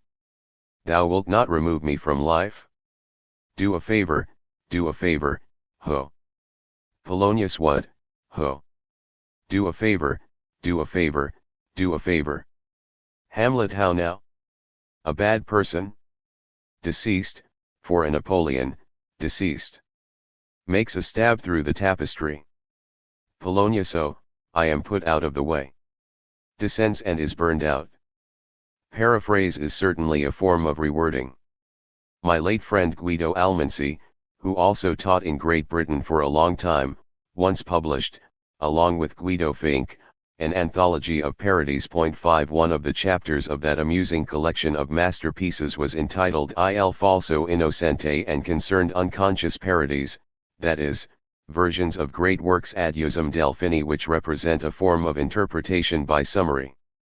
One of the most preposterous examples of paraphrase was given by the Tales from Shakespeare written at the beginning of the 19th century by Charles and Mary Lamb.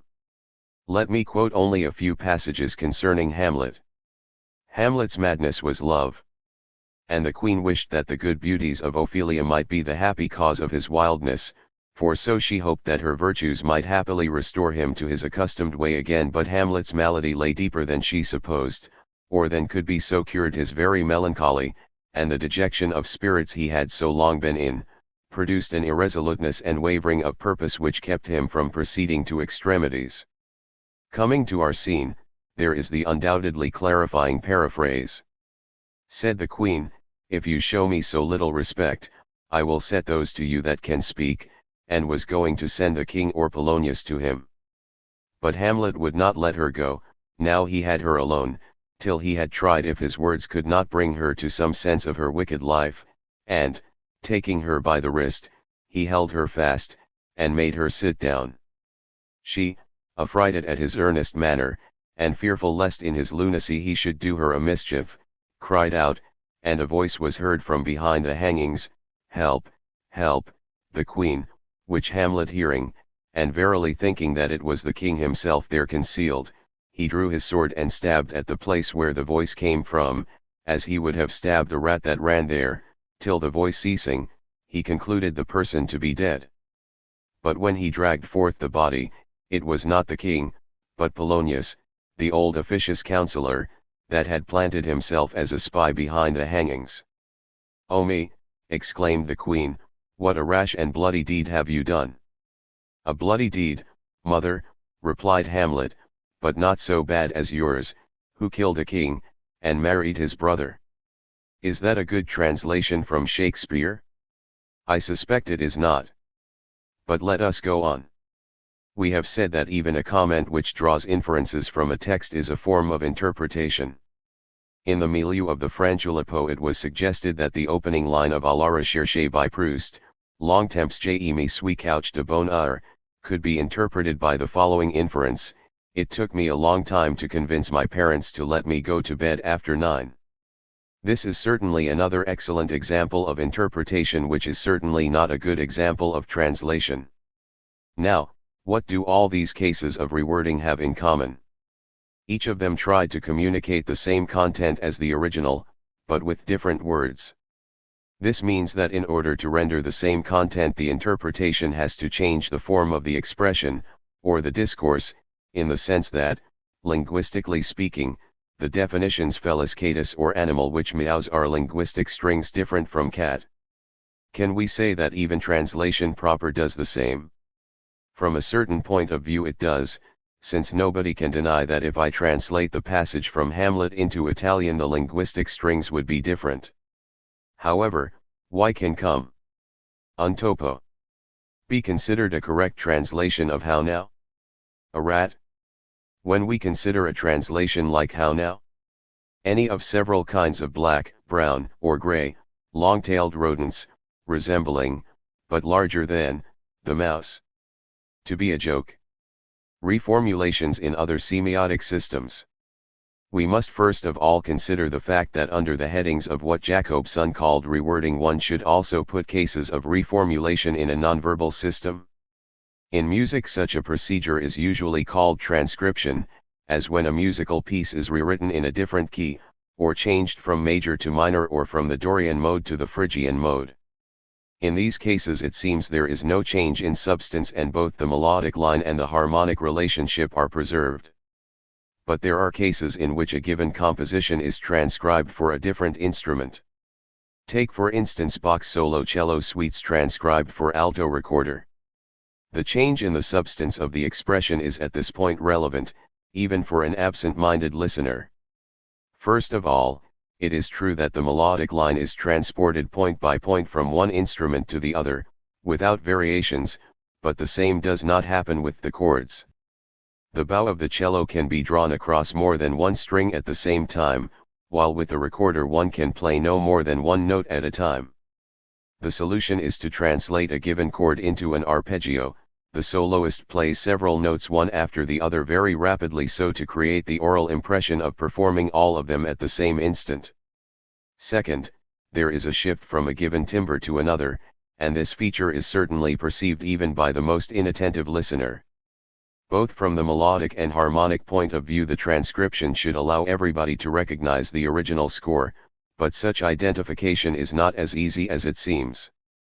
I play the solo cello suites on the alto recorder, and even though I am a very modest performer I could say I know them by heart. In spite of this, it has happened many times that I have listened absently to a melody played by a cello on the radio, and have the impression of knowing it but am unable to immediately identify it. It took a certain effort to realize that it was one of those suites I knew so well. Changing the timbre meant that the effect of the piece was a different one. Thus we can say that a mutation in substance has a consistent impact on the listener. Can we say that this does not happen with verbal languages? Substance in rewording. In Chapter 1 I wrote that at the expression level of a text there is not just one single substance at play. There is the properly linguistic substance, but it is conveyed and supported by many suprasegmental elements such as tone of voice, pitch, the rhythm and speed of the utterance and so on. All these features of an expressed substance do not have anything to do with the language as a system. Accent is for instance a substance phenomenon but, in respect of the form of a language, is considered a suprasegmental business. In other words, an Australian worker pronounces the sentence "there is a pot on the table" differently from an Oxford professor, but this has nothing to do with English grammar, and both the uttered sentences can be paraphrased or translated in the same way. Thus in every new utterance of the same sentence there is a change in substance, in the sense that the same expression uttered by two different persons displays two different tones of voice. Differences in timbre are still linguistic features, but are relevant only when we want to recognize someone who is speaking out of sight. They are mainly used as clues in order to identify things or individuals. From the point of view of the sense of the expression, or of the content substance, these features are irrelevant, and the same happens with all cases of rewording, such as definitions, summaries, comments, inferential developments. In these cases we are interested in grasping what an expression means, and the physical way such a meaning is conveyed does not interest us. The same seems to happen with variations in graphic substances. Suppose I produce a written expression and then I reproduce it on this page many times. Mothers love their children. Mothers love their children. Mothers love their children. Mothers love their children. Mothers love their children. In these 5 cases we have the same linear manifestation, and the physical variations of the 5 strings are irrelevant. Thus I have repeated the same written sentence 5 times. But now let's suppose I reproduce the same sentence in 3 different fonts. A font is a particular form, but this change in the form of the graphic expression also represents a change in substance, since different fonts produce different visual reactions. Might we say that these 3 sentences act on our senses as if they were pronounced respectively by a Cockney woman, by an Eton student, and by an old Highland shepherd? I think that there is something more. In the graphic case we should also appreciate the aesthetic aim of the printer, to such an extent that if we consider a pseudo-futurist line like in an English translation, we should also keep the graphic substance as a relevant feature of the poem, thus translating. The same would happen if the sentence were uttered in the course of a comedy. Then the differences between the accents of a Cockney woman, an Eton student, and an old Highland shepherd would become relevant. This means that in certain texts, intended to produce an aesthetic or poetic effect, differences in substance become highly relevant. I think that something similar happens when, in translation of verbal texts from one language to another, one tries to produce the same effect with 2 different substances of expression. In cases of rewording, like definition or paraphrase or inference, where the content is interpreted in a more detailed way, we can say that ls1/c1 rightward arrow ls2/c1 aware c1a c1. A linguistic substance 1 that conveys a content 1 is transformed into a linguistic substance 2 that conveys a content 1 aware content 1 is then content 1. Substance in translation.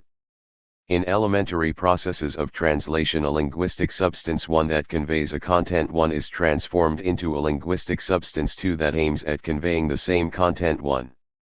ls1/c1 rightward arrow ls2/c1. Usually we are not overly interested in the fact that a substance 1 is transformed into a substance 2, because in cases of elementary translation we are mainly interested in grasping the content. But we have felt disturbed when we have tried to translate a few lines from Hamlet into definitions and paraphrases.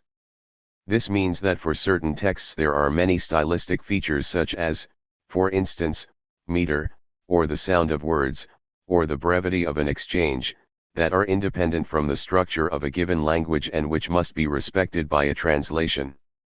I have suggested that these texts are those that we consider as endowed with aesthetic qualities. However, let us take a step backwards. Is it certain that changes in substance are absolutely irrelevant as far as non-poetic, trivial, and everyday expressions are concerned?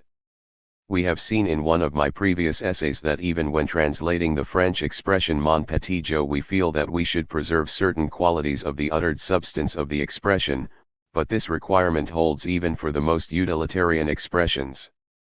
We know that when an English text is translated into French or Italian or German, it becomes a little longer, even if the translator is able to keep the same number of words, because English certainly has more monosyllabic words than, let us say, German. Italian words are very long but less so than many German ones, while German uses fewer words than Italian or French because it can resort to many compounds. Such differences can be qualified to such an extent that typographers and publishers are able to calculate how to compose parallel texts in different languages. Let me consider the first paragraph of the second page of the user's guide to the musical instrument Casio CTK671.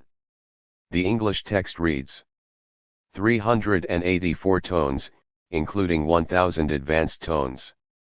A total of 238 standard tones, including piano, organ, brass, and other presets provide you with the sounds you need, while memory for 10 user tones lets you store your own original creations. 100 of the present tones are advanced tones, which are variations of standard tones created by programming in effects and other settings. 3 versions, Italian, French and German follow. In this table I registered first the number of words and then the printed lines for every language. It is evident that the English text is the shortest, that the German one uses fewer but longer words, and that the Italian text is a little longer than the French one. Considering all the lines of the whole of the second page, the results are. Which means that the French, Italian, and German texts shift to page 3. With unimportant variations, more or less the same ratio is respected in the following pages of the manual. If by chance the German text were 60 lines long, a typographer who did not know German might assume that it was not a translation but rather a paraphrase of the English one. Probably nobody would protest if the Italian instructions for the Casio CTK671 were 3 pages longer than the English. However, although it is admitted that in translation proper the substance of the expression changes, since we are shifting from the sounds of one language to the sounds of another, even in the most practical cases there is a sort of implicit stricture by which a certain ratio between substances must be respected. This encourages me to say that every translation proper has an aesthetic or poetic aspect. If to interpret always means to respect the spirit of a text, to translate means to respect also its body. Point 6. Naturally this duty of respect becomes mandatory in every text with an aesthetic aim. But we can say that, from the translation of the Casio manual to the translation of Shakespeare's sonnets, there is a continuum of possibilities of respecting the substance. Substance in translating poetry. Now, it is universally acknowledged that in translating poetry one should render as much as possible the effect produced by the sounds of the original text, even though in the change of language a lot of variations are unavoidable. One can miss the real body of a discourse, but try at least to preserve, let us say, rhythm and rhyme. So in these kinds of translation we have a process of this kind. ls1 es1/c1 rightward arrow ls1 es1a/c1a. Where not only a linguistic substance 1 but also many extra-linguistic substances 1 conveying a content 1 are transformed into a linguistic substance 1a and extra-linguistic substances 1 is supposed to be aesthetically equivalent to the source ones, and conveying a content 1a aesthetically equivalent to the source 1.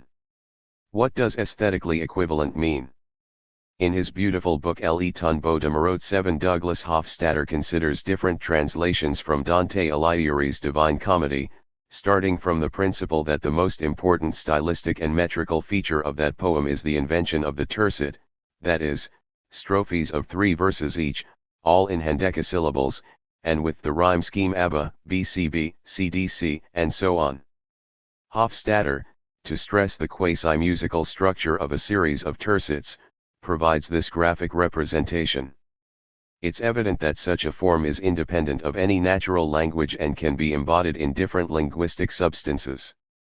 Hofstadter takes the opening tercets of the canto terzo. Per me sivane la cita dolent. Per me sivane el eterno dolor. Per me siva tra la perduta gente. Giustizia mas I el mio alto fateri. Fis me la divina podstate. La sama sapienza e el primo amore. Denunziami non fuor cos create. Se non etern, io eterno duro. Lasciate ogni speranza, voi ch intrate. Quest parole de color oscuro. Vidio scrit al samo di una porta. Per chio, maestro, il senso lor me duro. And starts examining some English translations of these verses. For instance, Robert Pinsky 8 renders them. Through me you enter into the city of woes. Through me you enter into eternal pain.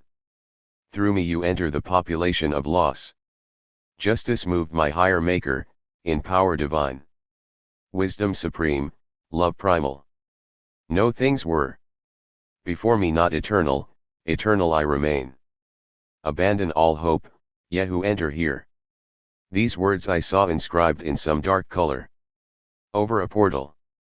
Master, I said, make clear their meaning, which I find too hard to gather. Then he, as one who understands, all fear must be left here, and cowardice die together. Hofstadter comments, it pains me to break things off so abruptly here, especially to leave unclosed the pair of quotation marks opened near the bottom, but what can I do? After all, Pinsky chose to redistribute Dante's semantics quite radically across tercets. Indeed, in this canto Dante has 45 tercets, Pinsky has but 37. The aesthetics of this decision boggles my mind. In a collection of translations edited by Daniel Halpern 9, Hofstadter picks up the translation by the great Irish poet Seamus Heaney. Through me it leads to the city sorrowful. Through me it leads to the eternal pain. Through me it leads among the lost people. Justice inspired my maker above. It was divine power that formed me. Supreme wisdom and original love. Before me no thing was created except things everlasting. And I am everlasting. Leave every hope behind you, you who enter. I saw these words inscribed above a gate. In obscure characters, and so I said, Master, I find their sense hard to interpret. Hofstadter complains first of all that Heaney does not preserve either the meter or the rhyme, but is very severe also on many other counts. In favor of Heaney, I can say that he renders a tercet by a tercet. It's good to see 9 lines of gate inscription, instead of just 7. But, I regret to say, there's not much more praise that I can offer. Look at the first line, through me it leads to the city sorrowful. It? What is this it? And city sorrowful is pretty sorrowful. If this line had been written by a high school student, I would have struck it out in bright red ink and said to start again from scratch. To my ear, the sentence doesn't even sound like it was written by a native speaker. Then Hofstadter considers a translation by Mark Musa 10 who did not use rhymes, claiming, my main reason for avoiding rhyme has been the results achieved by all those who have used rhyme in translating the Divine Comedy. They have shown that the price paid was disastrously high. I believe that all those who have offered rhyme translations of Dante could have produced far better poems if they had not used rhyme. I am the way into the doleful city. I am the way into eternal grief. I am the way to a forsaken race. Justice it was that moved my great Creator. Divine omnipotence created me. And highest wisdom joined with primal love. Before me nothing but eternal things were made, and I shall last eternally. Abandon every hope, all you who enter. I saw these words spelled out in somber colors, inscribed along the ledge above a gate. Master, I said, these words I see are cruel. Hofstadter observes that although it does not rhyme at all, I find it of far greater appeal than the preceding two, firstly because it does not show any evidence of having been a struggle, and secondly because it comes far closer to mirroring the precision of Dante's meter. It is curious that Hofstadter does not consider the translation of Dorothy L. Sayers 11 that, in my opinion, does the best in at least partly preserving the hendecasyllables and the rhyme. Through me the road to the city of desolation. Through me the road to sorrows die eternal. Through me the road among the lost creation. Justice moved my great Maker, God eternal. Wrought me, the power, and the unsearchably high wisdom, and the primal love supernal. Nothing ere I was made to be. Save things etern, and I etern abide. Lay down all hope, you that go in by me. These words, of somber color, I descried. Writ on the lintel of a gateway, sir. This sentence is right hard for me, I cried. However, sometimes to respect the rhyme is not enough to produce an equivalent effect. In Eliot's The Love Song of J. Alfred Prufrock there are the famous two lines. In the room the women come and go. Talking of Michelangelo. There is, if not a rhyme, an assonance, and Italian translations 12 did not respect it. Nella stanza le d'un vano e vengono. Parlando di Michelangelo. In the French translation 13 Pierre Laris attempts to maintain an effect of rhyme by changing the meaning of the source expression. Dans la pièce les femmes vont et viennent. En parlant de maîtres de sienne. A recent Italian translation 14 rather clumsily, has a false rhyme and a bad assonance. Le d'un vano e vengono nei isolati. Parlando di Michelangelo Buonarroti. This is one of those cases in which the translator feels entitled to change the reference of the source text in order to preserve its effect. But is there a real preservation of the effect? Even though the rhyme has been saved, we have lost the wit of the original assonance, which also presupposes an English accent in the pronunciation of the Italian name, and thus acquires a debasing effect. Moreover, speaking of the masters of Siena presupposes some competence in the history of Italian painting, while Michelangelo is popular and available enough for a kitsch usage. I suspect that these ladies speaking of Michelangelo appear more bass blue or blue stocking than if they were speaking of Duccio di Boninsegna or Simone Martini. At this point I decide that a rhymeless solution is better than a rhymed one. However, neither Berti nor Saintsy were insensitive to other problems of substance. The 9 syllables of Eliot's first line and the 8 of the second became in Italian, respectively, a dodecasyllable and a 9-syllable line. The distich thus keeps a sort of lapidary gnomic dignity. As a matter of fact the original Prufrock is entirely rhymed. The Italian translations are not. Was it a case of mere laziness? Once I tried to retranslate part of the poem finding acceptable rhymes, and I quote only a few lines for reasons of humility, to show to what an extent I consider my attempt unsuccessful. Tu ed io, e gia el ora, andiamo nella sera / nel cielo si spanda in ombra nera / come on malato gia in anesthesia. / andiam per cert strada desolate / nel brusio polveroso / diserti alberghi ad or, in cui folate / senti de nati in sonai. El acre odori / de rista antipregna disuderi. I stopped because I had the impression of having written an Italian poem of the late 19th century. My Eliot sounds too similar to certain verses published by the Italian poet Lorenzo Stecchetti in 1877. Perhaps my translation would have been acceptable to Italian readers if published in 1911, but Berti's translation is from the 1940s and Saintsy's from the early 1960s. At that time Italian culture was receiving Eliot as a very contemporary poet and was reading him after having read the Italian experimental poets like the Hermetics. In this sense Eliot had a great influence on the further Italian neo-avant-garde. Italian readers enjoyed a certain dryness in Eliot, a quasi-prosaic style, as a reaction against a lot of traditional poetry. We are here facing the phenomenon of the so-called horizon of the translator. 15 Each translation is received within the framework of literary conventions that inevitably influence the choices of the translator. Berti and Saintsy were moving in the Italian literary horizon of the mid-20th century and did not avoid rhyme out of laziness, but because they negotiated their version by taking into account the expectations of the Italian readers of their times. They decided that the rhyme, in Eliot, was less important than the representation of a wasteland and that it was of primary importance to save the reference to sawdust restaurants full of oyster shells. To render rhymes at any cost risked making Eliot too gentle and operatic, thus losing the feeling of that handful of dust that pervades so many of his poems. Italian translations of Prufrock were thus determined by the historical moment at which they were made and by the translator's horizon. This is the reason why translations, in general, age. I do not want to spend any more words on the difficulty of translating poetry, nor to consider the many theories of how poetry is untranslatable and can only inspire imitation, rewriting, and so on. I want only to stress that poetic texts are a sort of touchstone for translation, because they make clear that a translation can be considered absolutely perfect only when it is able in some way to provide an equivalent of the physical substance of expression. I shall provide more examples to illustrate this in the next chapter, before approaching the problem of intersemiotic translation. 7. From substance to matter.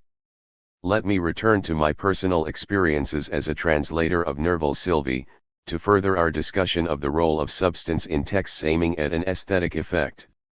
Hidden verses. Before translating it, I had read and reread Sylvie over a period of at least 40 years. In spite of this, it was only when I started my translation that I realized that, in certain scenes with a powerful dreamlike quality, Nerval inserts lines of verse, sometimes complete alexandrines, sometimes hemistichs, and sometimes hendecasyllables. The readers remain unaware of it, but they are there and produce a sort of subliminal fascination. For instance, in the second chapter there are at least 16 such lines, including one hendecasyllable, alexandrines, and various hemistichs. In the 12th chapter, we find Je jugia k jata Perdu dans son esprit. I wanted to respect those rhythms that gave the text its dreamy charm, but I felt involved in a process of losses and compensations, since Italian did not always allow me to produce a line of verse in the same position in the syntactic string as Nerval's. Thus, when I lost the possibility of reproducing a verse where Nerval put it, I did my best to invent a verse immediately after, or before, to salvage the general effect, and to get an equivalent number of verses for every paragraph. Let me quote only 3 examples, comparing the English translations of Halévy, Aldington, and Seaberth. In the following quotations I shall put these lines in bold type to make them evident. In chapter 3, when the narrator evokes the vision of Adrian, we find Fantôme rose et blonde / glissant sur l'herbe verte, à demi baignée de blanches vapeurs. One can miss every opportunity to save the rhythm, as Halévy did with his a rosy and blonde phantom gliding over the green grass that lay buried in white vapor. One can miss the first verse and recuperate later, as Aldington did, a rose and gold phantom gliding over the green grass, / half bathed in white mists. Or one can give the translation an additional verse, as I did and Seaberth also. Eco, fantasmarosa e biondo / lament l'herbe verde, / apena bagnata / de bianchi vapori. Seaberth, a phantom fair and rosy / gliding over the green grass / half bathed in white mist. They are not 2 cases of excessive generosity. Translators are frequently aware of having missed a chance or being on the verge of missing one, and thus try to recover their losses. In chapter 3 we read, Aimer unreligieux / sous la forme d'une actrice. / etsicatate la mime. Ilya de quoi devenir fou. C'est un entraînement fatal ou en que nous vous attire comme le feu follet, fuyant sur les joncs d'une eau morte. There are 2 alexandrines and 2 hemistichs. Halévy does not seem to have been sensitive to the rhythm, since he inserts lines, I think, at random, and not at strategic points. Probably his lines exemplify the hazards of a literal translation. To love a nun in the form of an actress.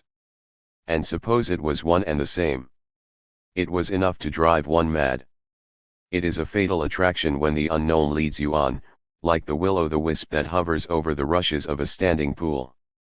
Aldington does not make any effort, and his only hemistich is due to the fact, as for the other translators, that English probably has nothing better for feu follet. To love a nun in the shape of an actress. And suppose it was the same woman? It is maddening. It is fatal fascination where the unknown attracts you like the will-o'-the-wisp moving over the reeds of still water. Seaberth, however, capitalizes with 2 alexandrines and 2 hemistichs. To be in love with a nun / in the guise of an actress. And what if they were one and the same? It is enough to drive one mad, the fatal lure of the unknown drawing one ever onward / like a will-o'-the-wisp / flitting over the rushes of a stagnant pool. I went further on, Finding 3 complete Alexandrins. Amore una religiosa sotto le spogli di una itris. Esse fos l'ostassa. /ce de per ern il seno. /e un vortis fatal /acui 6 tre elignoto, /fuoco fatuo che fuga /sugi unci di acqua morta. Perhaps I did too much, but I loved this singing feel.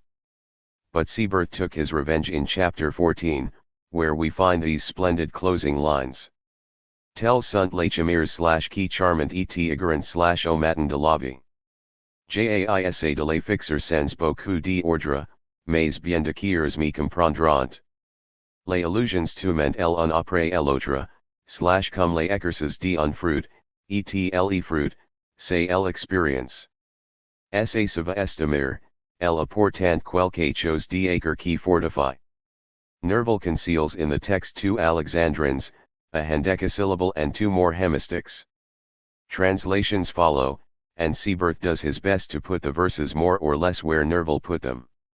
This time his performance is better than mine. Chapeau.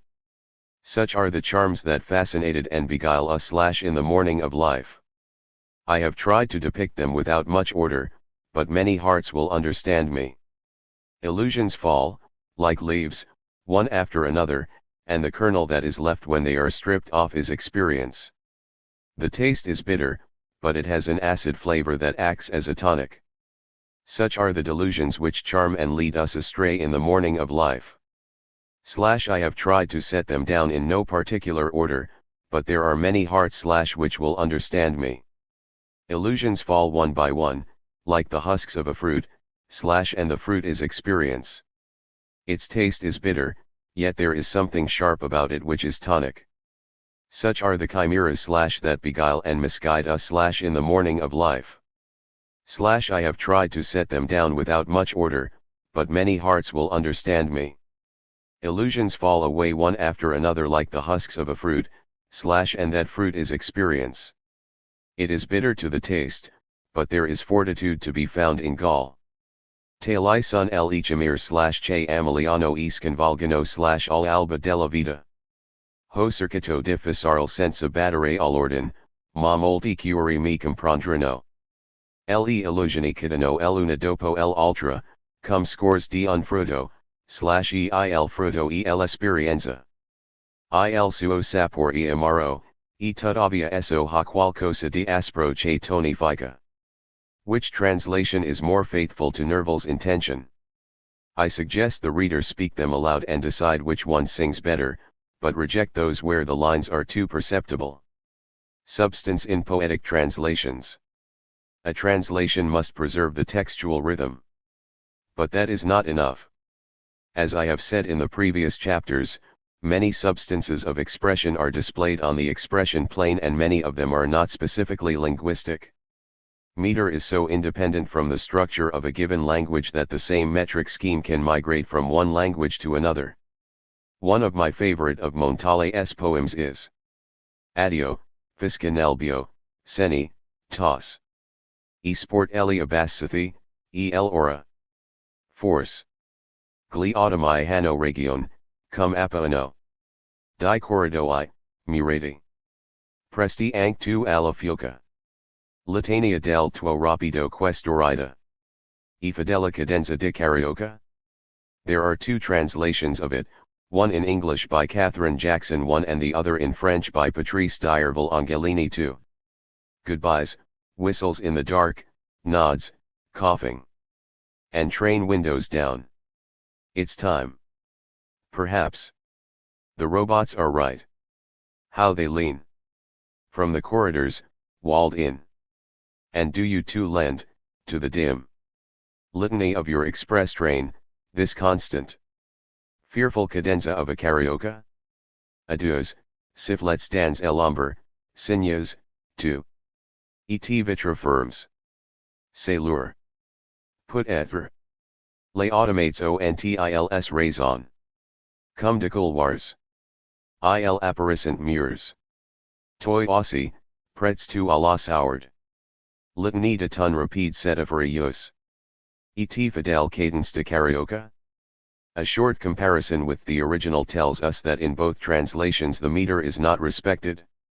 Now meter is fundamental in this poem because the language reproduces both the rhythm of the train and the rhythm of the dance.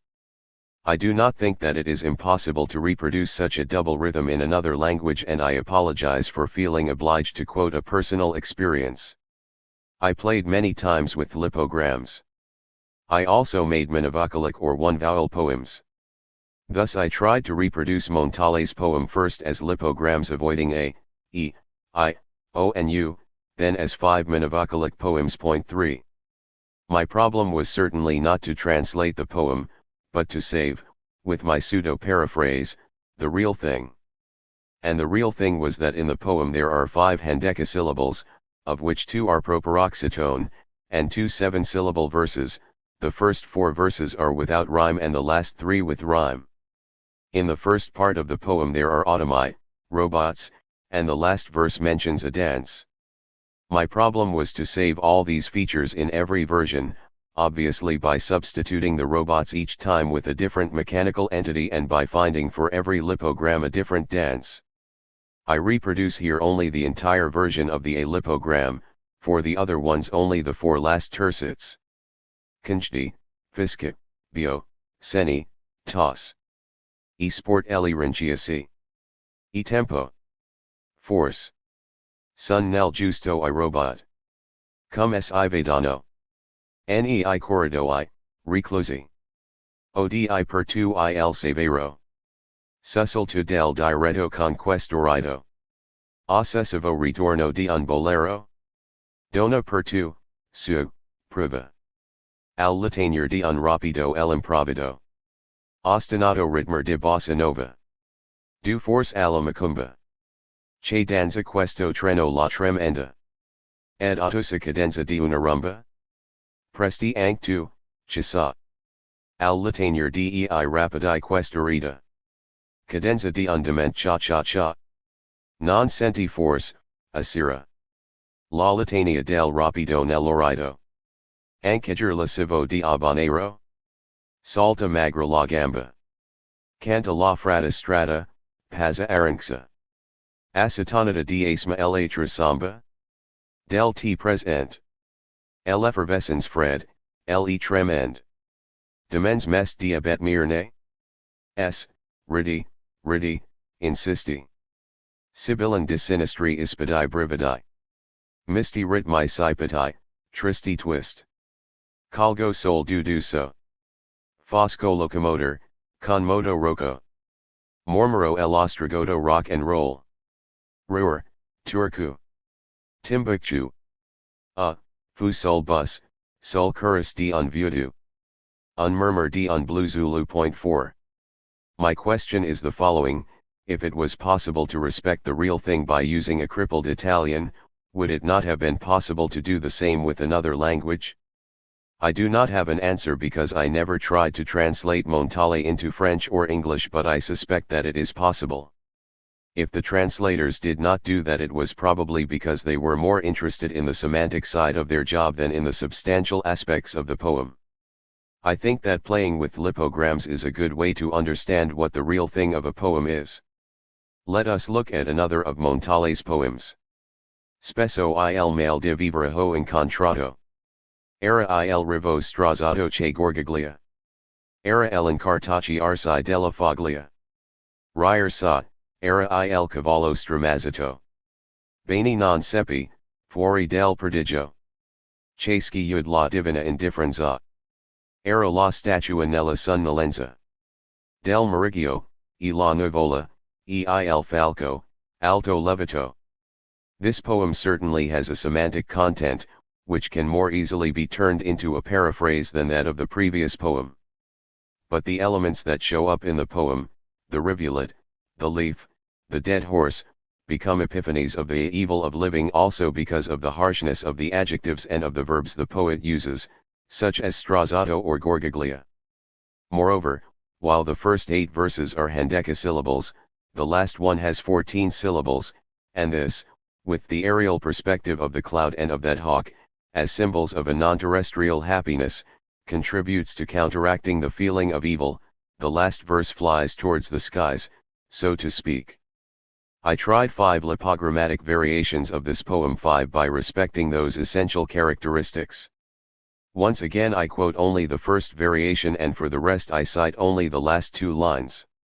Spesso il dolor di vivere el ho intuito. Fos il rivo insistito che gorgagli. Fos il secco contercersi di fogli. Combusti, od il corsiero indebolito. Bene non seppi, fuori del prodigio. Cheschi ud un cielo che si mostri inert. Forse l'idolo imito super l'ert. Del meriggio, od il corvo che voli, el infinito. Dico la statua in una vuota stanza. Abbagliata, o la nuvola, o il falco, altro librato. Era la statua nella sonnolenza. Dell'estate, o la nube, o un falco lato levito. Ed hi la statua nella stupecenza. Di quest'alba, e la nube, se l'aquila si libra. Era l'icona nella sonnolenza. Del meriggio, ed il cio, ed il falco, alto levito. Let us now consider 3 translations. Point 6. Often I have encountered the evil of living. It was the strangled stream which gurgles. It was the crumpling sound of the dried out leaf, it was the horse sweaty and exhausted. The good I knew not, other than the miracle revealed by divine indifference. It was the statue in the slumber of the afternoon, and the cloud, and the high-flying falcon. Often the pain of living have I met. It was the choked stream that gurgles. It was the curling up of the parched leaf, it was the horse fallen off its feet. Well-being I have not known, save the prodigy that reveals divine indifference. It was the statue in the midday somnolence, and the cloud, and the falcon high lifted. Souvent j'ai rencontre le malheur de vivre. C'etait le ruisseau étrangle qui bouillonnait. C'etait la feuilletout ricaquille. Et écorné, c'etait le cheval foudroyé. Le bonheur genelai pocanu, hormis le prodige. Qui dévoile la divine indifference. C'etait la statue dans la torpeur. Meridian, et le nuage. Et le faucon qui plane au dans le ciel. The 3 translators have respected Montales and Jamans and did their best in choosing rough sounds. The 2 English versions give a deeper breath to the last verse than the previous ones. Nevertheless, none of the 3 has adopted a regular meter so as to be able to break it in the last verse. Frankly, I do not understand why. A matter of matter. I would like to deal now with matters of matter or of continuum. As I said in chapter 1, a given language is born through the segmentation of a given expression continuum or matter.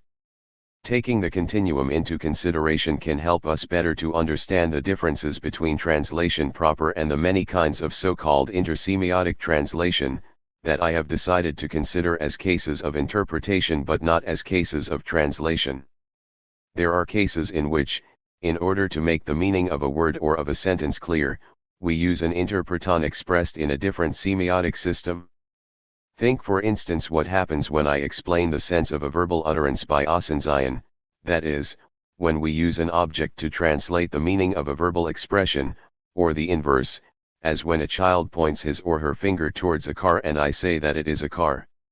In these cases, in order to explain the meaning or to help to isolate the referent of a term, we show an item belonging to the species named by that term and we teach not the proper name of that individual object but rather the common name of the species to which it belongs.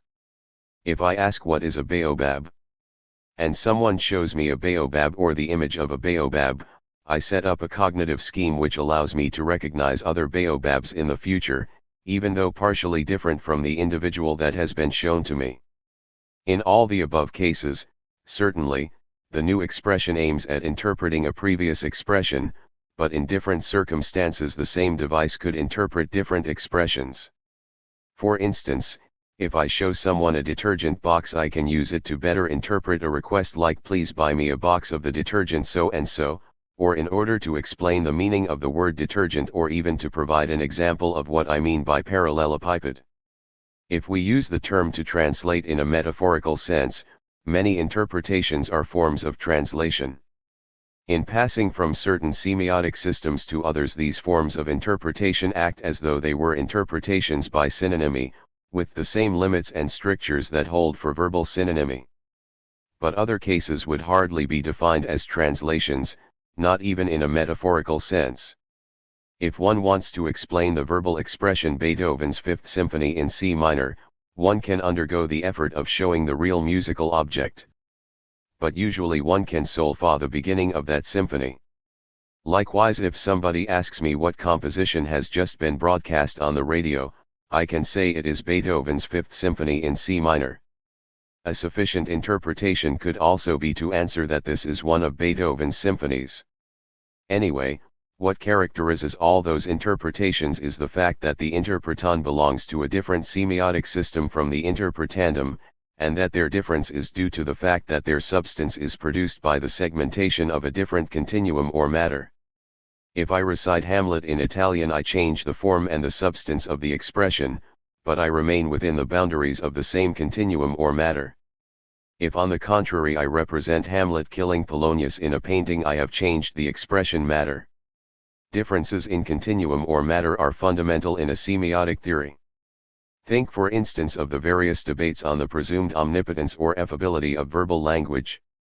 Lotman said that verbal language is the primary modeling system, but it cannot translate everything into its own terms. Helmslef 7 distinguished between limited and unlimited languages. For instance, the language of formal logic is limited in comparison to a natural language. Given the most elementary logical formula, one can not only translate into English but also variously interpret, or even, counterfactually, if Napoleon were a woman then he would have married Talleyrand. On the contrary, given the sentence "if your son John has your own family name then it means that you have legally acknowledged him," it is true that in a logical language it can be translated as P proper superset symbol Q, but nobody could trace the original sentence from the formula. It seems difficult to translate into words what is expressed by Beethoven's Fifth, as it is also impossible to translate into music the whole critique of pure reason. The phenomenon of ekphrasis permits one to describe an image by words, but no ekphrasis of the marriage of the Virgin by Raphael can render either the perspective we see when looking at the painting, or the soft harmony of the colors. Let us now consider the importance that a change in matter takes in cases of so-called intersemiotic translation, that one that Jacobson defined as transmutation and that is sometimes called adaptation. Adaptations. The commonest cases concern the adaptation of a novel for a film, or occasionally for a theatrical piece, but there is also the adaptation of a fairy tale for a ballet, or for example, of a poem into a musical composition, of a musical composition into a painting or vice versa. A translation proper can be made both in the presence of the original text and in its absence. Translations in absentia are more common, but translations with the original text on the facing page are translations in presentia. When one transmutes Debussy's Prelude à l'après-midi d'enfant into a ballet, we have music and choreographic movements together. On the other hand, when Debussy transmuted Mallarmé l'après-midi from a poem into a musical composition, the orchestra was performing the musical score independently of the literary text. Such transmutation can frequently serve to help appreciate the inspiring work better. We can speak of understanding through manipulation, and it is possible that after having listened to Debussy's composition one better appreciates Mallarmé's poetry. But it would be daring to say that Debussy has translated Mallarmé. Now, let us consider a ballet interpreting Debussy's L'après-midi d'enfant. If you cut off the sound, it is impossible to reconstruct the inspiring music from the visual choreography. In the same vein, it is impossible to reconstruct the original poem from the music. Transmutation is not translation. It has been said that certain paintings display particular linear tensions, like the direction of dynamic forces, and that those forces can be expressed by a musical composition. Correct, and perhaps the musical interpretation can help us better to understand the deep sense of the painting. But that painting probably exhibited colors or even recognizable images, and these features are obviously lost in the musical translation. I admit that by synesthesia it is possible to evoke colors through sounds, but no musical piece can allow one to recognize that the inspiring painting was a particular Miro or a particular Matisse. If I read the French translation of an English poem, I have many ways of figuring out what the original was, or at least what it was about. If I listen to the musical composition without knowing the painting, I have little chance of tracing the visual source. In certain cases, we are prepared to accept a change of continuum, provided it is irrelevant for the purposes of interpretation. Let us suppose that in a school of architecture there is an exhibit featuring a scale model of Big Ben. Provided the proportions between the various elements of the model remain unchanged, the reduction in scale is not pertinent. Likewise, as long as the color of the surfaces is the same, we can build the model in wood, clay, or bronze. Modern museums have accustomed us to so-called artistic merchandising.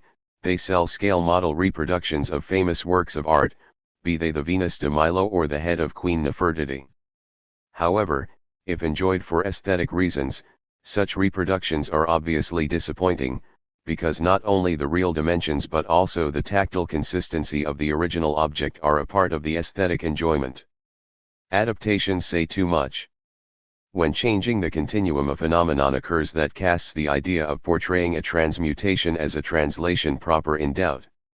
Jane Campion adapted Henry James's novel Portrait of a Lady into a movie. 8 The literary text says that Isabel was better worth looking at than most works of art. I do not think that James simply wanted to say that it was better to look at Isabel than to waste time in a museum. He certainly did want to say that Isabel had the same magic and charm as many artworks or of many artistic representations of female beauty. When reading James, the reader remains free to imagine Isabel as like the Primavera of Botticelli, like Raphael's Fornarina, like a pre-Raphaelite Beatrice, and even like Picasso's Demoiselle d'Avignon. Readers can use James's suggestion in order to picture a given visage according to their own ideal of womanly beauty. It happens that in the movie Isabel is interpreted by Nicole Kidman.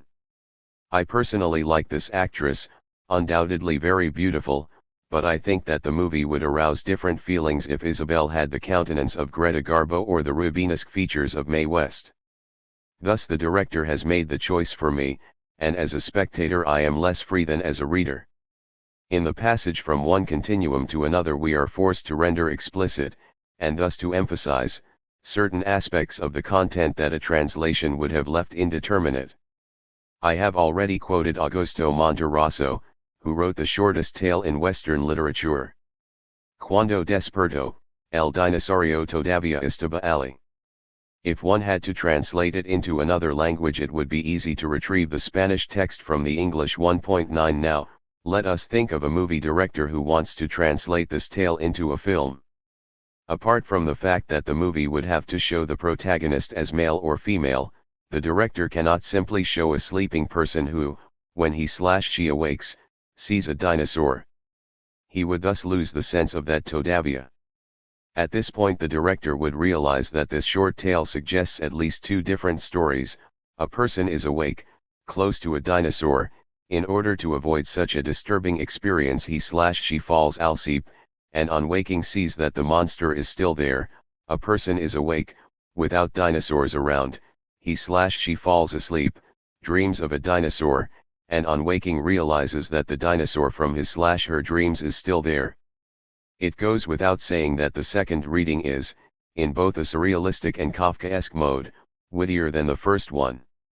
One is obliged to choose only one of these two interpretations and, even though unable to produce a version as essential as the original, one could produce something that could be summarized either as he/she woke up, the dinosaur that he/she tried to ignore was still there, or as he/she woke up, the dinosaur that he/she dreamt of was still there. Let us suppose that a director chooses the second interpretation. Considering that a film must last at least a few seconds, there are only four possibilities. One starts by imagining that a person dreams of a dinosaur, wakes up and sees that the dinosaur is still there, and then one could develop a story with a series of events, perhaps very surreal, which the verbal tale does not make explicit but which could explain what really happened. One represents a series of everyday events and by complicating them ends with the episode of the dream and of the waking up. One tells various aspects of the life of the main character by reiterating obsessively the experience both of the dream and of the dinosaur. One decides to make an avant-garde movie by repeating for 3 hours the same scene, in the same vein in which Andy Warhol showed the same image of the Empire State Building for several hours. Now let us ask the spectators of our 4 possible movies to summarize them. It seems to me very similar that the spectators of N will be able to identify one aspect of that oniric experience as more pertinent than others, but I do not know which one because I have not seen the movie. Spectators of version could say that the movie tells about a recurrent oniric situation concerning a dinosaur, which was first a dream-like figure and then a real one. Even though the second ones would have better realized the spirit of Monterroso's story, they would be unable to rephrase it literally as it was originally. Spectators of version, if very fussy, would say that when he woke up, the dinosaur was still there. When he woke up, the dinosaur was still there. When he woke up, the dinosaur was still there. When he woke up, the dinosaur was still there. Which seems more like an avant-garde poem than a report on a new movie. In Chapter 10 of The Betrothed, after having spoken at length about Egidio's seduction of the nun of Monza, Manzoni, in a passage of great decency, in a brief sentence, gives the reader to understand that the nun surrendered to her seducer, Los Venturata Rispose. An English version reads the poor wretch answered and a French one l'infortuné répondit. 10. Later, the novel tells us that the nun slid into a criminal life. But Manzoni does not tell us what happened between her answer and the moment she became guilty of many crimes. The gravity of her fall is only suggested by that lapidary sentence that implies both a moral judgment and compassion. It is the reader who must interpret that reticence. Manzoni was very prudish and never mentioned a sexual scene. Manzoni's novel has been the subject of various versions for both television and cinema. Directors had to show us the answer of the nun, not necessarily as sexual intercourse but at least as a moment, thus showing a face, a gesture, a smile, a gleam in the eye, a tremor. They were obliged to say if she was happy, excited, or tortured by lacerating qualms of conscience. They had to make us see in some way the intensity of that answer, which the written text left indeterminate. In transmuting the verbal text into another continuum, a movie maker is obliged to compel the spectators to accept a given visual interpretation of a verbal reticence.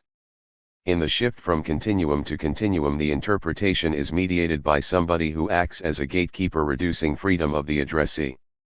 Adaptations say too little. But adaptations do not only run the risk of saying too much. Sometimes the opposite occurs.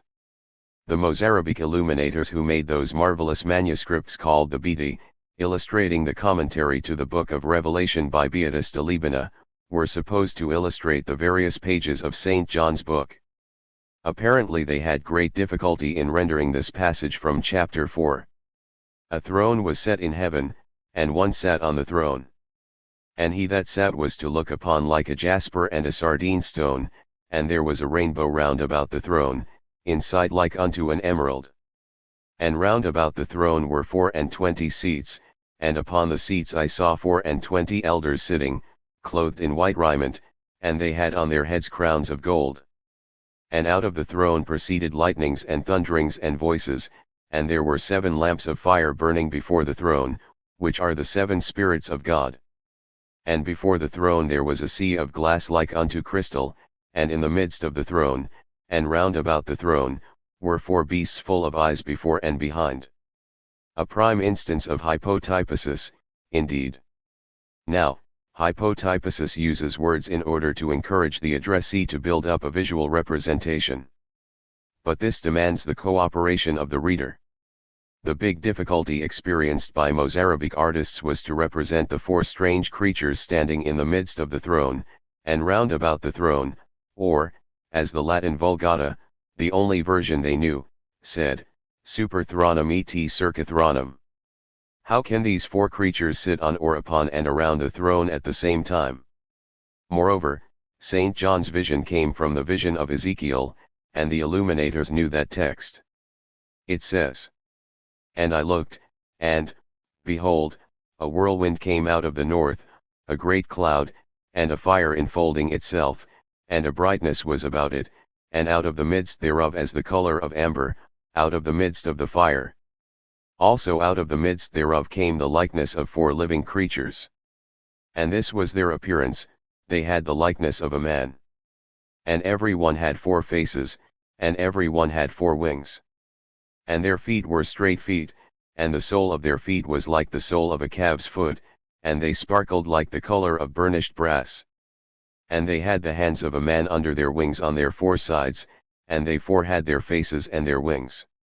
Their wings were joined one to another, they turned not when they went every one straight forward. Now as I beheld the living creatures, behold one wheel upon the earth by the living creatures, with his four faces. The appearance of the wheels and their work was like unto the color of a beryl, and they four had one likeness, and their appearance and their work was as it were a wheel in the middle of a wheel. When they went upon their four sides, and they turned not when they went. And when the living creatures went, the wheels went by them, and when the living creatures were lifted up from the earth, the wheels were lifted up. And above the firmament that was over their heads was the likeness of a throne, as the appearance of a sapphire stone. An examination of the solutions given by the various BD shows us that this is an impossible situation, giving rise to representations which do not translate the text satisfactorily. The images seem unable to decide where the hell these four damned beasts were, and in which position, or what the wheels looked like. This occurred because the illuminators, brought up in the Greek Christian tradition, thought that the prophet saw something similar to statues and paintings. But both John the Apostle and Ezekiel came from the Jewish tradition, which was not visually, but orally oriented and, what's more, their imaginations were those of seers. Therefore, John was not describing something similar to a statue or to a painting, but rather a dream, and dreams are more similar to movies than to miniatures. In a film-like vision, the creatures can will and appear simultaneously on, in front of, and around the throne. In a miniature they must remain in one place. In this instance the Mozarabic miniaturists could not cooperate with the text, and somehow, in their hands, under their pen or brush, and in their minds, hypotypesis failed. For mysterious reasons the illuminator of the Apocalypse of Saint Sever represents a happy exception to the rule. He puts the beasts at different distances from the throne and one of them seems on the verge of passing through it. Maybe that artist had a vague intuition of what was really happening in both the visions and he did his best to express a sort of spiral-like translation. He did his best, but he could not completely achieve what he probably intended to do.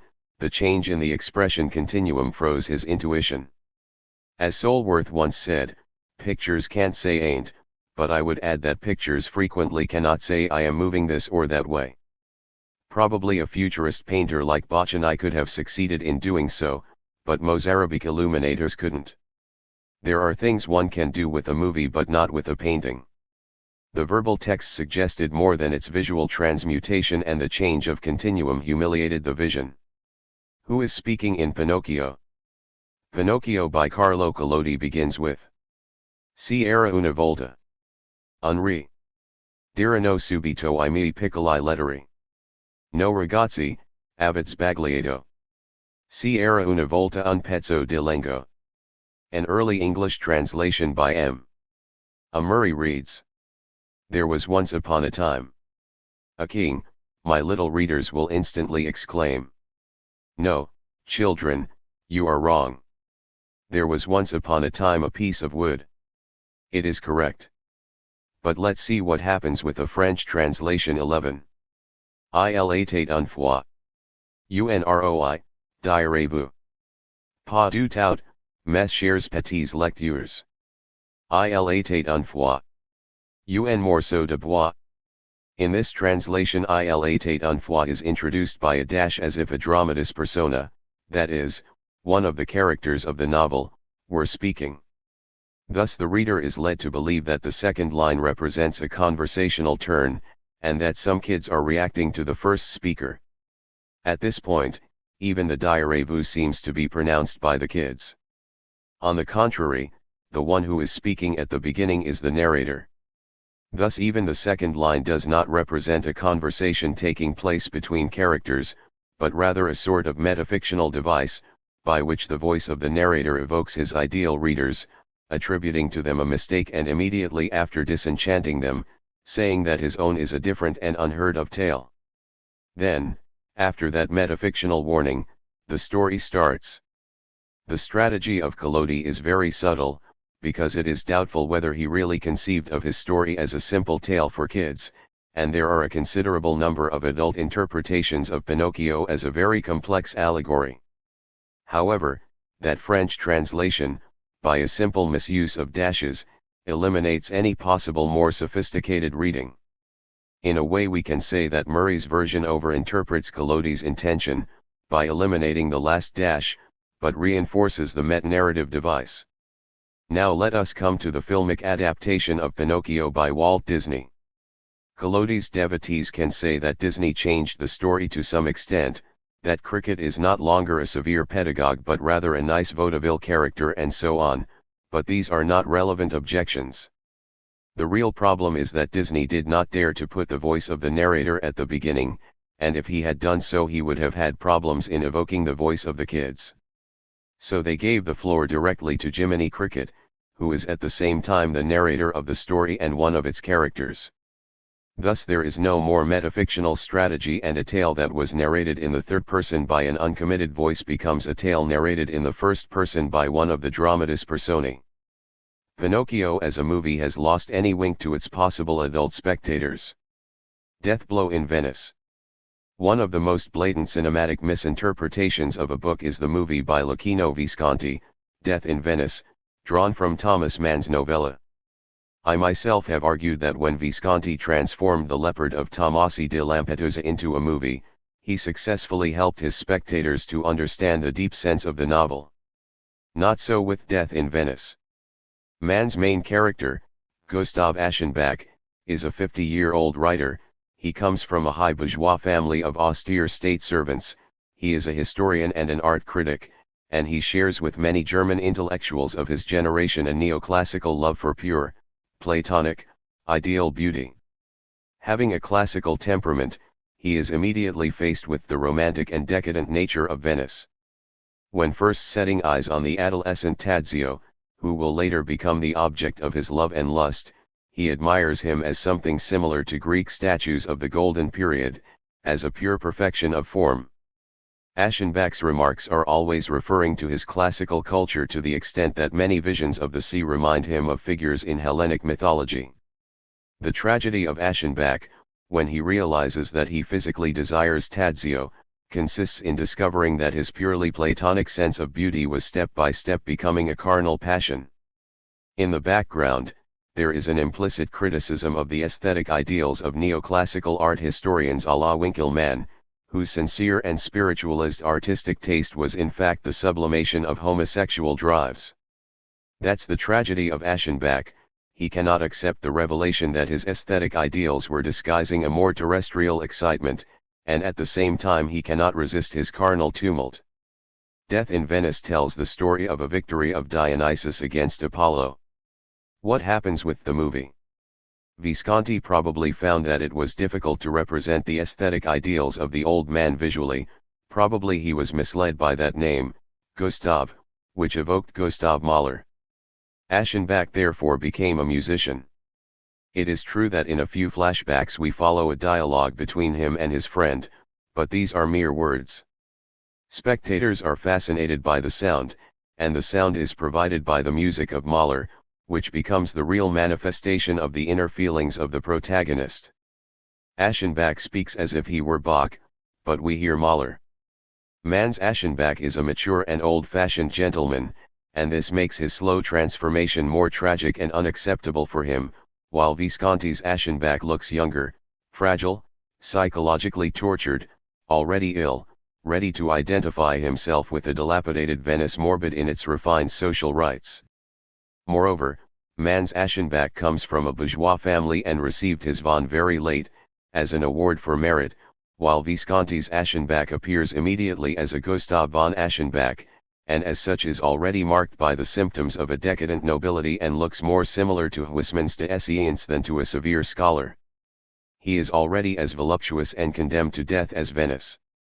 His attraction for Tadzio is immediate, while in Mann's story it takes time for Aschenbach to shift from his Hellenistic fantasies to the acceptance of the real passion that stirs him. Besides, in the novel Tadzio is 14 years old and there is no shadow of malice in the few glances and in the only smile he addresses to his mature admirer. In the movie Tadzio is a little older and every time he looks at Aschenbach his gaze is far more ambiguous. Where then in the film is the opposition between two ethical and artistic ideals? Why should Visconti's Aschenbach be so troubled by a not so unexpected temptation? Why should he feel it as radically and tragically perverse, despite the fact that Visconti reminds us at times of the existence of a gracious wife and of a daughter? Does Aschenbach suffer because he feels unfaithful to his wife or rather because he realizes that his whole spiritual world and his alleged cult of beauty are turning upside down? Mans Aschenbach cannot stand the discovery that his aesthetic ideals were simply the disguise of a sexual turmoil. The plot remains more or less the same, there is still Venice, an artist, a boy, many minor characters, and there is the obsessive presence of the pestilence slowly sneaking up on the city, a metaphor for the growing moral disease of the artist. But the decision to change the occupation and the features of Aschenbach has produced a radical change to the whole story. Let us say that Visconti wanted to provide a deliberately different interpretation of Mann's novel. Frequently transmutations represent a critical standpoint. Naturally, even a translation proper implies, with an interpretation, a critical standpoint. But in translation the critical attitude of the translator is in fact implicit. Translators are duty-bound not to say more than the original text, while in transmutation the critical intention of the adapter becomes preponderant, and represents the very essence of the whole process. Adaptations frequently produce not only variations in expression but also a substantial change in content. Adaptation, use, and interpretation. Spazian 12 suggests that for many cases of adaptation one could speak of use rather than interpretation of a text. One can use a text in many ways, and among them there are very respectable practices. One can use a poem or a novel as opportunities for daydreaming, to muse about personal experiences and memories, which do not come from the original text. In my previous writings I defined as mere use certain deconstructive drifts that follow the principle that ilny a pas de vrai sens d'un texte, but I was not considering the use of a text as a censurable habit. Anybody, on occasion, can listen to a Chopin waltz and indulge in remembering a time when it was heard next to a beloved, and many people will play a song again when wanting to regain a lost moment in time. Among the infinite ways to use a text there is also the custom of starting from a stimulus text in order to get ideas for creating one's own text. One can write a sequel to Gone with the Wind, rewrite Sylvie from Sylvie's point of view, emulate a great author, as Sophocles did when writing his own Oedipus Rex after Aeschylus's Oedipus. Many adaptations are therefore excellent examples of creative use of a previous text. But insofar as they are freely creative, they are not translations, since a translator has always to tame, in some way, his or her creative impetus. Demoiselle d'Avignon. To come back to more terrestrial and profane experiences, I remember a pleasant party where at one stage we played an old game known in Italian as Le belle statuine, the beautiful statuettes. A given group had to represent visually, each using their own body, a work of art. 3 girls performed a very swift event, disarticulating their limbs, twisting their bodies and grimacing, and they looked cute and provocative at the same time. Everybody immediately recognized Picasso's Les Demoiselles d'Avignon. Nevertheless, I do not think that somebody who had never seen that painting would have been able to reconstruct or even figure out the original work from that performance. That representation emphasized the non-realistic and primitive force of the original work, perhaps overstressed a visual rhythm, but was unable to suggest the colors, the contour of the figures, the strokes of the brush. Moreover, it was also misleading from the point of view of the expressed content, since the demoiselles of Picasso are 5 and not 3. These demoiselles were a witty instance of transmutation, not a serious example of translation. I admit that it was a nice case of interpretation.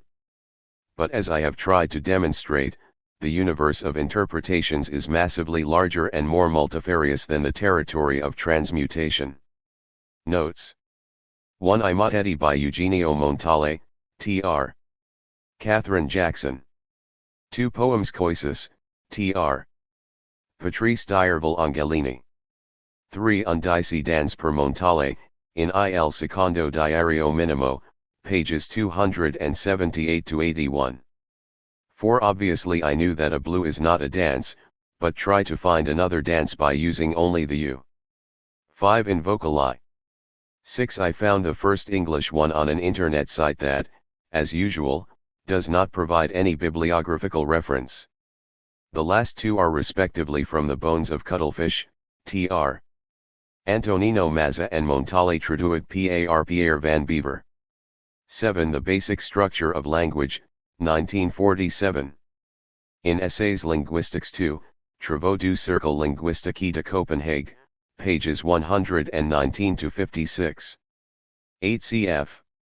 Gianpaolo Capritini, Itinerary della mente cinematografica, in Nicola Duzzi and Siri Nergiard, eds, Sola Traduzione Intersemiotica, special issue of VSLXXXV, LSCI, pages 133-42. 9. However, in English one is obliged to give the character a gender, while the Spanish text remained uncommitted. 10. The Betrothed, Tr.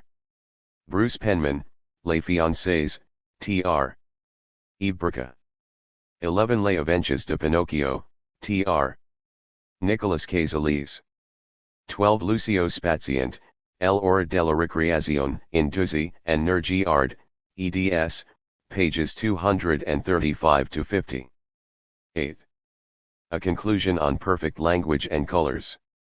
In the preceding 7 chapters I have repeatedly spoken of negotiation. Translators must negotiate with the ghost of a distant author, with the disturbing presence of foreign text, with the phantom of the reader they are translating for.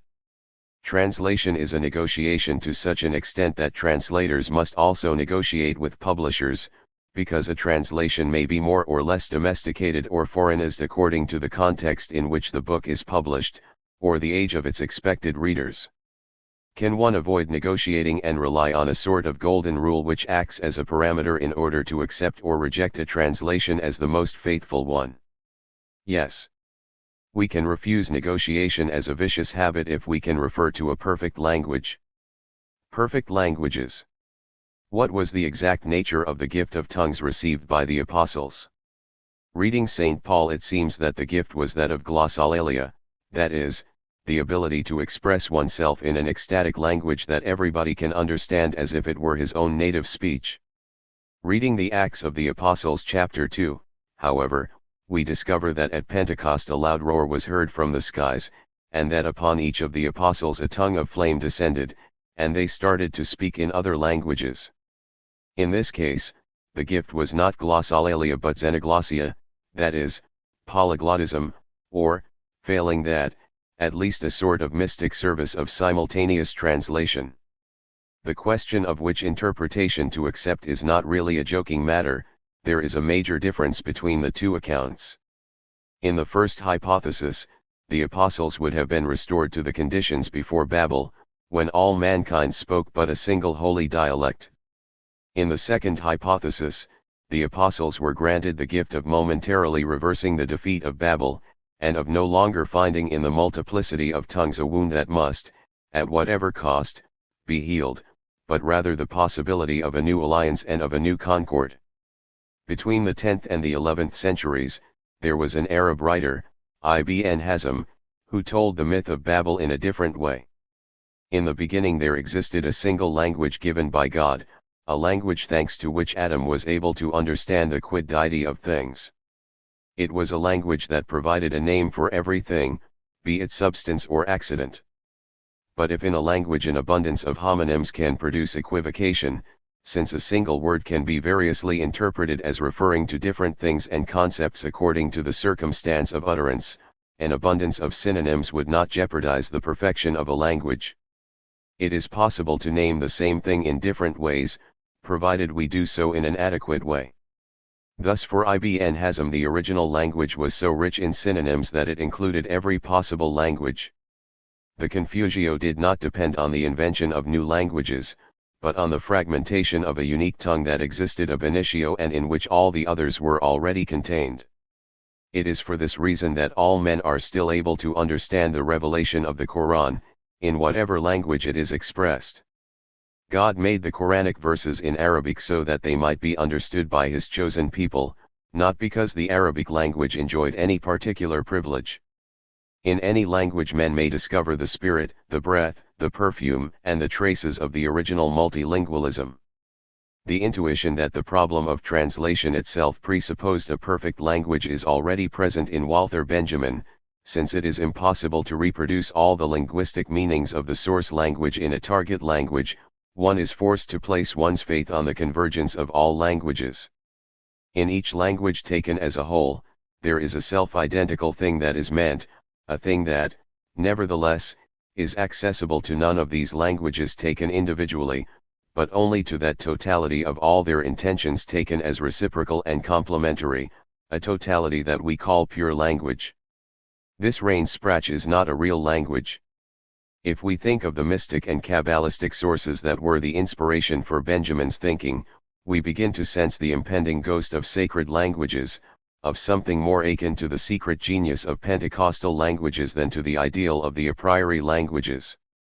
As Derrida said, even the desire for translation is unthinkable without the correspondence with the thought of God too. In many of the most notable projects for mechanical translation there exists a notion of a parameter language, which shares many of the characteristics of a perfect language. There must exist, it is argued, a tertium comparationis, which might allow us to shift from an expression in language alpha to an expression in language beta by deciding that both are equivalent to an expression of a mental language gamma. If such a tertium comparationis really existed, it would be a perfect language. If it did not exist, it would remain a mere postulate on which every translation ought to depend. The criterion of textual relevance becomes more important when we are dealing not with the translation of isolated words but rather with the translation of sentences. If for isolated words there is a dictionary, sentences designate states of affairs which are not registered by any dictionary. According to certain philosophers of language, two sentences uttered in two different languages are equivalent if they express the same proposition. What is the criterion for stating that two sentences in two different languages convey the same proposition? In order to realize that the sentences "Iot amo, jet aim, I love you, ich liebe dich, te amo" express the same proposition, we ought to be able to express that constant proposition in a sort of mental language common to every culture and independent of the single tongues. Such a mental language would meet the requirements of that perfect or Adamic or universal language that so many have dreamt of over the centuries, with which I have dealt in the search for a perfect language, born from a series of lectures I gave in Oxford in 1991.3. A mental language does not necessarily have to be of divine origin, but it should be rooted in the universal workings of the human mind. Moreover, its propositions should be expressible in a formalist language. Such a mental language will then represent a tertium comparationis that allows the passage of an expression from language alpha to an expression in language beta by ensuring that both are equivalent to an expression in mental language gamma. But such a solution cannot avoid the classical objection of the third man. If, in order to translate a sentence A, expressed in a language alpha, into a sentence B, expressed in a language beta, one must pass through the mental language gamma, then one is obliged first of all to decide in which way A and B are similar in meaning to a sentence X in gamma. But, to decide this, one requires a new language delta, and so on ad infinitum. I am not saying that it is impossible to isolate, for two different sentences A and B in two different languages, a proposition X that expresses the same content as A and B. Such a proposition can be found, and it would be a reasonable interpretation of both A and B. What I am trying to say is that such a proposition will not be the parameter for establishing a similarity in meaning between A and B, as if such a similarity existed in a sort of Platonic world before the process of translation was started. The recognized similarity will rather be the final result of a successful act of translation. The only alternative is to discover a natural language which is so perfect as to serve as a tertium comparationis. In 1603, the Jesuit Ludovico Bertagno published his Arte de Lingua Aymara. Aymara is a language, and Bertagno discovered that it displayed an immense flexibility and capability to accommodate neologisms, and was particularly adapted to the expression of abstract concepts, so much so as to raise a suspicion that it was an artificial invention. In 1860 Emeterio Villamil de Rada described it as the language of Adam, the expression of an idea anterior to the formation of language, founded upon necessary and immutable ideas and, therefore, a philosophical language if ever there were one. Recent studies have established that unlike Western thought, based on a two-valued logic, Aymara thought is based on a three-valued logic, and is, therefore, capable of expressing modal subtleties which other languages can only capture through complex circumlocutions.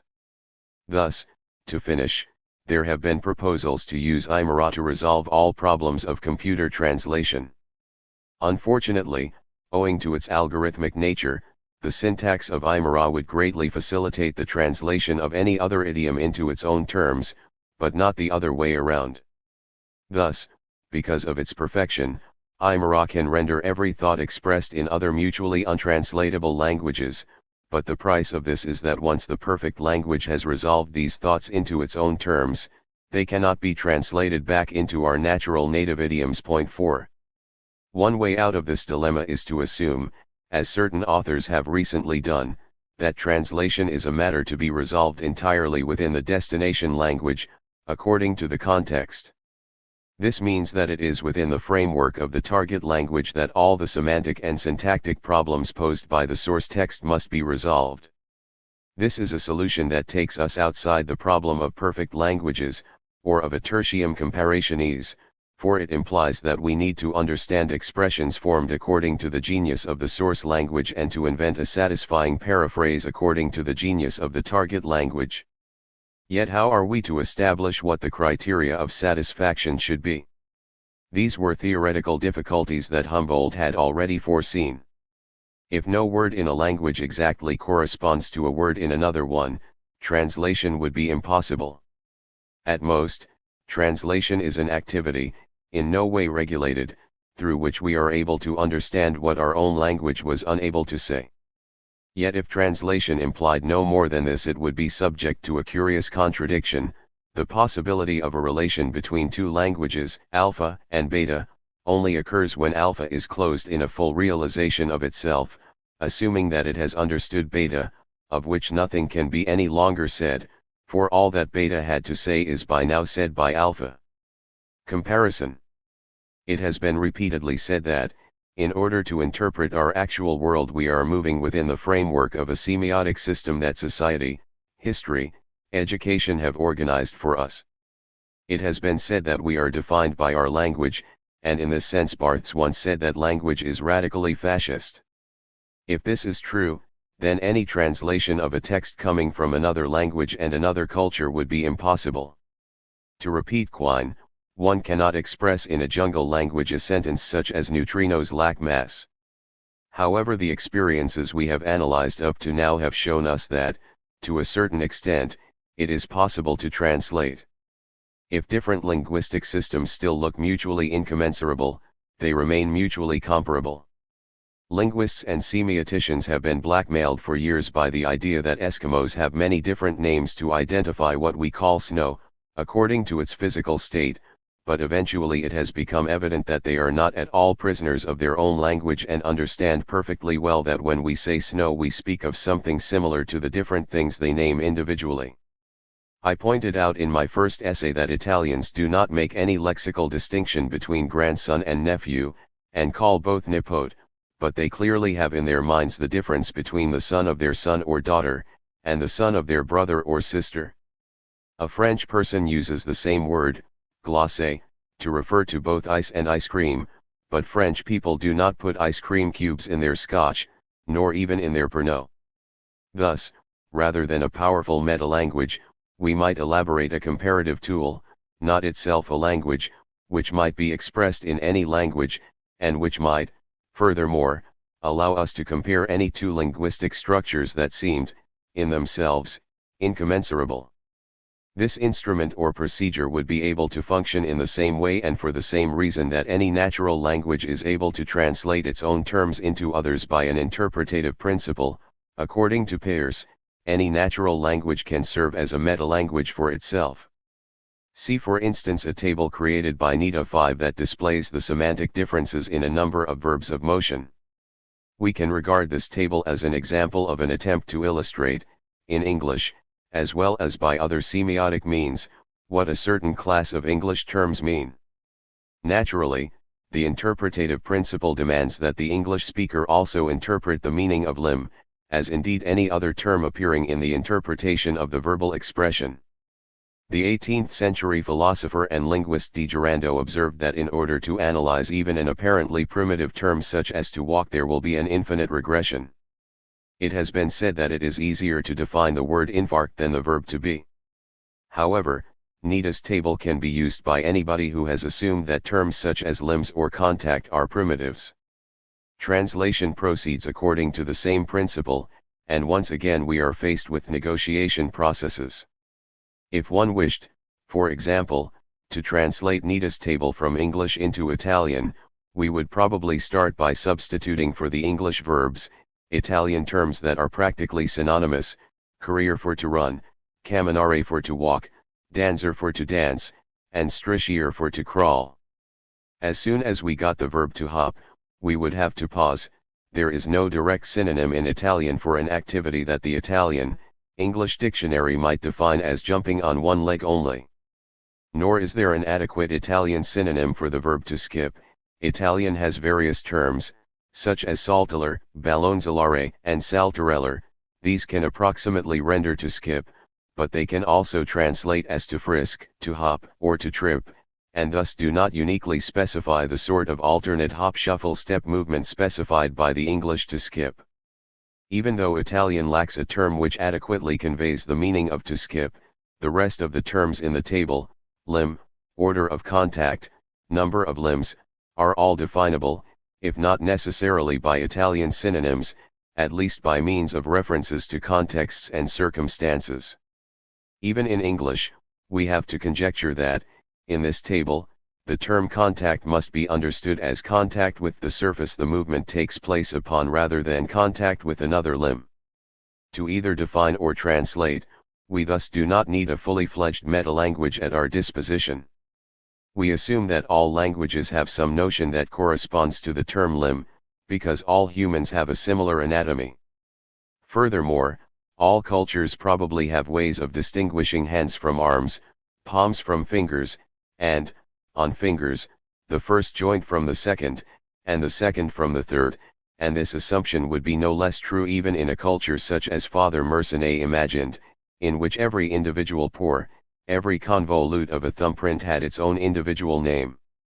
Thus, by starting from terms whose meanings are known and working to interpret by various means terms whose meanings are not known, proceeding by successive adjustments, an English speaker would be able to convey to an Italian speaker what the phrase John hops is all about. A parenthesis on translation and ontology. It is possible to compare the structure of two languages alpha and beta by referring two different terms A and B to the same human behavior or to a common parental relationship.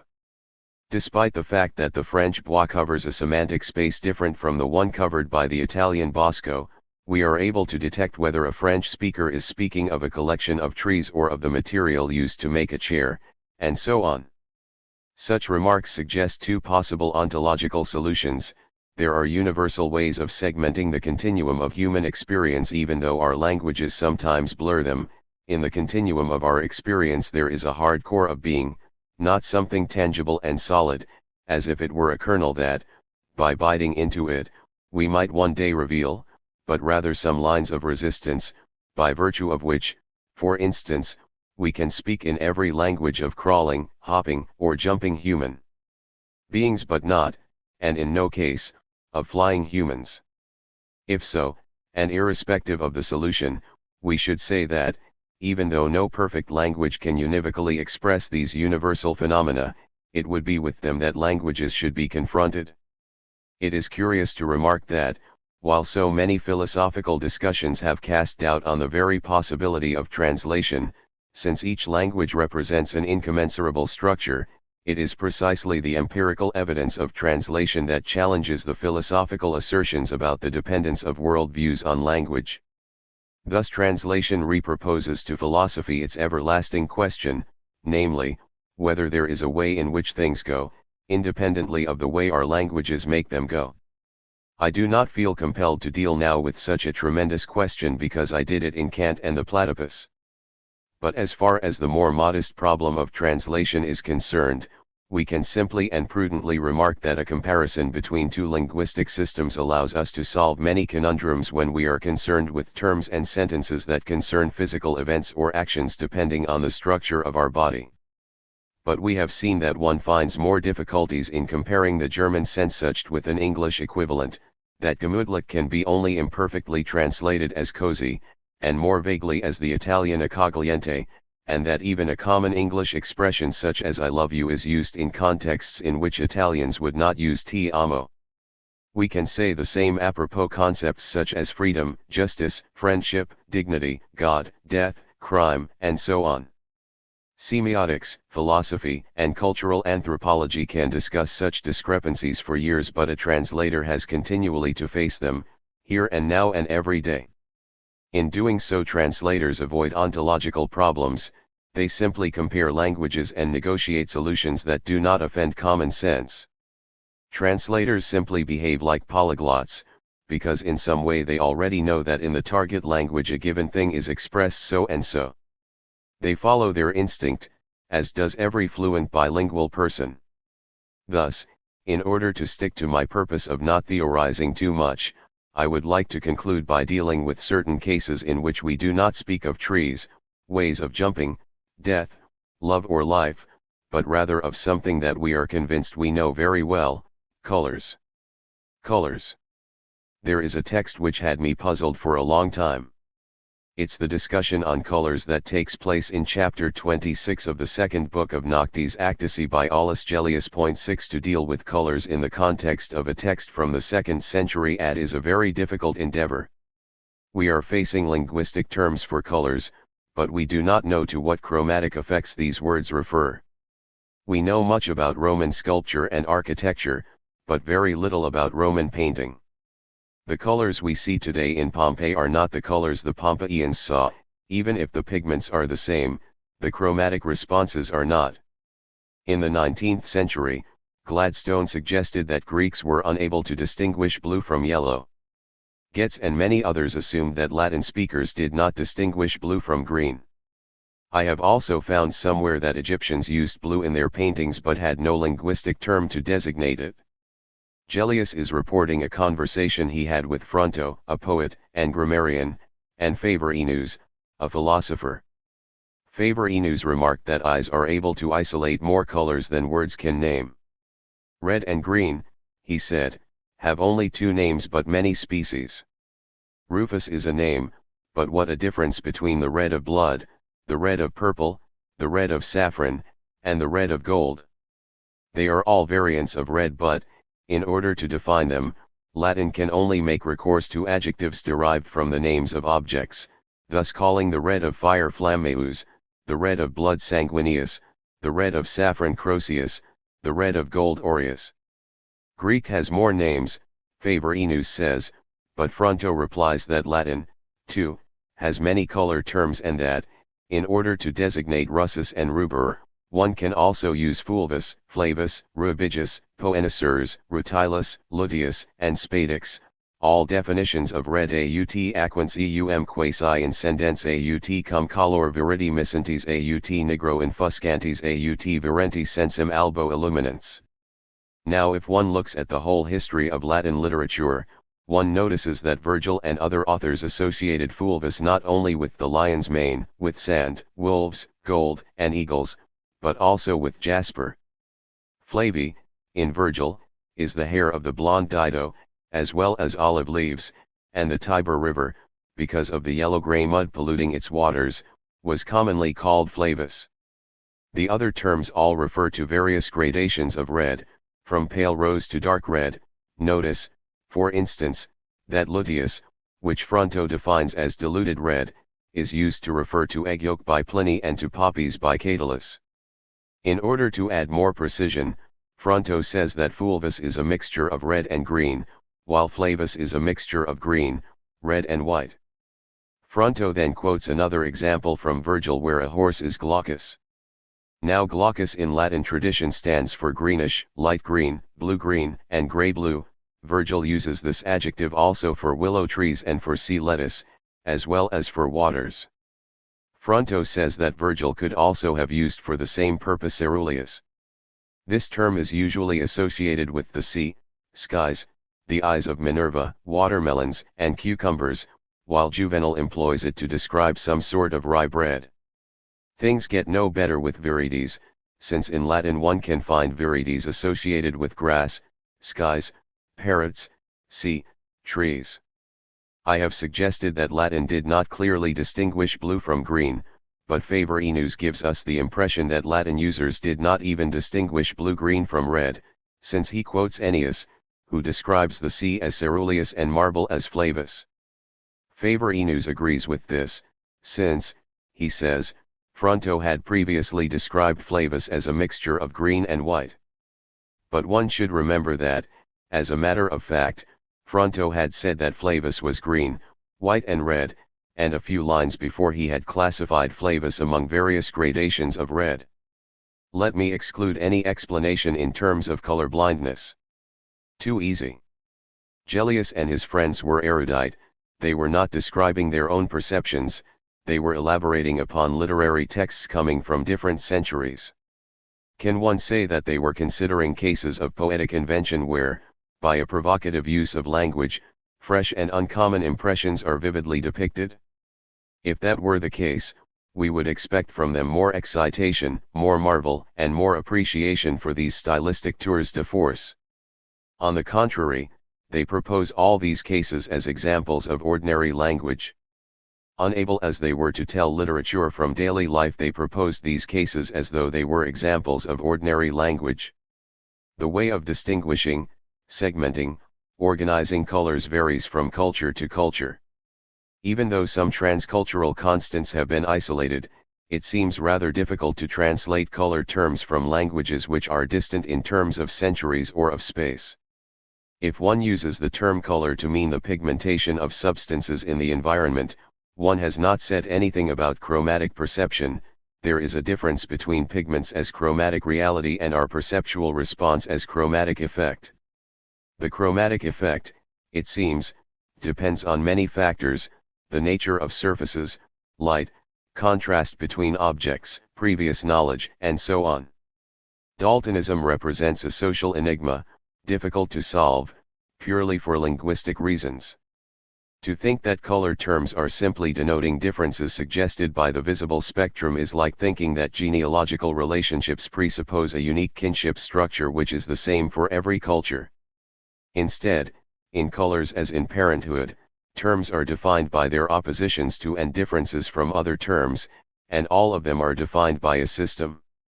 Daltonists have perceptive experiences different from those of normal people, but they refer to the same linguistic system. Hence, the cultural facility of color blinds, functioning on differences in brightness, in a world that everyone else sees as differentiated by hue. Red and green color-blind people talk of reds and greens and all shades of it using the same words most of us assign to objects of a certain color. They think and talk and act in terms of object color and color constancy as do the rest of us.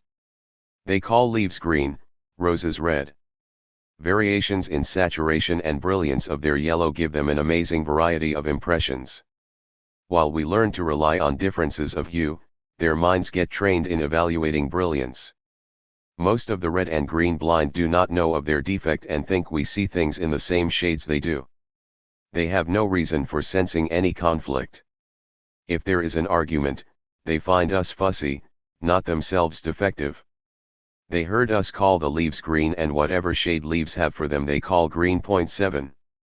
Commenting on this passage, Marshall Solins 8 not only insists on the theory that color is a cultural matter, but remarks that in every test of color discrimination one assumes that classification of colors and utterance of color names are linked to the representation of an actual experience.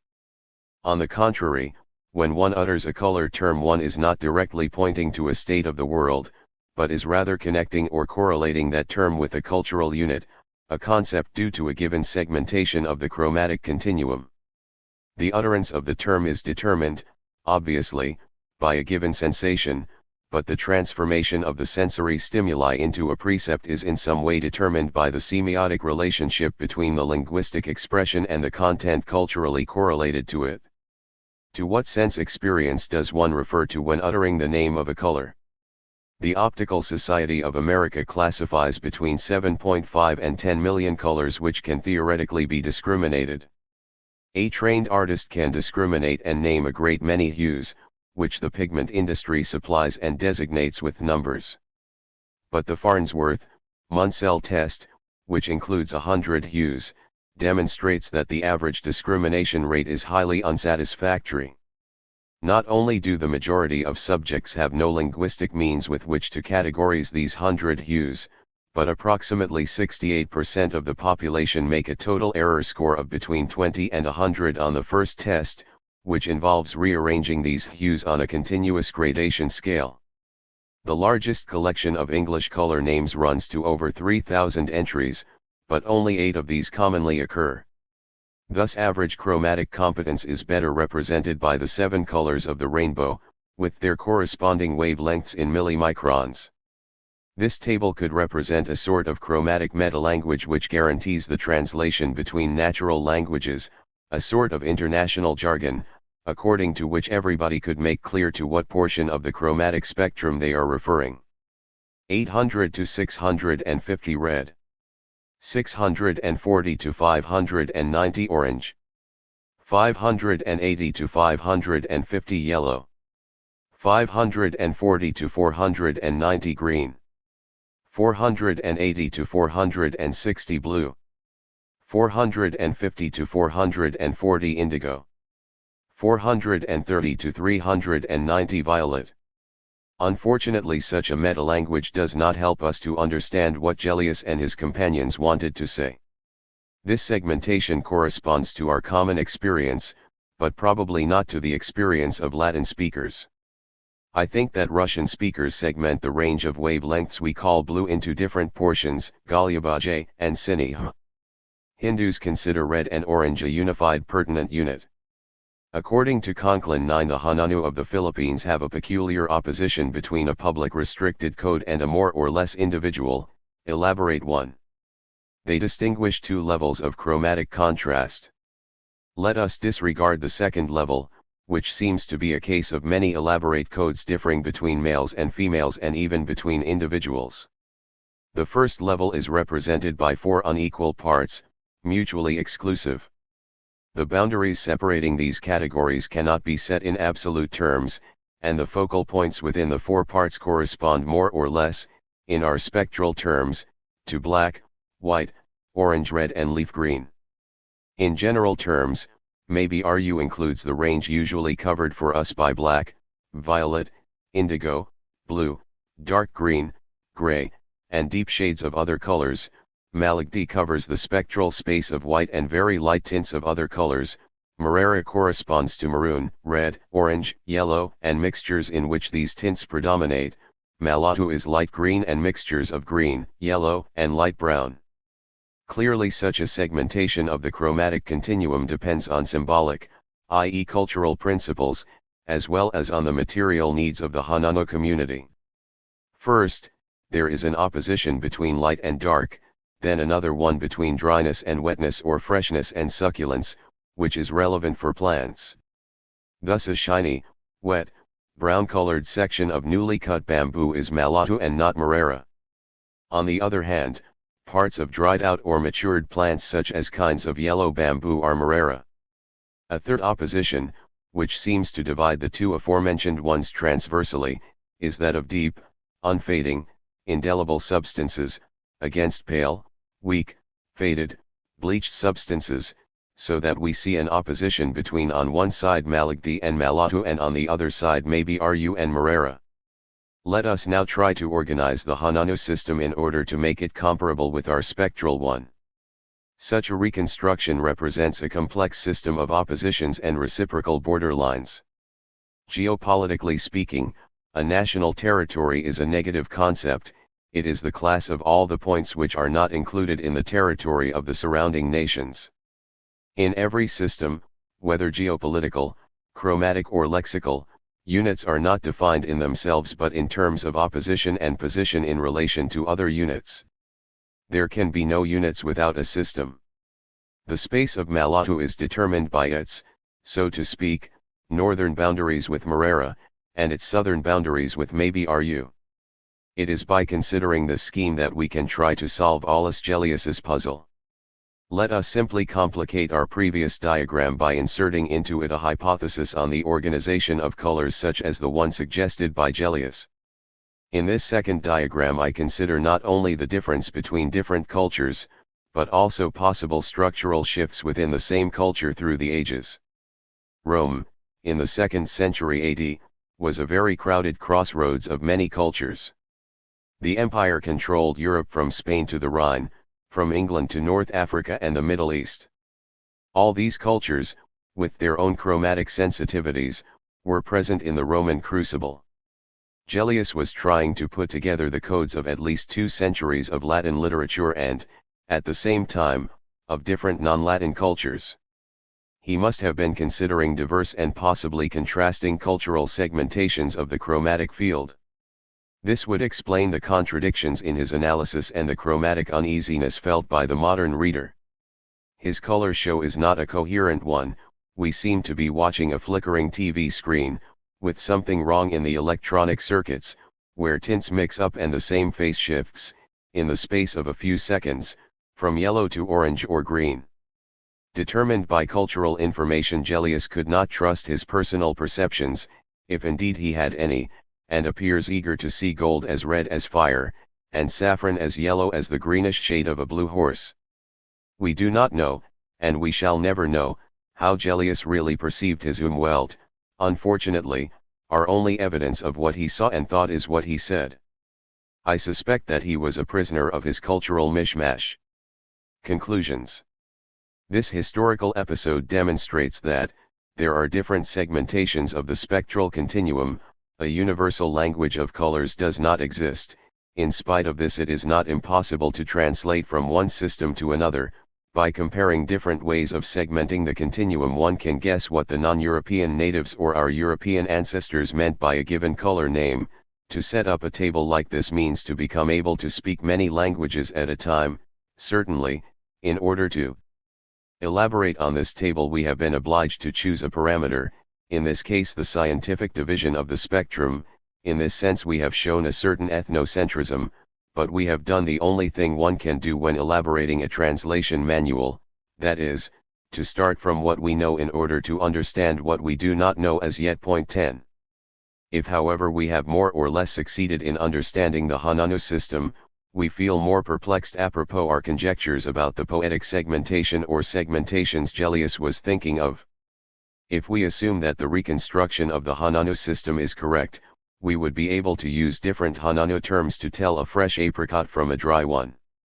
With the terms of Latin poets, on the contrary, we have not tried to set up a system but have rather suggested that they established informal and imprecise sections of the spectrum.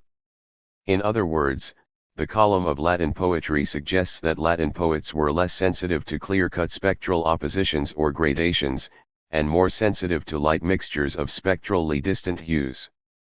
They were not interested in pigments but in perceptual effects due to the combined action of light, surfaces, the nature and purposes of objects. Thus a sword could be fulve as jasper was because the poet saw the red of the blood it might spill. Besides, we have seen in a previous chapter that Valery saw the sea as having the silvery glare of a slate roof. Gellius, decadent and syncretist, tends to interpret poetic creativity and invention as elements of a socially accepted code and is not interested in the relationship which colors had with other content oppositions in different cultural systems.